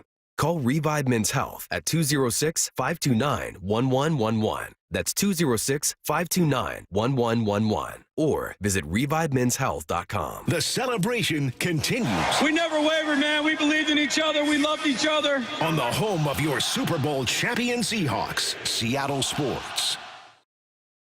Gold demand is skyrocketing to record highs. As more Americans rush to preserve their savings, will there be enough gold? I'm Dr. Ron Paul, and I believe physical gold is the only way to truly protect your 401k or IRA savings. Gold offers tangible security that can't be tracked, stolen, or inflated. That's why I strongly advocate for gold IRAs. To learn more, text the word SECURE to 989898 now. Birch Gold Group will send you a free info kit on gold IRAs. Birch Gold is the only gold company I trust, and their thousands of great reviews prove I'm not alone. So don't wait another second. Protect your retirement savings today and see how easy it is to move your IRA or 401k into physical precious metals. Text SECURE to the number 989898 for your free gold IRA info kit. Again, SECURE to 989898. Message and data rates may apply. For 24 years, Sea Star Restaurant and Raw Bar has been Bellevue's and my go-to for fresh seasonal seafood. Hey, this is Brock Heward, and what I love is being able to count on my good friend, Chef John Howie's reputation for excellence behind every plate. Whether it's local oysters, sushi, cedar plank salmon, Dungeness crab bisque, generous portions with true value, and every detail is cared for. Whether it's a date night, a business dinner, or catching up with friends and family, Sea Star is the dining experience you remember. SeaStarRestaurant.com. Is your home uncomfortably cold? It might be because most windows and doors have a huge influence on your home's comfort. Adrian here, owner of Lake Washington Windows and Doors. Our windows are 25% more energy efficient than Energy Star standards, which can help reduce your energy bills by up to 30%. Combined with our leak armor installation and lifetime warranty, the investment in your home will be protected for life. Choose Lake Washington Windows and Doors, a name you can trust. Visit LakeWashingtonWindows.com. From the Quantum Fiber Studio. This is Bump and Stacy. Weekdays 10 to 2. On Seattle Sports and 97.3 FM HD2. Before I get to the actual NFL, I would like to say that a texter in the 206 said, my friends and I are having a conspiracy theory party where everyone brings a conspiracy theory they believe in. I would like to invite Bump to talk about Sasquatch and Curtis to talk about whatever he wants. I feel like this is a setup. Yeah. So I'm not going. My retort for you is, where are the bones? They dissolve fairly quickly within weeks of death. What? Yeah, No. read about it. Are you serious? I'm just making it up. I don't know. I think we would have found. I think we would have found the bones, and we would have found skeletons, and we would have found something. I love how upset this gets you. Yeah, because I know that you stand by it. You also think we landed on the moon, don't you? Yeah. Never been. I know, but you've convinced me at times with that. They made a phone call, a landline. The president picked up a landline and talked to people on the moon. That's all they had back then. Exactly. Right? So you think that's possible? You're going to pick up a landline and talk to a man on the moon? Well, they don't have the landline on the moon. It's in the spaceship. How did the spaceship? It's in the spaceship. Who took the video of the spaceship leaving, going back to Earth? But yeah, you have to get rockets to shoot you up there, and all of a sudden you just, what happened to the rocket ship? No, I got something. No, all of a sudden. I got it. Come on. Now, those rocket ships, with like every space flight, they just kind of like land in the ocean somewhere. Who took the video? The Dolphins gutted their roster over the weekend, releasing Tyreek Hill and Bradley Chubb, among others. They created $57 million in cap space and no longer have negative cap space, so that's good. One player they haven't decided what to do with yet, though, is Tua Tagovailoa, but ESPN's Jeremy Fowler says to expect a decision soon. Then you got Tua Tagovailoa. Miami is nearing a decision on what to do with his future, and it's $54 million that are guaranteed. So the chances of somebody taking that on are very slim. I think Miami would hope that they could swing a deal where somebody would cover a little bit of that money, offset it a little bit, and sort of hope for the best. But him returning and them working his salary to, like restructuring his deal, still on the table, but it seems unlikely at this point. New regime. Malik Willis could be an option for him. He's a free agent. He has ties to the Green Bay regime, Jeff Hafley. All right, so the options for Tua Tagovailoa. Hope that someone acquires him via trade. Probably won't happen. Try to restructure his deal. Less likely. Or cut him, and then he goes somewhere else. Who could use Tua? I love how upset people get about Sasquatch and the moon. Text lines is hot right now. Boy, what are you talking about? Hey, listen, you believe what you believe in. I believe what I believe in. No, some people have your back. Some people have your back. The 360, Bigfoot bury their dead. They were like, I'm with you, Bump. I don't know what people are worried about. What do you mean, why haven't we found the bones? That's crazy. Oh, but Tua need to go. But no one wants that. Nobody wants that contract. $54 million guaranteed. My man is not he's not even like a top 10 quarterback, man. He had that one good year. It was time to get paid, and they made a mistake. The best thing to be is a quarterback with one good year right before you sign your money, because it's so hard to find a good quarterback. People just panic and just pay these dudes. That's what I would Tua. If you were the Vikings, would you try to go for Tua or Kyler? Like, yeah, you could roll with JJ, but the rest of your roster is ready to win right now, and you don't know if JJ... You don't want to move on from JJ because you drafted him in the first round. He's your quarterback. But for 2026, don't you want a more proven solution? I'd roll the dice. On Kyler. JJ no, on Kyler? On Kyler. Me too. I'd roll the dice on Kyler. I think Kyler to the Vikings is a very intriguing 2026 move for them. For sure.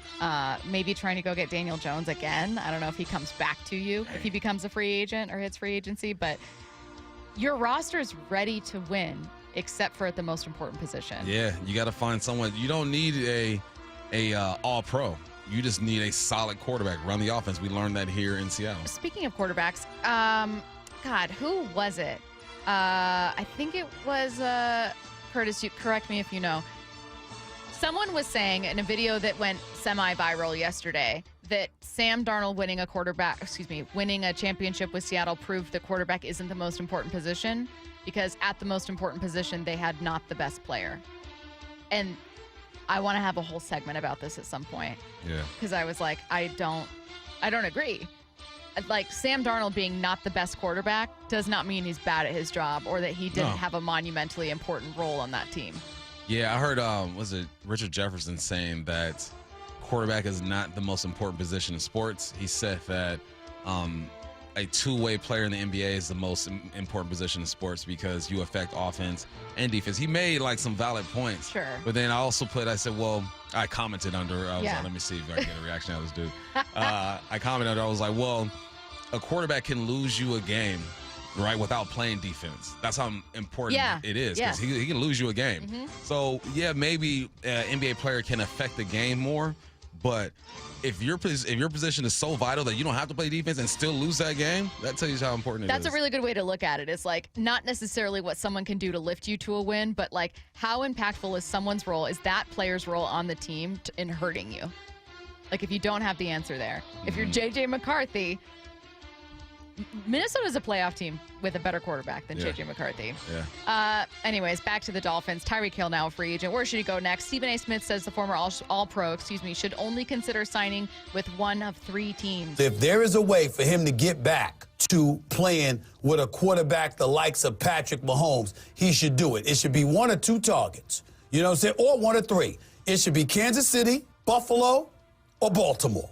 One of the three. And I say back to Kansas City because obviously he's incredibly familiar with the coaching. He's incredibly familiar with the quarterback. He's incredibly familiar with the fan base. That's where he should want to go back to. Yeah, go play with one of the best quarterbacks. Chiefs, Bills, or Baltimore. That's where I'd go if I was Tyreek Hill. Anywhere you think you're going to win. Yeah. You're past this, love of the game type stuff. You're past this. You've already gotten your bag. Now it's about winning. He's got to be at least, 30 years old now. Yeah. His game is based off of speed, and that's going to be the first thing to go. ESPN Colts reporter Stephen Holder says it's looking increasingly likely that former first-round quarterback Anthony Richardson will request a trade from Indianapolis. Why would he not want to? Richardson missed all of 2025 after suffering a broken orbital bone in a freak accident during the preseason. He's had such a weird career, man. Really weird career. You got drafted high. You shouldn't have been drafted as high as you got drafted, but you look good throwing the football in shorts and a T-shirt. And you get out there, you look decent for the first few games. You're obviously a running quarterback. You break what? He broke his collarbone or something like that? Broke something running the football. Then you come back. You're trying to compete for a spot. You got a band that snaps and pops you in the face. Like, this dude has had an interesting career, but someone is going to take a chance on him just because of the physical, man. There's no denying athletically, he's one of the most athletic dudes we've seen at the quarterback position. All right, well, let's hear about new Seahawks offensive. I need to start saying reported offensive coordinator until it's confirmed. But new Seahawks offensive coordinator Brian Fleury. This is from George Kittle, who was very complimentary of his work in San Francisco. Fleury is very, I don't want to say analytical, but he is very, very knowledgeable in everything. He played quarterback. He was on the defensive side of the ball. He's been on the opposite side of the ball. He also was the assistant tight ends coach for, I think, 2 years with the Niners in 2020 and 2021 before he ultimately became our tight ends coach in 2022 and this year.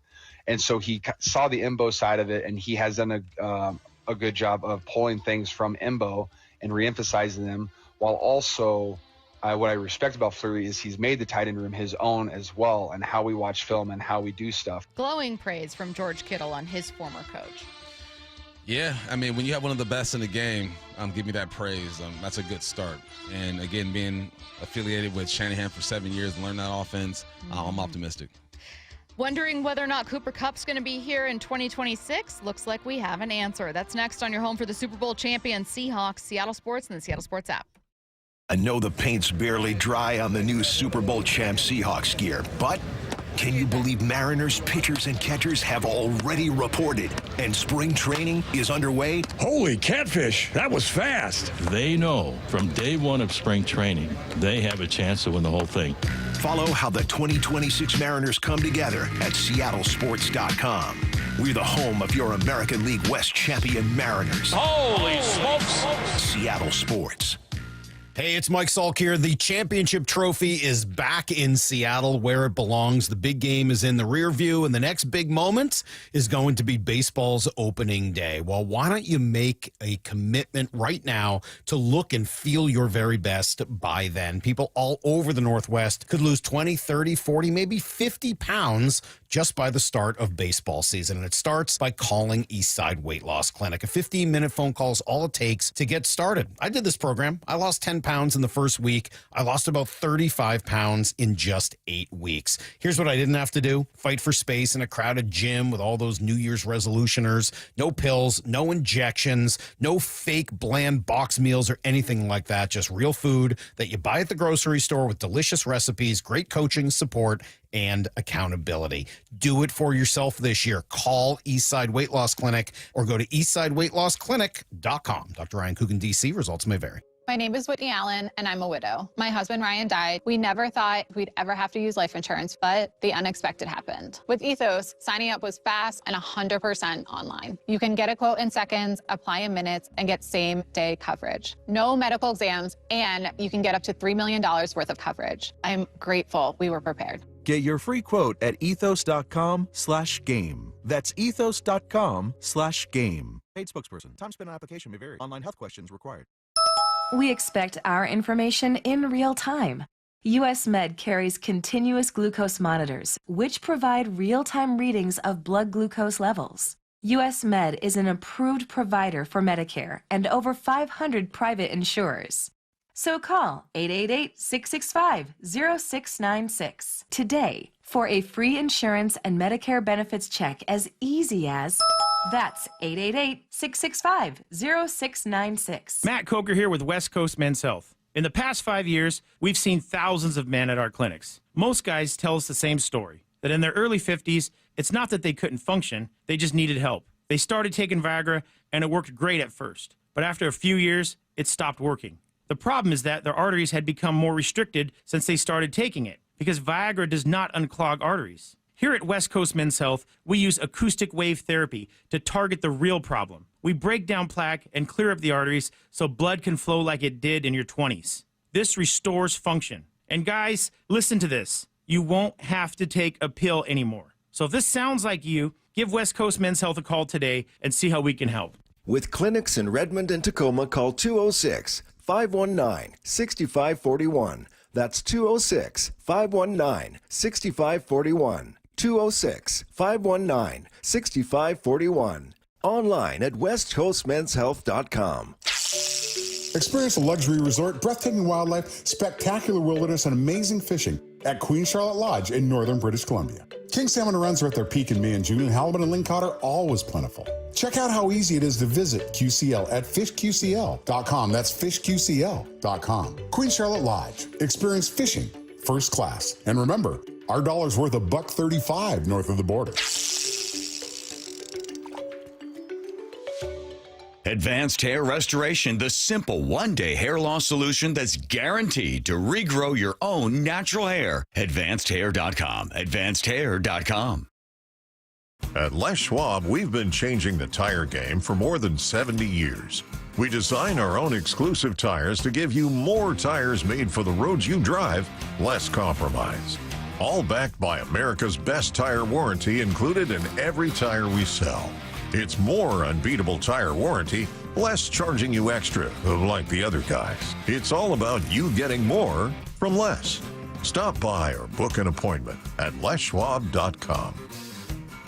Our friends at Mazda of Everett always offer you their best deals. Mazda of Everett is the West Coast's largest Mazda dealer for a reason. They sell more new Mazdas than any other dealer on the West Coast. So come check out the Mazda More to Move You sales event now. Shop over 300 new Mazda CX-5s with 0.9 financing for 60 months, available on approved credit. Located on Highway 99 in Everett, or shop MazdaofEverett.com. Based on Mazda USA's retail sales reports 2025. Whether I'm catching up with friends or family, C-Star Restaurant and Raw Bar in Bellevue is the place. Hey, Brock Heward here, and I love C-Star's welcoming atmosphere and polished service, which make conversations flow easily and everyone leaves impressed. It's the same quality and hospitality C-Star and Chef John Howie have been known for decades. And now an amazing deal. 3-course dinners in the lounge every night from open to close, starting at just $50. Go check it out. Find the details at CStarRestaurant.com, CStarRestaurant.com. It's WFC 190 World Fighting Championship at Emerald Queen Casino Event Center. Saturday night, April 25th. Experience the thrill and excitement of high-energy professional mixed martial arts. Tickets at emeraldqueen.com. Don't miss this amazing mixed martial arts event. WFC 190 World Fighting Championship, April 25th. At Emerald Queen Casino, the entertainment capital of the Northwest. 21 and older. Need gambling help? Call 800-547-6133 or visit emeraldqueen.com. From the Quantum Fiber Studio, you're listening to Bumpin' Stacy. Weekdays 10 to 2. On Seattle Sports and 97.3 FM HD2. You know, it's funny. A listener texted us earlier in the show and said, hey, what's up with Cooper Kupp's future in Seattle? I know he's technically under contract, but we all wondered whether or not a slightly older Cooper Kupp would stay here long term. If you were wondering whether he'd be here in 2026, you got that answer. Kupp's playing future seems to have been put to bed because his contract has a provision that made $9 million of his 2026 salary fully guaranteed this past Friday. So for now, it certainly looks as though Cooper Kupp is going to be a Seattle Seahawk in 2026. Bump, I wanted to talk about two things. One, what you liked or saw from Cooper Kupp in his role in Seattle last year, and two, what that role looks like this upcoming season. So we'll start with the first part. What did you expect from Cooper Kupp, and what did he deliver? What's crazy is that I expected pretty much what he delivered. You know, I said, 500 to 600 yards and a few touchdowns. My man ended up with 593 yards. And 2 touchdowns. I thought he had more TDs than that, though. I thought maybe like 4 to 5. But it's all good, man. A.J. Barner kind of took that from him. He was the red zone guy. Did. But, he provided some leadership, too, right? That was the main thing with Cooper Kupp, was like, teach these guys how to be professionals.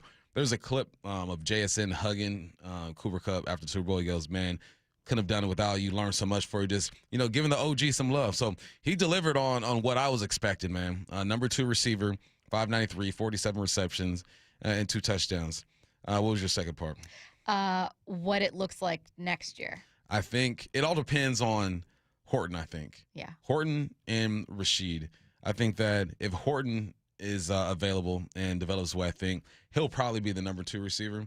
And I think Cooper Kupp will just fill in the gaps to where if you could have, in a perfect world, right, you got 2 1,000-yard receivers and another couple with like 400 or 500, and you move that way. But his value is deeper than just the numbers when it comes to Cooper Kupp. Yeah. He's like the best blocking receiver in the game still at 30-something.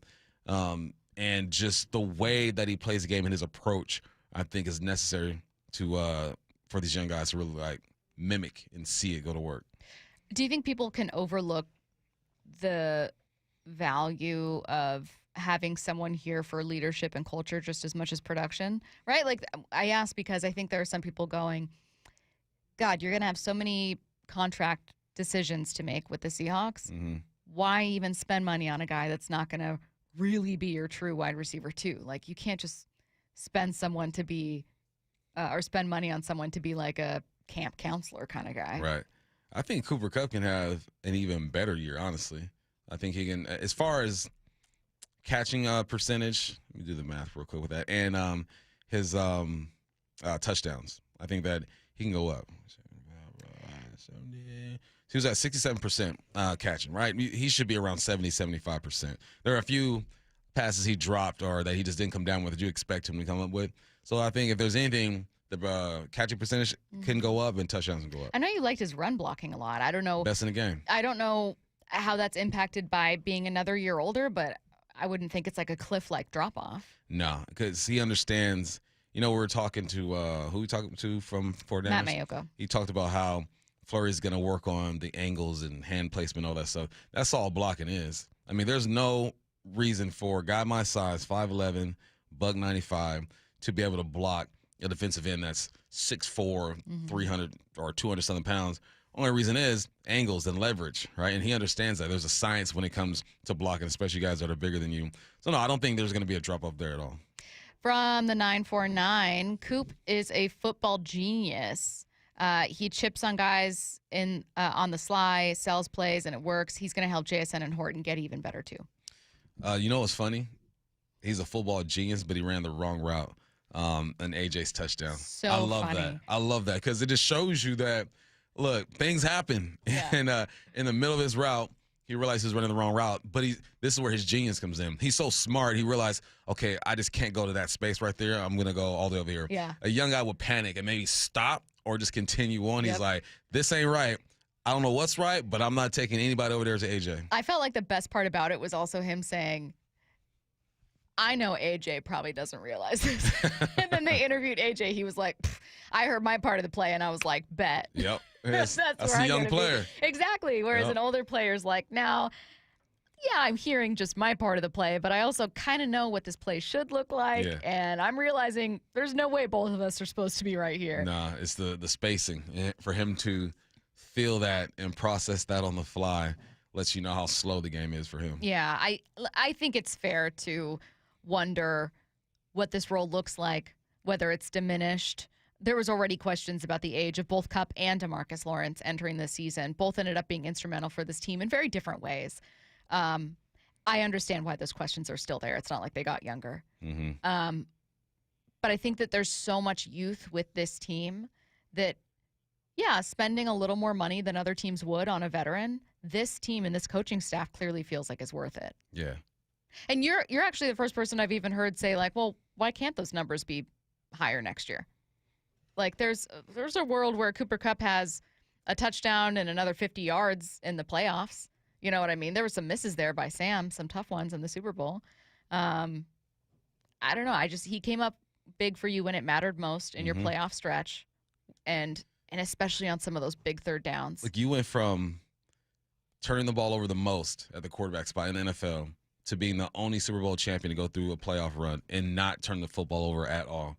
That should tell you right there just how valuable Sam is and how they locked in. And then as far as Cooper Kupp, man, just clutch catch after clutch catch, man. It's just it wasn't the volume of it, you know. It was like the quality of his work. Someone said, "Dang, called Cooper Kupp a camp counselor." No, that's not what I think. I think there are some teams that want to spend their money certain ways, and there were quite a few people that, Bump, and you know this, when Cooper Kupp was brought here, thought it was an overpay. But unless he was really your wide receiver too, thought that you would be overpaying for someone who is veteran leadership. And my point was to set Bump up to answer how much that leadership matters. And because I know that you really liked some of what he brought outside of the box score. Yeah, it's deeper. It's deeper than just that, man. It's being where you're supposed to be. It's teaching guys how to be pros. It's the blocking. It's clutch catching. It's adding to the culture, too. He definitely added to the culture of this squad. All right. Well, Cooper Kupp isn't going anywhere, but are other players from other teams set to become Seahawks. I don't know how many people think it's likely that Maxx Crosby becomes a Seattle Seahawk, but the Seahawks would probably love to add to an already elite unit on defense, maybe losing some pass rushers in free agency. Oh, and also, it sure feels like the Raiders are going to trade him. Would or should the Seahawks be interested in trading for Maxx Crosby? That's coming your way next. I know the paint's barely dry on the new Super Bowl champ Seahawks gear, but can you believe Mariners pitchers and catchers have already reported and spring training is underway? Holy catfish, that was fast. They know from day one of spring training, they have a chance to win the whole thing.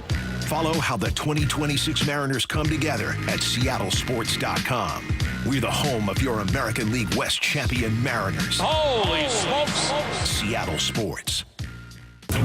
At Bible Law Group, our team reflects the same lessons learned by our founder, James Bible, while playing for legendary Husky coach Don James. Coach James always said it's amazing what gets done when nobody claims credit. That's the philosophy we carry into every case, because your victory is what matters at Bible Law Group. When your legal problems hit biblical levels and you feel like you're stuck in a lion's den of litigation, you need a legal team that won't back down. At Bible Law, we've secured over $40 million in settlements for our clients, and we're ready to fight for you. Find us online at BibleLawGroup.com.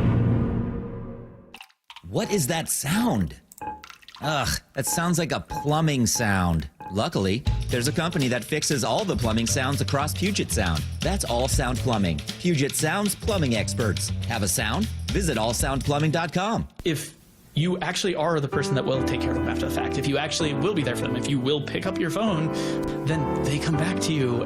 Lee Johnson Auto Family, the LJ way. Imagine finding your dream home and moving in right away. No waiting to sell your old place first. Sounds perfect, right? That's exactly what Orchard's Move First, Sell Later program lets you do. Buy your new home now and sell the old one later. Here's how it works. Orchard gives you cash so you can buy and move into your new home first on your timeline. No waiting, no showings, no double moves. Then the Orchard experts take it from there. They handle repairs on your old home for you so you attract the right buyers. Once they're done, a local Orchard agent lists and sells your home for top dollar. Orchard's Move First program gives you the freedom to buy and move into your new home first and sell your old home later. Buy before you sell and get top dollar for your home with Orchard. Ready to find out how much your home is worth? Visit Orchard.com to get your free home valuation.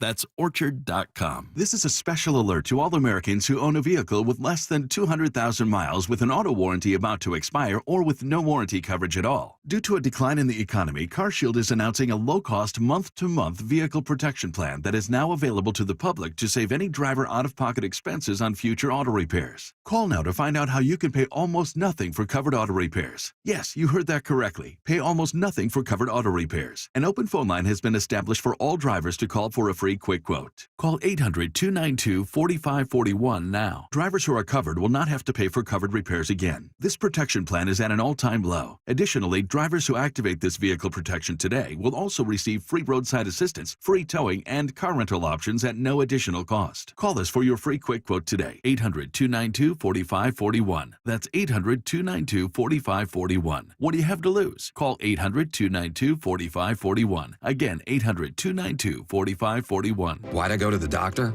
Working on the farm, my heart kept skipping a beat. I didn't think much of it, but my daughters made me get checked out. Turns out I have atrial fibrillation, which increases the risk of stroke about 5 times. Symptoms like irregular heartbeat, heart racing, chest pain, shortness of breath, fatigue, or lightheadedness can come and go. But if it's AFib, the risk of stroke remains. If you have symptoms, contact a doctor. I'm so glad I did. Visit NoTimeToWait.com. Sponsored by Bristol-Myers Squibb and Pfizer. Get in the zone, AutoZone. Jeff's day is off to a slow start. So he heads to AutoZone, America's #1 battery destination, where Sammy, a local AutoZoner, tests his battery for free. Looks like he just needs a charge, and Sammy does that for free too. In no time at all, Jeff is back on the road, ready to finish the day strong. Free battery testing and charging at every store. No hassles, just help. Get in the zone, AutoZone. Restrictions apply. Every season is a little bit different here in Washington, but I'll tell you what, the amount of rain never seems to change in the winter, and we have sure gotten a ton of it this season. All that rain, all that water, it's all got to go somewhere. And if it makes its way into your crawl space, that's when it can create all sorts of problems, including real structural damage, which could really affect your home. But more importantly, for the health of your family, the water in that crawl space could create toxic mold, and that has serious health repercussions. Thankfully, we have Crawl Pros. They can come in and keep your crawl space dry, install a sump pump and drainage, and reroute that water back out and away from your home. They'll also take care of any mold that may have been created. Don't take the risk. It's too important. The best way to learn if you have any water is to ask Crawl Pros to visit your home and inspect your crawl space for free. Crawl Pros will go where you don't want to. So if you're worried about water damage, mold, insulation issues, or anything else related to your crawl space or attic, call Crawl Pros or visit crawlpros.com. Home of your Super Bowl champion Seahawks, Seattle Sports. They are bringing the Lombardi back to the Northwest. This is the power of 12 is 1, man. KIRO AM Seattle and KIRO FM HD2 Tacoma. Seattle Sports Snapshot. Per CBS Sports college football insider Matt Zenitz, the Huskies and offensive coordinator Jimmy Doherty are expected to part ways. He spent just one season as Washington's OC. Snapshot brought to you by Miller Lite. When it's game time, it's Miller time. This hour is brought to you by Mazda of Everett. From the Quantum Fiber Studio. This is Bump and Stacy on Seattle Sports. Streaming through the Seattle Sports app and at seattlesports.com. Now, here are your hosts, Michael Bumpus and Stacy Ross. I have two things to do. One, we're going to be talking about whether the Seahawks should or will be interested in trading for Maxx Crosby. Albert Breer thinks they could certainly use him. Before we get to it, though, an update on the news about Tony Clark, the MLBPA executive director who resigned after an internal investigation this morning from Jeff Passan. The internal investigation revealed that Tony Clark had an inappropriate relationship with his sister-in-law, who had been hired by the union in 2023. Here's my question. Beg pardon? No, listen. Dang. Is it your wife's sister or your brother's wife? And are those different levels of cruel and wrong? They're both. They're both. They're both pretty horrible. They're both really horrible. Yeah. Inappropriate relationship with his sister-in-law. We don't have time for this, Tony.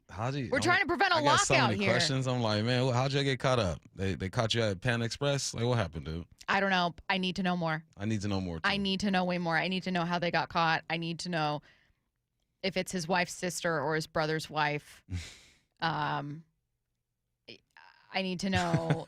I have so many unanswered questions now that I didn't have 15 minutes ago. I mean, this is... You've messed up not only your own family, but you've messed up a family that it's horrible. Is also part of your family. I have been Googling Tony Clark brother, Tony Clark family, Tony Clark early life. Who is it? Desperately trying to find out if Tony Clark. I feel like it's the wife's sister. Either way, bro done messed up. That's horrible. That is one of the all-time great fumbling of the bags. Someone said brother's wife is way worse. Why? They're both awful. Because that's your blood, maybe. So, like okay. You grew up with him. So more of like the onus is shared a little bit more when it's like it's actually horrendous what, in this case, the sister-in-law did to her sister because she's with her sister's husband. Right. So in that case, it's more of like it's shared with her. It's like, but you're bad too. Yeah. That's horrible. Mm-hmm. Yeah. Okay, I can Either way, I can see the logic. Peyton Bellingham says, dang, definitely a contract issue. Yeah. Yeah. Someone said one could be married, one could be single. Well, I don't think he'd be getting fired. Either way, man. I don't think he'd be kind of forced to resign if it was something where it's just that outright. Like, no, they're divorced. And here's the thing.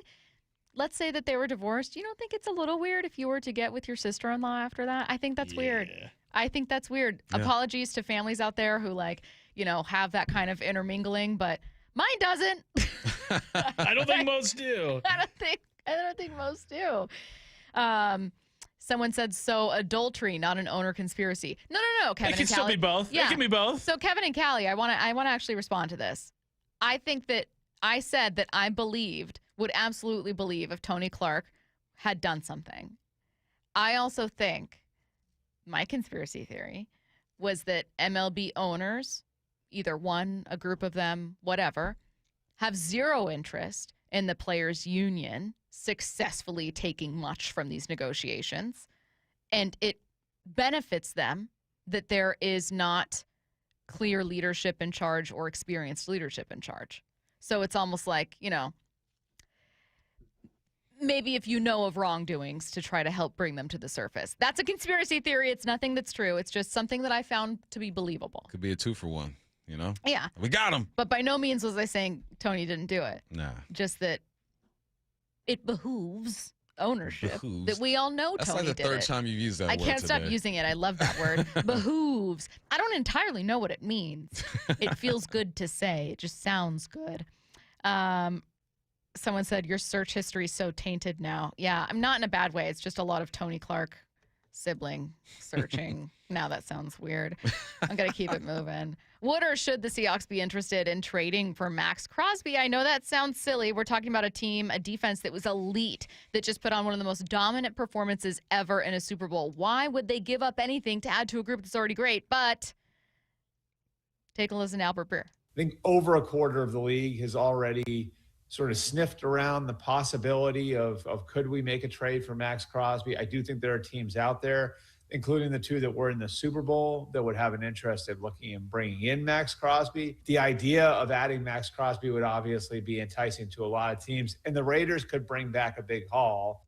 Now, including Super Bowl teams, that a quarter of the league is checked in on Maxx Crosby, including both Super Bowl teams. One of those teams is the Seahawks. You don't say. Yeah. You got to check. You got to see check. what's up. You got to have a conversation. Like, what would it take? Like, what's the market? Like, what do you think you're going to be able to get? And if it's something crazy and they feel like they're able to do it, then okay. But from what we're hearing is they want like some Micah Parsons type stuff. And I don't think the Hawks should do that, give that up. Your foundation is set. You have a good defensive line. You got guys signed for, on contracts. This isn't a necessity, but this is just, let's see. I'm with you in that I think that Seahawks fans have been turned off by big blockbuster trades. Jimmy Graham didn't work out. Percy Harvin, in theory, you won a Super Bowl when he was on your squad, but you overpaid him, and he ended up being kind of a locker room cancer. Jamal Adams kept getting hurt, didn't end up working out. You gave up 2 first-rounders for him, right? I think that there are a lot of Seahawks fans that go, blockbuster deals haven't worked for this team. That's just not – it's not been something that's really worked out for teams everywhere. But just entertain it a little bit and see whether or not you'd want to if it wasn't for 2 first-rounders. Albert Breer talks about the history of the Seahawks trades. The Seahawks, would they make sense? The Seahawks, if you remember, you go back to the Legion of Boom era, when they were in that championship window, they were very aggressive about going and getting veterans. They went and got Percy Harvin. They went and got Cliff Averill. They went and got Michael Bennett. They continued to try to enhance the team they had while they were in that window. It would be no surprise to see John Schneider make a move. And certainly I think Maxx Crosby would be a good fit in any defense, but Mike McDonald's defense in particular. You think he'd be a fit here in Seattle? Of course. It's Maxx Crosby. I know. I mean, put him on any defense, 3-4, 4-3, 6-2. Like, it don't matter. That dude is that good. You will find a way to utilize that guy. Just going to work no matter what. All right, well, what's the actual latest on the situation? The plan for now is for Crosby's camp and the Raiders to sit down at the Combine. Those sorts of meetings are routine in Indianapolis. And then maybe coming out of that meeting, we'll have a better idea on where everybody stands. So that's the latest. They're going to have a meeting at the Combine and see where things stand. Maybe they don't end up trading him at all. But Albert Breer says over a quarter of the league's teams have at least reached out to ask about what a trade would cost, and that includes both Super Bowl teams, and that Maxx Crosby would, in theory, be a pretty cool fit for Mike McDonald's defense. Yeah, and he's been sober for 3 years, something like that too. He's also on the personal side, a good example of overcoming some stuff as well. I don't know what his personality is like. Honestly, he seems like a cool dude. He's well you know? liked, yeah. Yeah, I haven't heard anyone have any problems with Maxx Crosby in the locker room. So I think that's part of obviously the recruiting process or the courting process. Whenever these guys are talking to potential players, is like, do they fit? Because you got a good thing going as far as personalities of the team liking each other. But all those picks, man, I don't know. Yeah. I wouldn't do it. Oh, someone said the Rams have 2 first-round picks, right? Oh, they do this year. It's so unfortunate. Oh, this is a good question from the 425. Didn't John, this was on with Wyman and Bob, recently say he wouldn't make a trade and then make that player the highest paid player on the team because he learned from his past mistakes? Yeah, he did say that, actually. I remember that. Yeah. Yeah. Now, Maxx Crosby, you're acquiring him and his deal. Yeah. You wouldn't be giving him an extension upon signing him. So, But yes, but very, do you look very at this good team point. and say, oh, we need some D-line help? No, but get some depth in the draft or something like that. And we got our guy, what's his name, who had his first sack in his career in the Riley Super Bowl. Mills. Yeah, Mills is going to be healthy. You don't need this. No, you don't need it. It does make you even better, which should be scary to the rest of the NFC. Yeah. I think it's more of like a fun, to me, I'm not screaming from the rafters that they should trade for Maxx Crosby or else they won't get to a Super Bowl. I think that this team could always stand to get, like, they don't really have, they, as a team, finished, 7th in sacks or something? They were tied with Houston. They had 47 during the regular season. That's a good amount. Pass rush was great at bringing pressure. 3 players tied for the league in the regular league lead, season team lead for the regular season with 7 apiece. So you didn't have a guy on this team that was getting like 12, 14, 16, right? Like, you don't have a Maxx Crosby. Well, they had collectively, I think they had the most or second most players with at least 7 sacks. Yeah. So it was a collective, right? You didn't, like you mentioned, you didn't have just that one dominant go-getter when it comes to sacks. It was like, it was spread out pretty much as evenly as you could make it. So they're not relying on that. What they're relying on is pressure. They're relying on hitting the quarterback, on making a move and stopping the run. Yeah, sacks are great. Don't get me wrong. Sacks are beautiful. But the way this team is constructed, it's like you don't necessarily need to have 60 sacks. I'm just going to throw it out there for people that are like, you don't have a need for him, is that you are maybe going to lose Boye Mafe and that you don't have like a double-digit sack guy right now, consistently getting that. However, I think I have more concerns about this team's ability to maintain success in the run game. Like, if you miss out on Ken Walker, well, then you got to go add someone in free agency. There's no way that you're going to look at Zach Charbonnet coming off an ACL. Who knows when he's going to play because he tore it so late in the season. George Halani and then someone you draft. I don't feel great about that. Yeah. Like, if you miss out on Ken Walker in free agency and you aren't able to retain him, you need to go sign a free agent running back. Yeah. We're talking about very different sums of money, and this being a trade as opposed to, free agency. But I don't have it at the very top of the list of priorities. It's just a very intriguing one. Like, what happens when a team that's already an electric defense gets even better? Like, that's kind of fun to think about. It is, because you think about just the explosiveness, right? The dominance that you can assert, even though you were dominant already this season. Yeah, it's a fun thing to think about. Maxx Crosby running out that tunnel. You got him, Leo, Jay Reed, the whole squad. Yeah, that's attractive, but at what cost? Someone said, what about franchise tagging Boye Mafe, then trading him in a first for Max? The problem is, if you franchise tag anyone, you owe them that money unless you come to an agreement on a long-term deal. So if you franchise tag Boye Mafe and then the Raiders don't want anything to do with a trade involving Boye Mafe, you owe Boye Mafe that guaranteed money. Also, I don't know exactly the rules about franchise tagging for whatever. The last time they did it, it was a tag and trade. It was with Frank Clark, former second-round pick, tag and trade to Kansas City. But it's a fully guaranteed one-year deal unless you come to an agreement on a long-term extension by July. So, I don't know, just something to think about. You don't sound especially intrigued by trading for Maxx Crosby. No. No. Just so much faith. And what does this team need then? O-line. You need some O-line help. Maybe a piece at receiver. I think Jake Bobo's a free agent too. I want to say. I think so. Or restricted free agent. Yeah, he's one of them. Yeah. What do they need? Like, they don't really.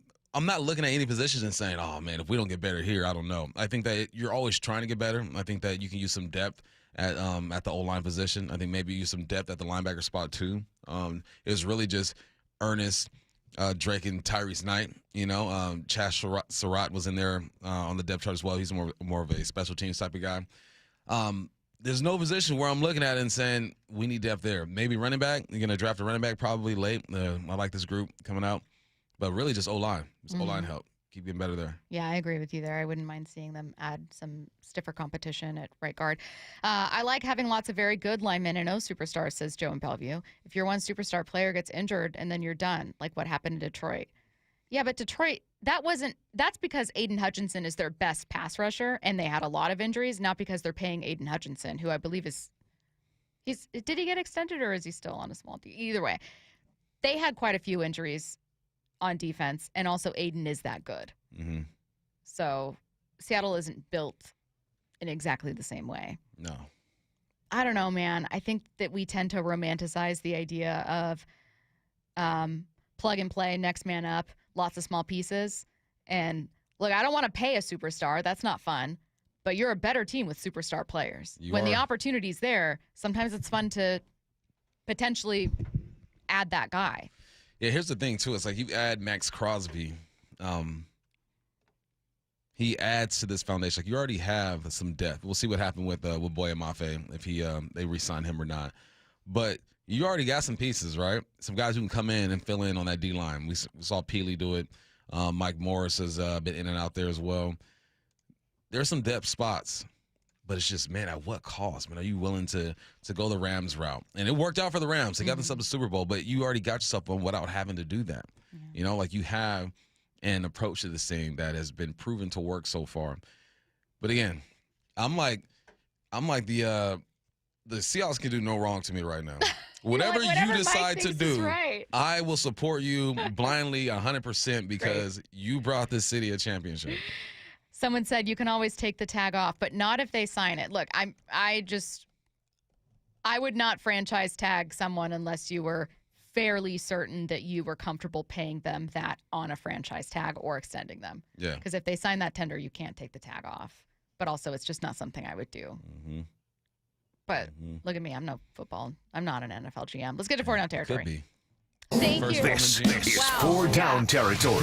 Going inside the game with former Seahawks and Coug wide receiver Michael Bumpus. First down, if the Hawks don't retain Ken Walker, what should their approach be?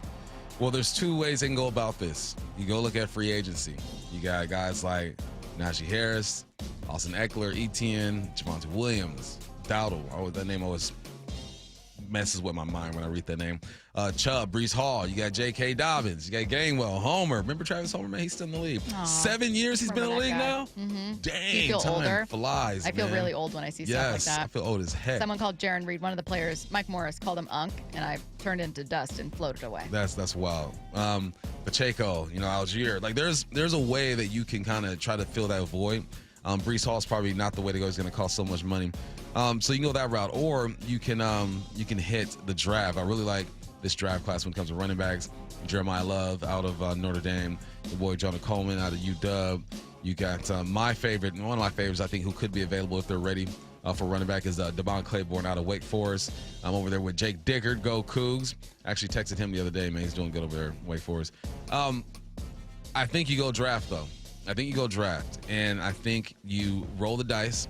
I mean, we were talking about this, I think, to start the show, how neither of us are really comfortable not having K9 because we know what to expect when he has the football. That's the best thing in sports is lining your guys up, and you can pretty much predict what type of production you're going to get out of them. That's what you get out of K9. With the draft, you don't really know. With free agency, you have more of an indicator of what you're going to get. So, yeah, I think you hit the draft up, man. Hit the draft up. If you can get one of these running backs that I mentioned on the low for like $7 million, $6 million, then okay, you go ahead and do that. But I think they're going to hit the draft. Second down. Who's a coach that's coming back that was crucial to the Hawks' success? Hey, Coach Harbaugh, man. Give that man some love. When it comes to kick returns, the Hawks average 28 yards per return. That's third in the league. Punt returns, 456 yards. That's third in the league. Punting, average 49 yards per punt. That's fifth in the league. Field goals from 30 to 39 yards. Myers saying 14 out of 15. 40 to 49 yards, 13 out of 15. Myers had with his single season record of most points scored, give him some love. Super Bowl record of most field goals. He became a football player with a tackle this playoffs. Harbaugh needs some love, man. I think we talk about the special teams units. We talk about Rashid Shaheed. We talk about Myers. But we hardly talk about Harbaugh. I mean, he's the one that has to design this. We talked to some players about the kickoff and how it's like you can actually run a play now because of the distance between the cover team and the kickoff team. He has to design some stuff. Typically, when it was kick return, you're pulling one guy, pushing everybody left, and hoping that you hit a crease. Now you can really get creative. And he has shown that he is creative, and he can get these guys to play. So big ups to Harbaugh. I'm glad he's not leaving because special teams has been a big part of this team and what they do this year, and he should get more love. They're down. Who is the most confusing player on the Seahawks this year? We talked about what type of help this team might need in its offensive line. This line got better. Week after week, got better. Second or the last third of the season, they really started working. But Anthony Bradford is so confusing to me. I watched the film on my man. First play of the game on offense, boom, blown up. Fifth play of the game, lighting somebody up. I saw him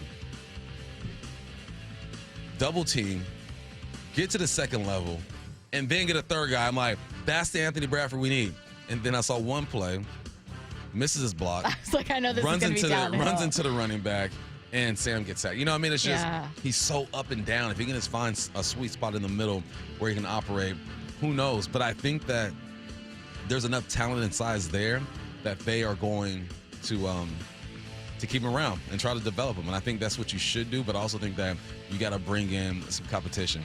But, yeah, he's the most confusing player I've ever seen on film. Typically after a few games, I've watched film, and I can say, all right, this is what they do, this is what they're good at, this is what they're weak at. With him, I watch the film, and I'm like, which one is going to show up today? Which 75 is going to show up on this play? So, yeah, Anthony Bradford, when he's great, he's great. When he's bad, he's bad. But he has shown potential, and I think that's why they keep him around. Fourth down.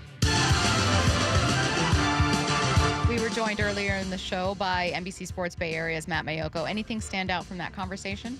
Yeah, I love that he said Fleury is, and he has to be, right? Your O-line tight end guy, but attention to detail.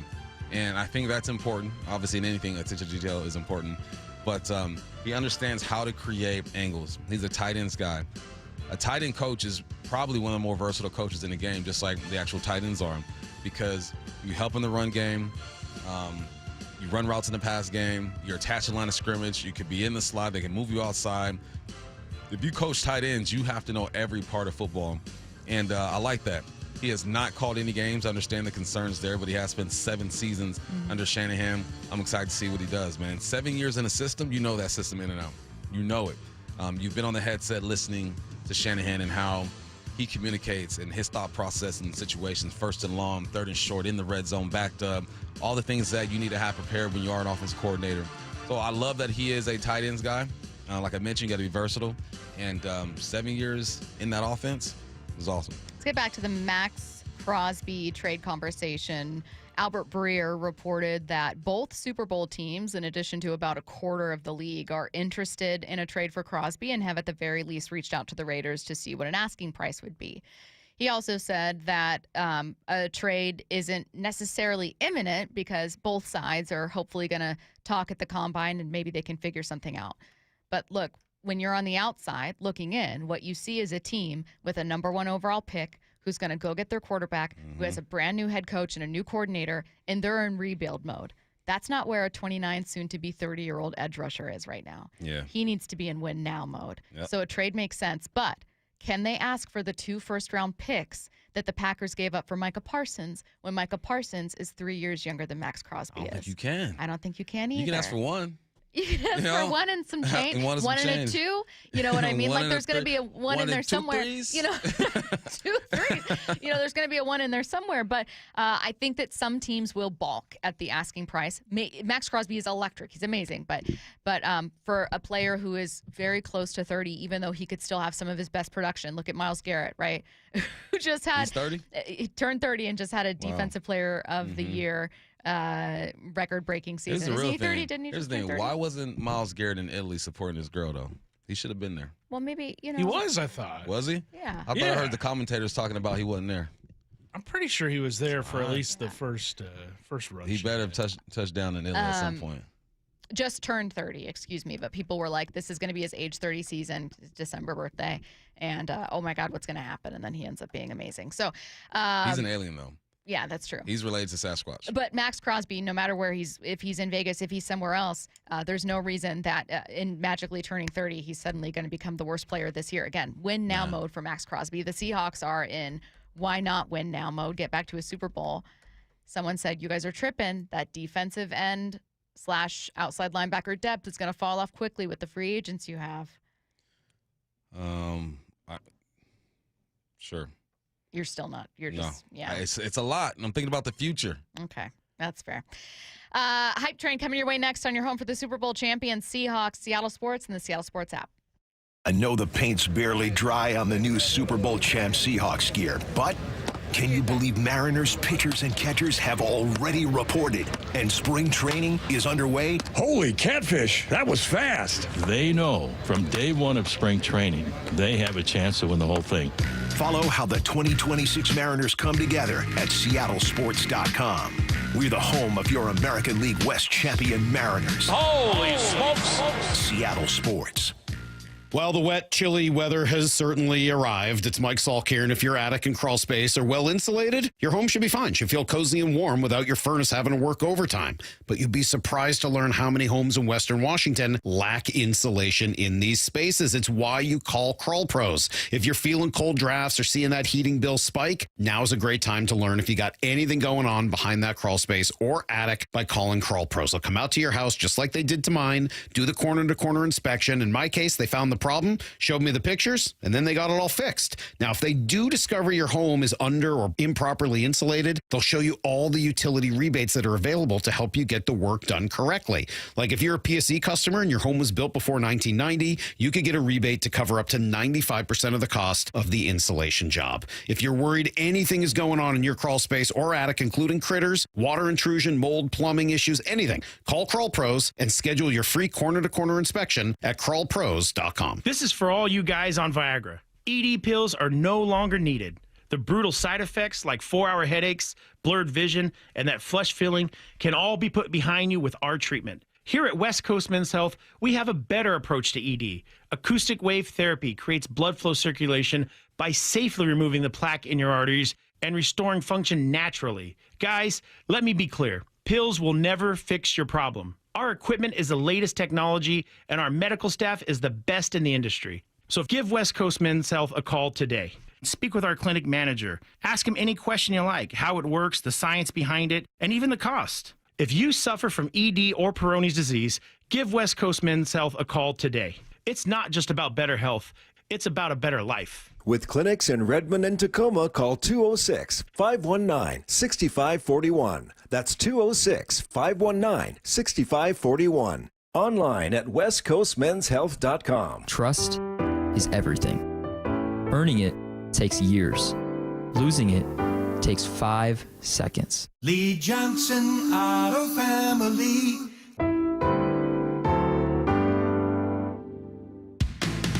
Hey, Brock Qadry here for my friends at People Come First, or PCF Construction Group. Spring and summer, it's right around the corner. So if you haven't called PCF about getting started on your new deck, well, right now is the time. With a patio cover, heater, and fireplace from PCF, you can enjoy your outdoor deck or patio all year long. And right now, you can get up to $6,000 off your entire project, plus no payments and no interest until 2027. Save an additional $1,500 when you bundle your deck and patio cover. Some restrictions do apply, but do what we did. Contact PCF for all the details and start planning and designing your dream deck now so you're ready to build by the spring. Planning and permits, they can take a little time, so please don't wait. Get started today. Get project ideas, browse photos, and find all the offer details at PCFgroup.com. That's PCFgroup.com. Making your outdoor space with People Come First. I started Davis Law Group in 1994 to fight for the underdog. And as our team has grown, we've stayed true to that mission. Today, Davis Law Group is known for providing excellent service and even better results. Visit WashingtonAccidentBooks.com to get your free book on car accident law. The Mariners fix you need during the offseason. Fans are on their feet. Listen to this. The Uncruise Adventures Hot Stove, Tuesday nights at 7 on Seattle Sports. New siding doesn't have to break the bank. We offer affordable options that add value and protection to your home. This is Justin Shirley, CEO of State Roofing and Exteriors. And while we're at it, ask about our roofing, windows, decking, and gutter services for even more savings. Call 866-ROOF-ROOF or visit stateroofing.com today to schedule your free siding inspection. State Roofing and Exteriors, held to a higher standard since 1968. State Roofing, the last roof you'll ever need. It's WFC 190 World Fighting Championship at Emerald Queen Casino Event Center. Saturday night, April 25th. Experience the thrill and excitement of high-energy professional mixed martial arts. Tickets at emeraldqueen.com. Don't miss this amazing mixed martial arts event. WFC 190 World Fighting Championship, April 25th. At Emerald Queen Casino, the entertainment capital of the Northwest. 21 and older, need gambling help? Call 800-547-6133 or visit emeraldqueen.com. Guys, did you know your testosterone level impacts your energy, libido, sleep, weight, hair loss, mood, and even ED? And right now, Revive Men's Health Seattle will check your testosterone for free. They've helped thousands of men since 2011 feel and perform better. They're so confident they can help you, they even guarantee it. Schedule your free testosterone test, exam, and consultation today. Call 206-529-1111. That's 206-529-1111. Or visit ReviveMen'sHealth.com. Our friends at Mazda of Everett always offer you their best deals. Mazda of Everett is the West Coast's largest Mazda dealer for a reason. They sell more new Mazdas than any other dealer on the West Coast. So come check out the Mazda More to Move You sales event now. Shop over 300 new Mazda CX-5s with 0.9 financing for 60 months available on approved credit. Located on Highway 99 in Everett, or shop MazdaofEverett.com. Based on Mazda USA's retail sales reports 2025. This hour is brought to you by Mazda of Everett. From the Quantum Fiber Studio. This is Bumpin' Stacy. Weekdays 10 to 2. On Seattle Sports and 97.3 FM HD2. Coming up in 15 minutes, it's What I Need to Know. Get your question in. 866-979-3776. That's the text line. Right now, let's head to the station for Hype Train.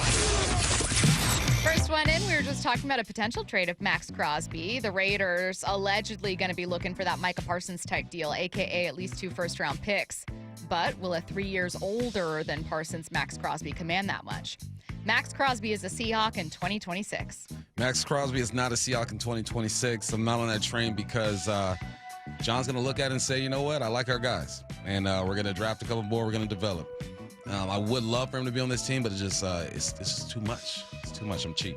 Okay, Maxx Crosby's a Seahawk in 2026. Bump not boarding. Curtis, or you? I would love to see the Seahawks make a big splash like this in order to bring in a super duper star like Maxx Crosby.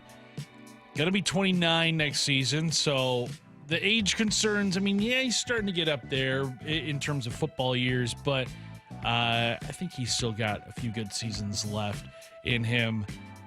I just don't know if the Seahawks want to part ways with draft picks, especially because they've shown themselves to be incredibly valuable. Your best players on this roster are homegrown guys outside of Sam Darnold. So I think the increased emphasis on keeping your own draft picks is very much a thing right now at the Seahawks team. So I think they do not land Maxx Crosby, but would I be opposed to it? No, I would not. But I'm not boarding this train. I don't think he's a Seahawk. One of those picks is going to be pick number 32 overall. It's basically a second rounder. You have no first round grade on whoever you're picking there. If you're picking at 32, that guy does not have a first round grade.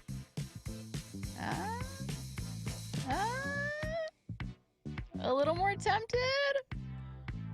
No. No, you're Thought about it. No, I don't think he's a Seahawk in 2026. Not because I don't think he can absolutely help this team, but there are so many teams that are going to be interested in him, and I think many that are going to be willing to give up more than Seattle. Next up. A debate we were talking about earlier. Quarterback is the most important position in sports. This is being fought against with the argument that the Seattle Seahawks were not the best at quarterback and still won. And therefore, heretofore, quarterback is not the most important position because you didn't need the best player there to win it all. That was the argument. What if he wasn't good? What if he was below average? You're not getting to this point. And you know what people are going to say? Trent Dilfer, Baltimore Ravens. Yeah. Once out of 60 years, someone has done that. Objectively bad. Yeah, and really bad. There were games where he had 20 yards passing. Never gonna happen again. It's ridiculous. You know what's crazy? Trent Dilfer was that bad as a quarterback in the NFL, but he still knows a lot about football. You know what I'm saying? That's how tough it is. But anyway, quarterback has the most responsibility out of any position. I said this earlier. He could not play defense and lose the game for you. He can lose the game for you. He can put stress on everybody else. He affects everyone else's job like no other position.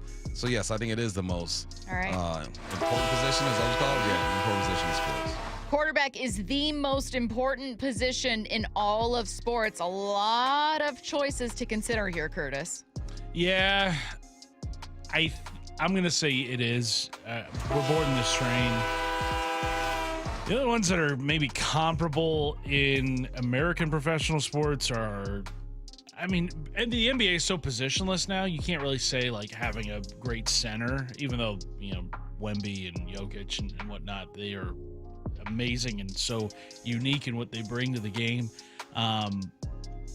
In hockey, I would say, your goalie obviously is going to need to be pretty dang good in order for you to have a shot.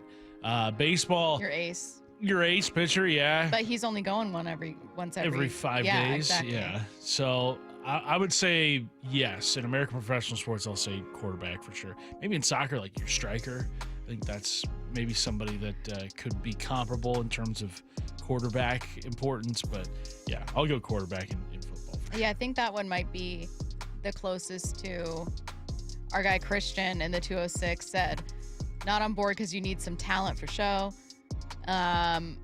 Yes, but I think that's the case with anything. I can't think of a single position in sports, not a player that can take over, a single position in sports where you're if you're elite there and not talented anywhere else, you're winning. No, absolutely not. It's team sports for a reason. But I think Bump convinced me with his argument about don't think about how someone can lift up the team, but how much they can hurt the team just by themselves. Yeah. In basketball, your star can have a bad game, and anyone else can score. Anyone else can handle the ball. It's just he is limited in what he can do, but his impact on the game is much greater. Think of that Rams game, man. 4 interceptions by Sam Darnold. 130 yards was enough for Matthew Stafford to win that game. Next up. This is from a listener. Joe in Bellevue sent in this one. The Seahawks will have the same 3 quarterbacks on their roster next year. Ooh, I like that one. Yeah. No, I'm not on. I think either Locke or Miro are going to be gone. I think you use that as Drew Lock's on a contract still, right? He signed a 1 year or 2 year. I think it was a 1 year deal. It was a 1 year deal. And backup quarterbacks are hard to find. Either one of those guys are going to be gone. I think if Drew Lock leaves, 2 years, sign next year. All right, cool. So, I think Milroe is the trade piece. That's the one you dangle out there and say, hey, what's up? Looking for a young quarterback to develop. It's hard to find these guys.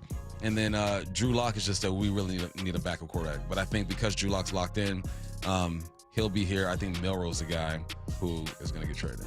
Drew is locked in. It was right there. It was right there. Missed it. The Seahawks will have the same. Rolled your eyes at me. The Seahawks will have the same 3 quarterbacks on their roster next year. Curtis. I think so long as John Schneider is running things here in Seattle, Drew Lock will have a place to be a backup quarterback. John Schneider loves Drew Lock. Loves him some Drew Lock. That's his white son.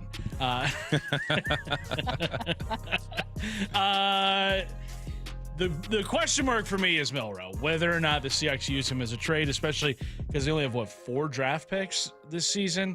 The Seahawks don't like having that few heading into a draft, so maybe you pick up a third or something for Milroe. I just think Sam Darnold has cemented himself as his team's quarterback for at least the next 4 or 5 years. Not to say that Milroe could not ever be a starter in the NFL. I just think Sam Darnold is the guy now here in Seattle. So I will board this train. Or nope, take it back. They will not have the same three quarterbacks on their roster next year.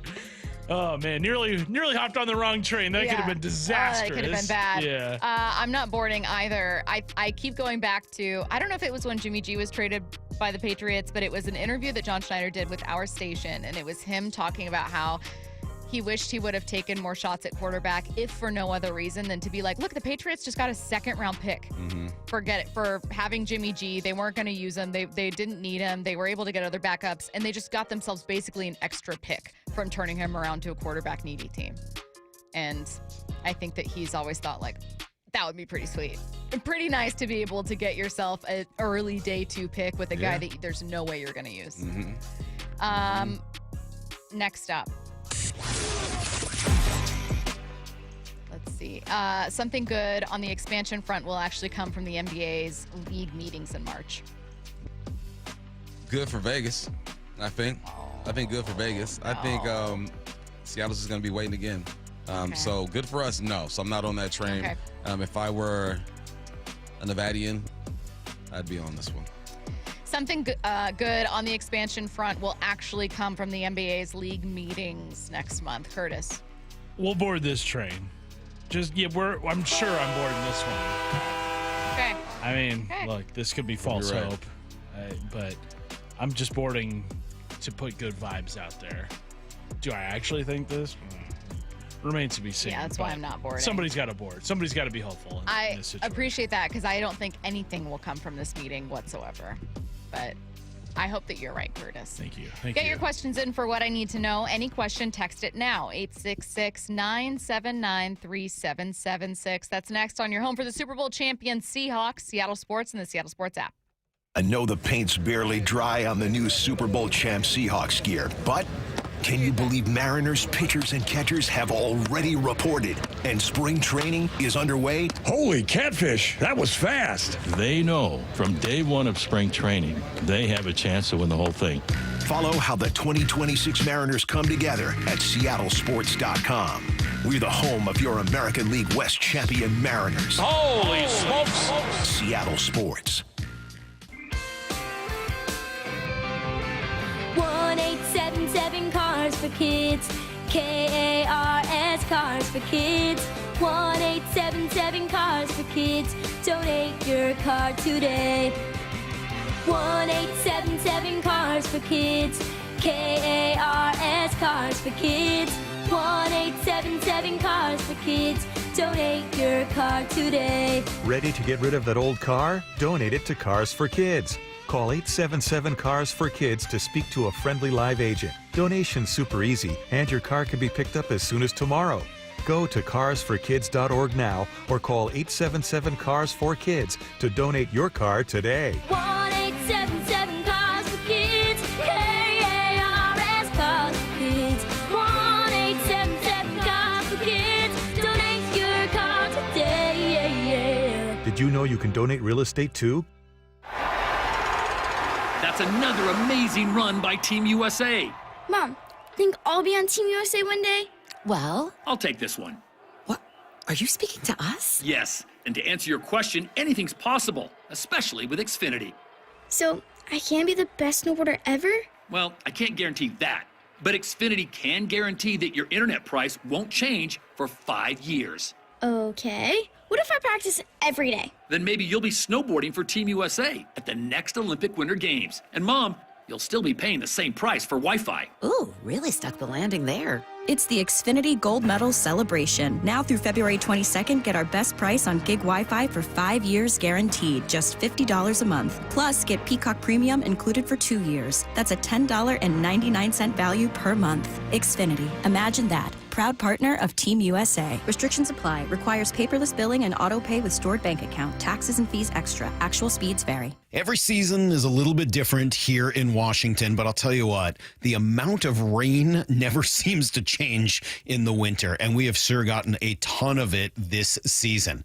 All that rain, all that water, it's all got to go somewhere. And if it makes its way into your crawl space, that's when it can create all sorts of problems, including real structural damage, which could really affect your home. But more importantly, for the health of your family, the water in that crawl space could create toxic mold, and that has serious health repercussions. Thankfully, we have Crawl Pros. They can come in and keep your crawl space dry, install a sump pump and drainage, and reroute that water back out and away from your home. They'll also take care of any mold that may have been created. Don't take the risk. It's too important. The best way to learn if you have any water is to ask Crawl Pros to visit your home and inspect your crawl space for free. Crawl Pros will go where you don't want to. So if you're worried about water damage, mold, insulation issues, or anything else related to your crawl space or attic, call Crawl Pros or visit crawlpros.com. Are you curious about who offers the best deals on top-rated Samsung, LG, and Sony TVs? The answer is surprising. It's not online, and it's not the warehouse clubs. The best deals on top-rated TVs are at Video Only. Don't believe it? Then check out the trade-in deals at Video Only. How about $500 for your old TV? Try doing that online. Before you buy that new TV, drop into Video Only. If you don't, you'll be sorry. Home of your Super Bowl champion Seattle Seahawks. They are bringing the Lombardi back to the Northwest. Seattle Sports.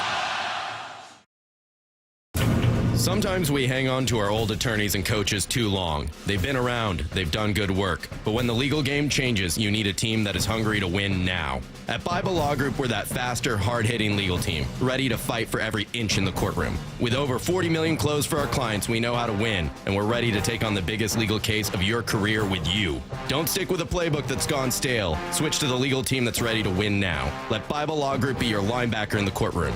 Find us online at BibleLawGroup.com. Cashback is not available on gas in New Jersey and Wisconsin.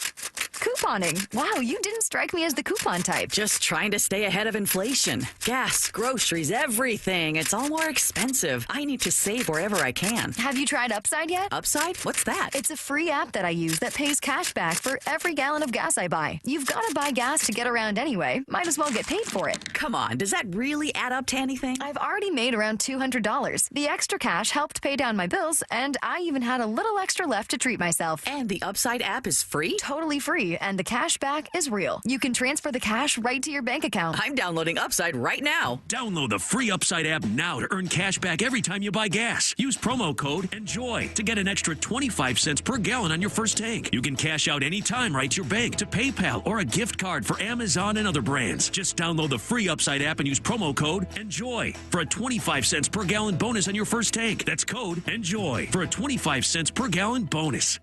Life's expensive enough, isn't it? Groceries, gas, kids' activities. Sometimes your roof needs replacing, but your budget says not now. Hi, I'm Justin Shirley, CEO of State Roofing and Exteriors. We want to help with an offer to lift that weight off your shoulders. Get 0 down, 0 payments, and 0 interest for up to 24 months, or save up to $3,000 on a new roof today. Call 866-ROOF-ROOF or visit stateroofing.com. From the Quantum Fiber Studio, this is Bumpin' Stacy. Weekdays 10 to 2 on Seattle Sports and 97.3 FM HD2. Great questions to start what I need to know. What I need to know. The Seahawks just won the Super Bowl in their 50th season. The Mariners are about to make a run toward the World Series in their 50th season. Which Seahawk and which Mariner would you nominate as a contestant on Survivor to win their 50th season? Wow, I never put that together, that Survivor's in season 50. 50-50. Yeah. Okay, it's you have not to a choose. consignment. For the Seahawks, Leonard, because he goes like deep sea diving. And they do spearfishing. Yeah, going Leonard okay, for yeah, sure. that's a really good one. Mariner, I'm going to go with the biggest Survivor fan on this Mariners roster, Luke Raley. Because he'll know the gamesmanship. He does. Yeah, he's going to be a game player for sure. Him and I have had long conversations about Survivor. My only thing about Leonard Williams, I think that he could do the outplay portion and the outlast version. And I think in theory he could do outwit. But the big players typically have targets on their backs because people are like, oh, you're going to win all the immunity challenges. Once we get to the individual immunities, you're going to win them all. See, He seems likable enough, though, to win over the jury. That's what I'm. yeah. You guys know the game better than me because I don't watch it. We keep trying to So get you to watch I'll it. lean on you with this. I think Julian Love would be an interesting one on Survivor 2. I think he could do the outwit portion of it as well. He seems like he'd be a game player. Oh, I like this one. What I need to know. If the future texted you and said that a Mariner has a Cal Raleigh level step up in performance this season, but it isn't Cal, who would you guess it would be? Julio. Okay. Yeah. I think he's Like, the all of a only sudden he's person got, like, capable 40 of that. something home runs. Yeah. That Probably would a be- 40-40 season. Yeah. Something like that. What I need to know, what's the best candy? They kept it simple.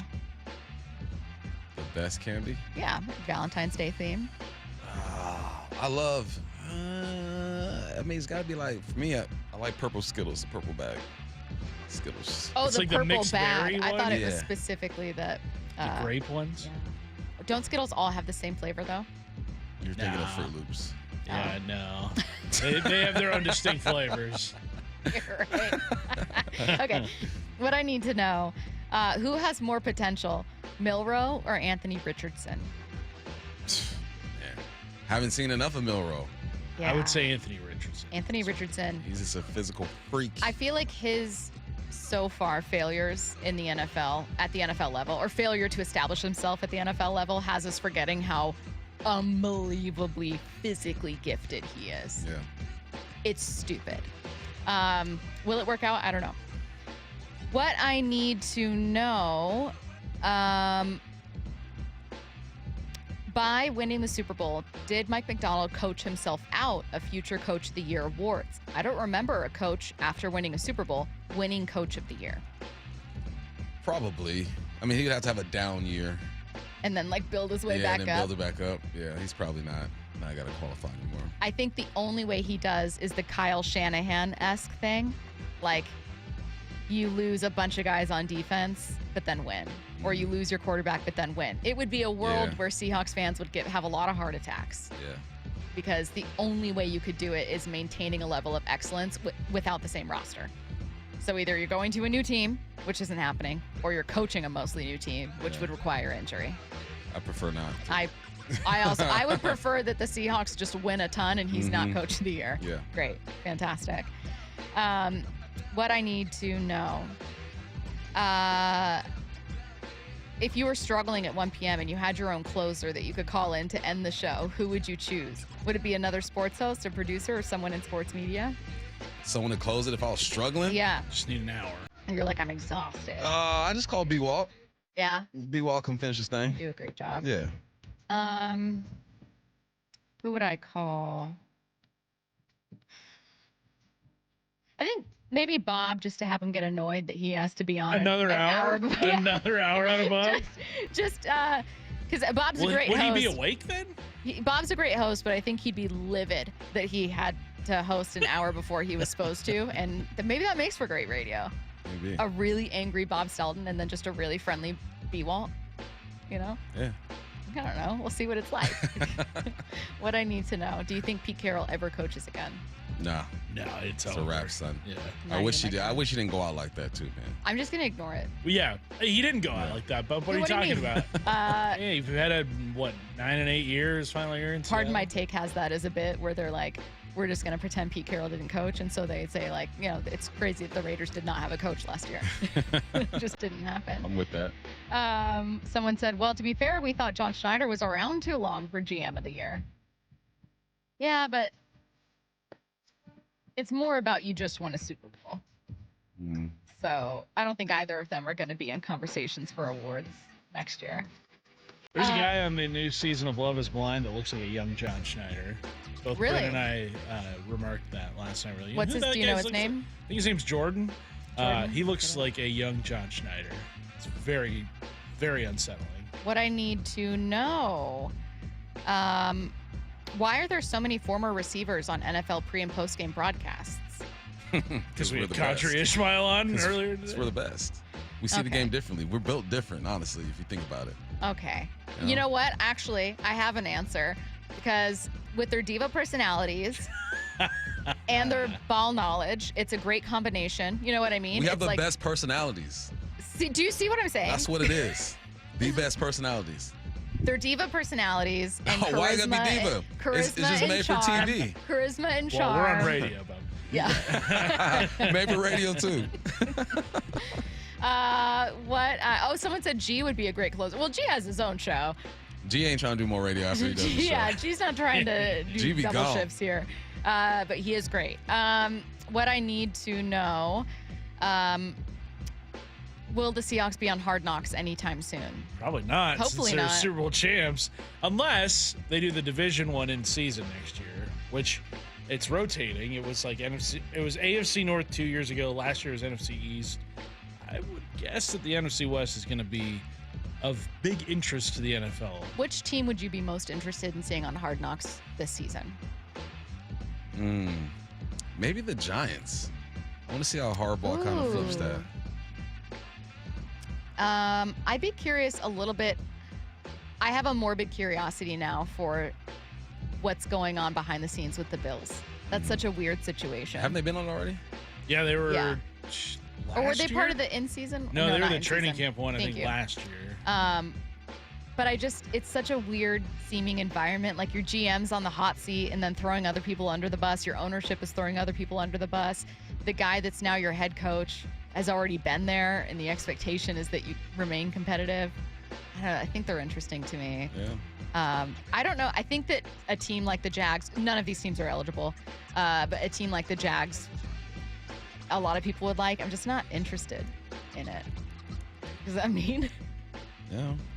What about the Falcons?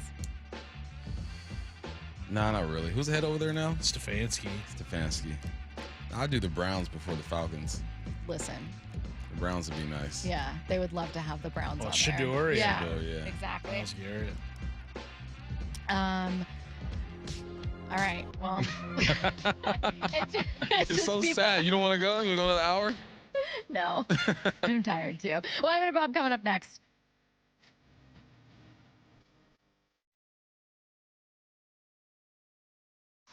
I know the paint's barely dry on the new Super Bowl champ Seahawks gear, but can you believe Mariners pitchers and catchers have already reported and spring training is underway? Holy catfish, that was fast. They know from day one of spring training, they have a chance to win the whole thing.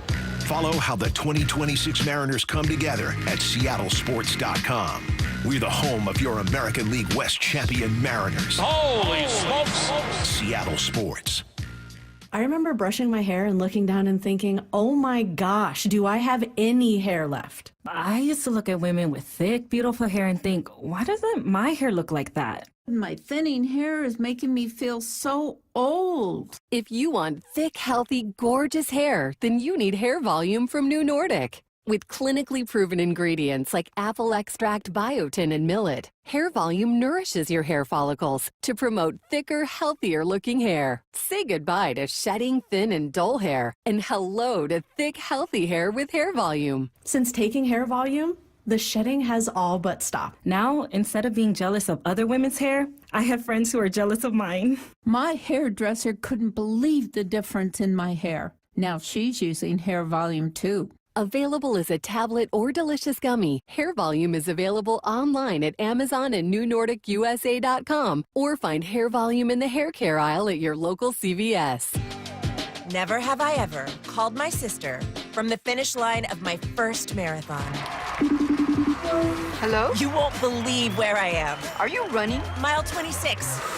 I'm gonna make it. Switch to T-Mobile's 55 Plus plan and get iPhone 16e with its advanced camera system on us. Plus, 2 lines for just $30 a line. Guys, I can't believe it. I knew you could do it, babe. That was amazing. Mom, how do you feel? I feel great. I can't feel my feet. Let's take a picture. And then you may carry me to the car. Share every stride, every mile, every memory on America's best network. Switch to T-Mobile's 55 Plus plan and get iPhone 16e on us and 2 lines for just $30 a line. With 24 monthly bill credits and 2 eligible port-ins on Essentials 55 Plus for well-qualified customers with autopay plus taxes, fees, and $35 device connection charge. Credits end and balance due if you pay off early or cancel. Contact us. Finance agreement 128 gigabytes, $599.99 required. Best mobile network in the U.S. based on analysis by Ookla of Speed Test Intelligence data 1H 2025. Visit T-Mobile.com. Indeed presents hires you can't afford to get wrong, like payroll manager. Hi, my last paycheck was all in Icelandic krona. You are welcome. Welcome? Given the exchange rate between the dollar and the krona, you're technically a millionaire now. Don't spend it all in one place. I can't really spend it anywhere. There's always Iceland. This is a job for sponsored jobs. This is what happens when you don't sponsor your job on Indeed. Next time, get matched with quality candidates with Indeed sponsored jobs. Visit Indeed.com/hire now and sponsor your job today. Get in the zone, AutoZone. Welcome to A to Z Savings, our biggest sale of the year. Happy to be here. Can I get some rotors? Would you like brake pads with that? How much are the brake pads? Free with Duralast rotors. Free. Really? Really? Free. I also need some oil. Would you like an oil filter with that? Yeah. How much is that? Free with the oil. Free. Really? Really. Free. It's part of A to Z Savings with hundreds of deals. From A to free. Get in the zone, AutoZone. Ends March 9. Restrictions apply. From whiplash to herniated discs, there are a few car accident injuries we've all heard of. JP Pendergast with Pendergast Law explains that even the most common injuries differ from one another. Pre-existing conditions, health history, beginning of treatment. There are hundreds of factors that make every person and every injury unique. While these variables aid medical treatment, the strongest case recoveries must also take them into account. Could you explain a little bit more? Our team at Pendergast Law is obsessed with turning over every stone to differentiate each case. This requires thorough investigation, diligent listening, and relentless research. We never pursue cases with a one-size-fits-all approach. We built our success by treating every injury and every case with the individualized attention our clients need and deserve. Pendergast Law's individualized approach to even the most common injuries makes the difference in case outcomes. It's another reason why I can't recommend them enough. If you or a loved one has been injured in a car accident, call Pendergast Law. We can help. Hey, Brock Hewitt here for my friends at People Come First, or PCF Construction Group. Spring and summer, it's right around the corner. So if you haven't called PCF about getting started on your new deck, well, right now is the time. With a patio cover, heater, and fireplace from PCF, you can enjoy your outdoor deck or patio all year long. And right now, you can get up to $6,000 off your entire project, plus no payments and no interest until 2027. Save an additional $1,500 when you bundle your deck and patio cover. Some restrictions do apply, but do what we did. Contact PCF for all the details and start planning and designing your dream deck now so you're ready to build by the spring. Planning and permits, they can take a little time, so please don't wait. Get started today. Get project ideas, browse photos, and find all the offer details at PCFgroup.com. That's PCFgroup.com. Making your outdoor space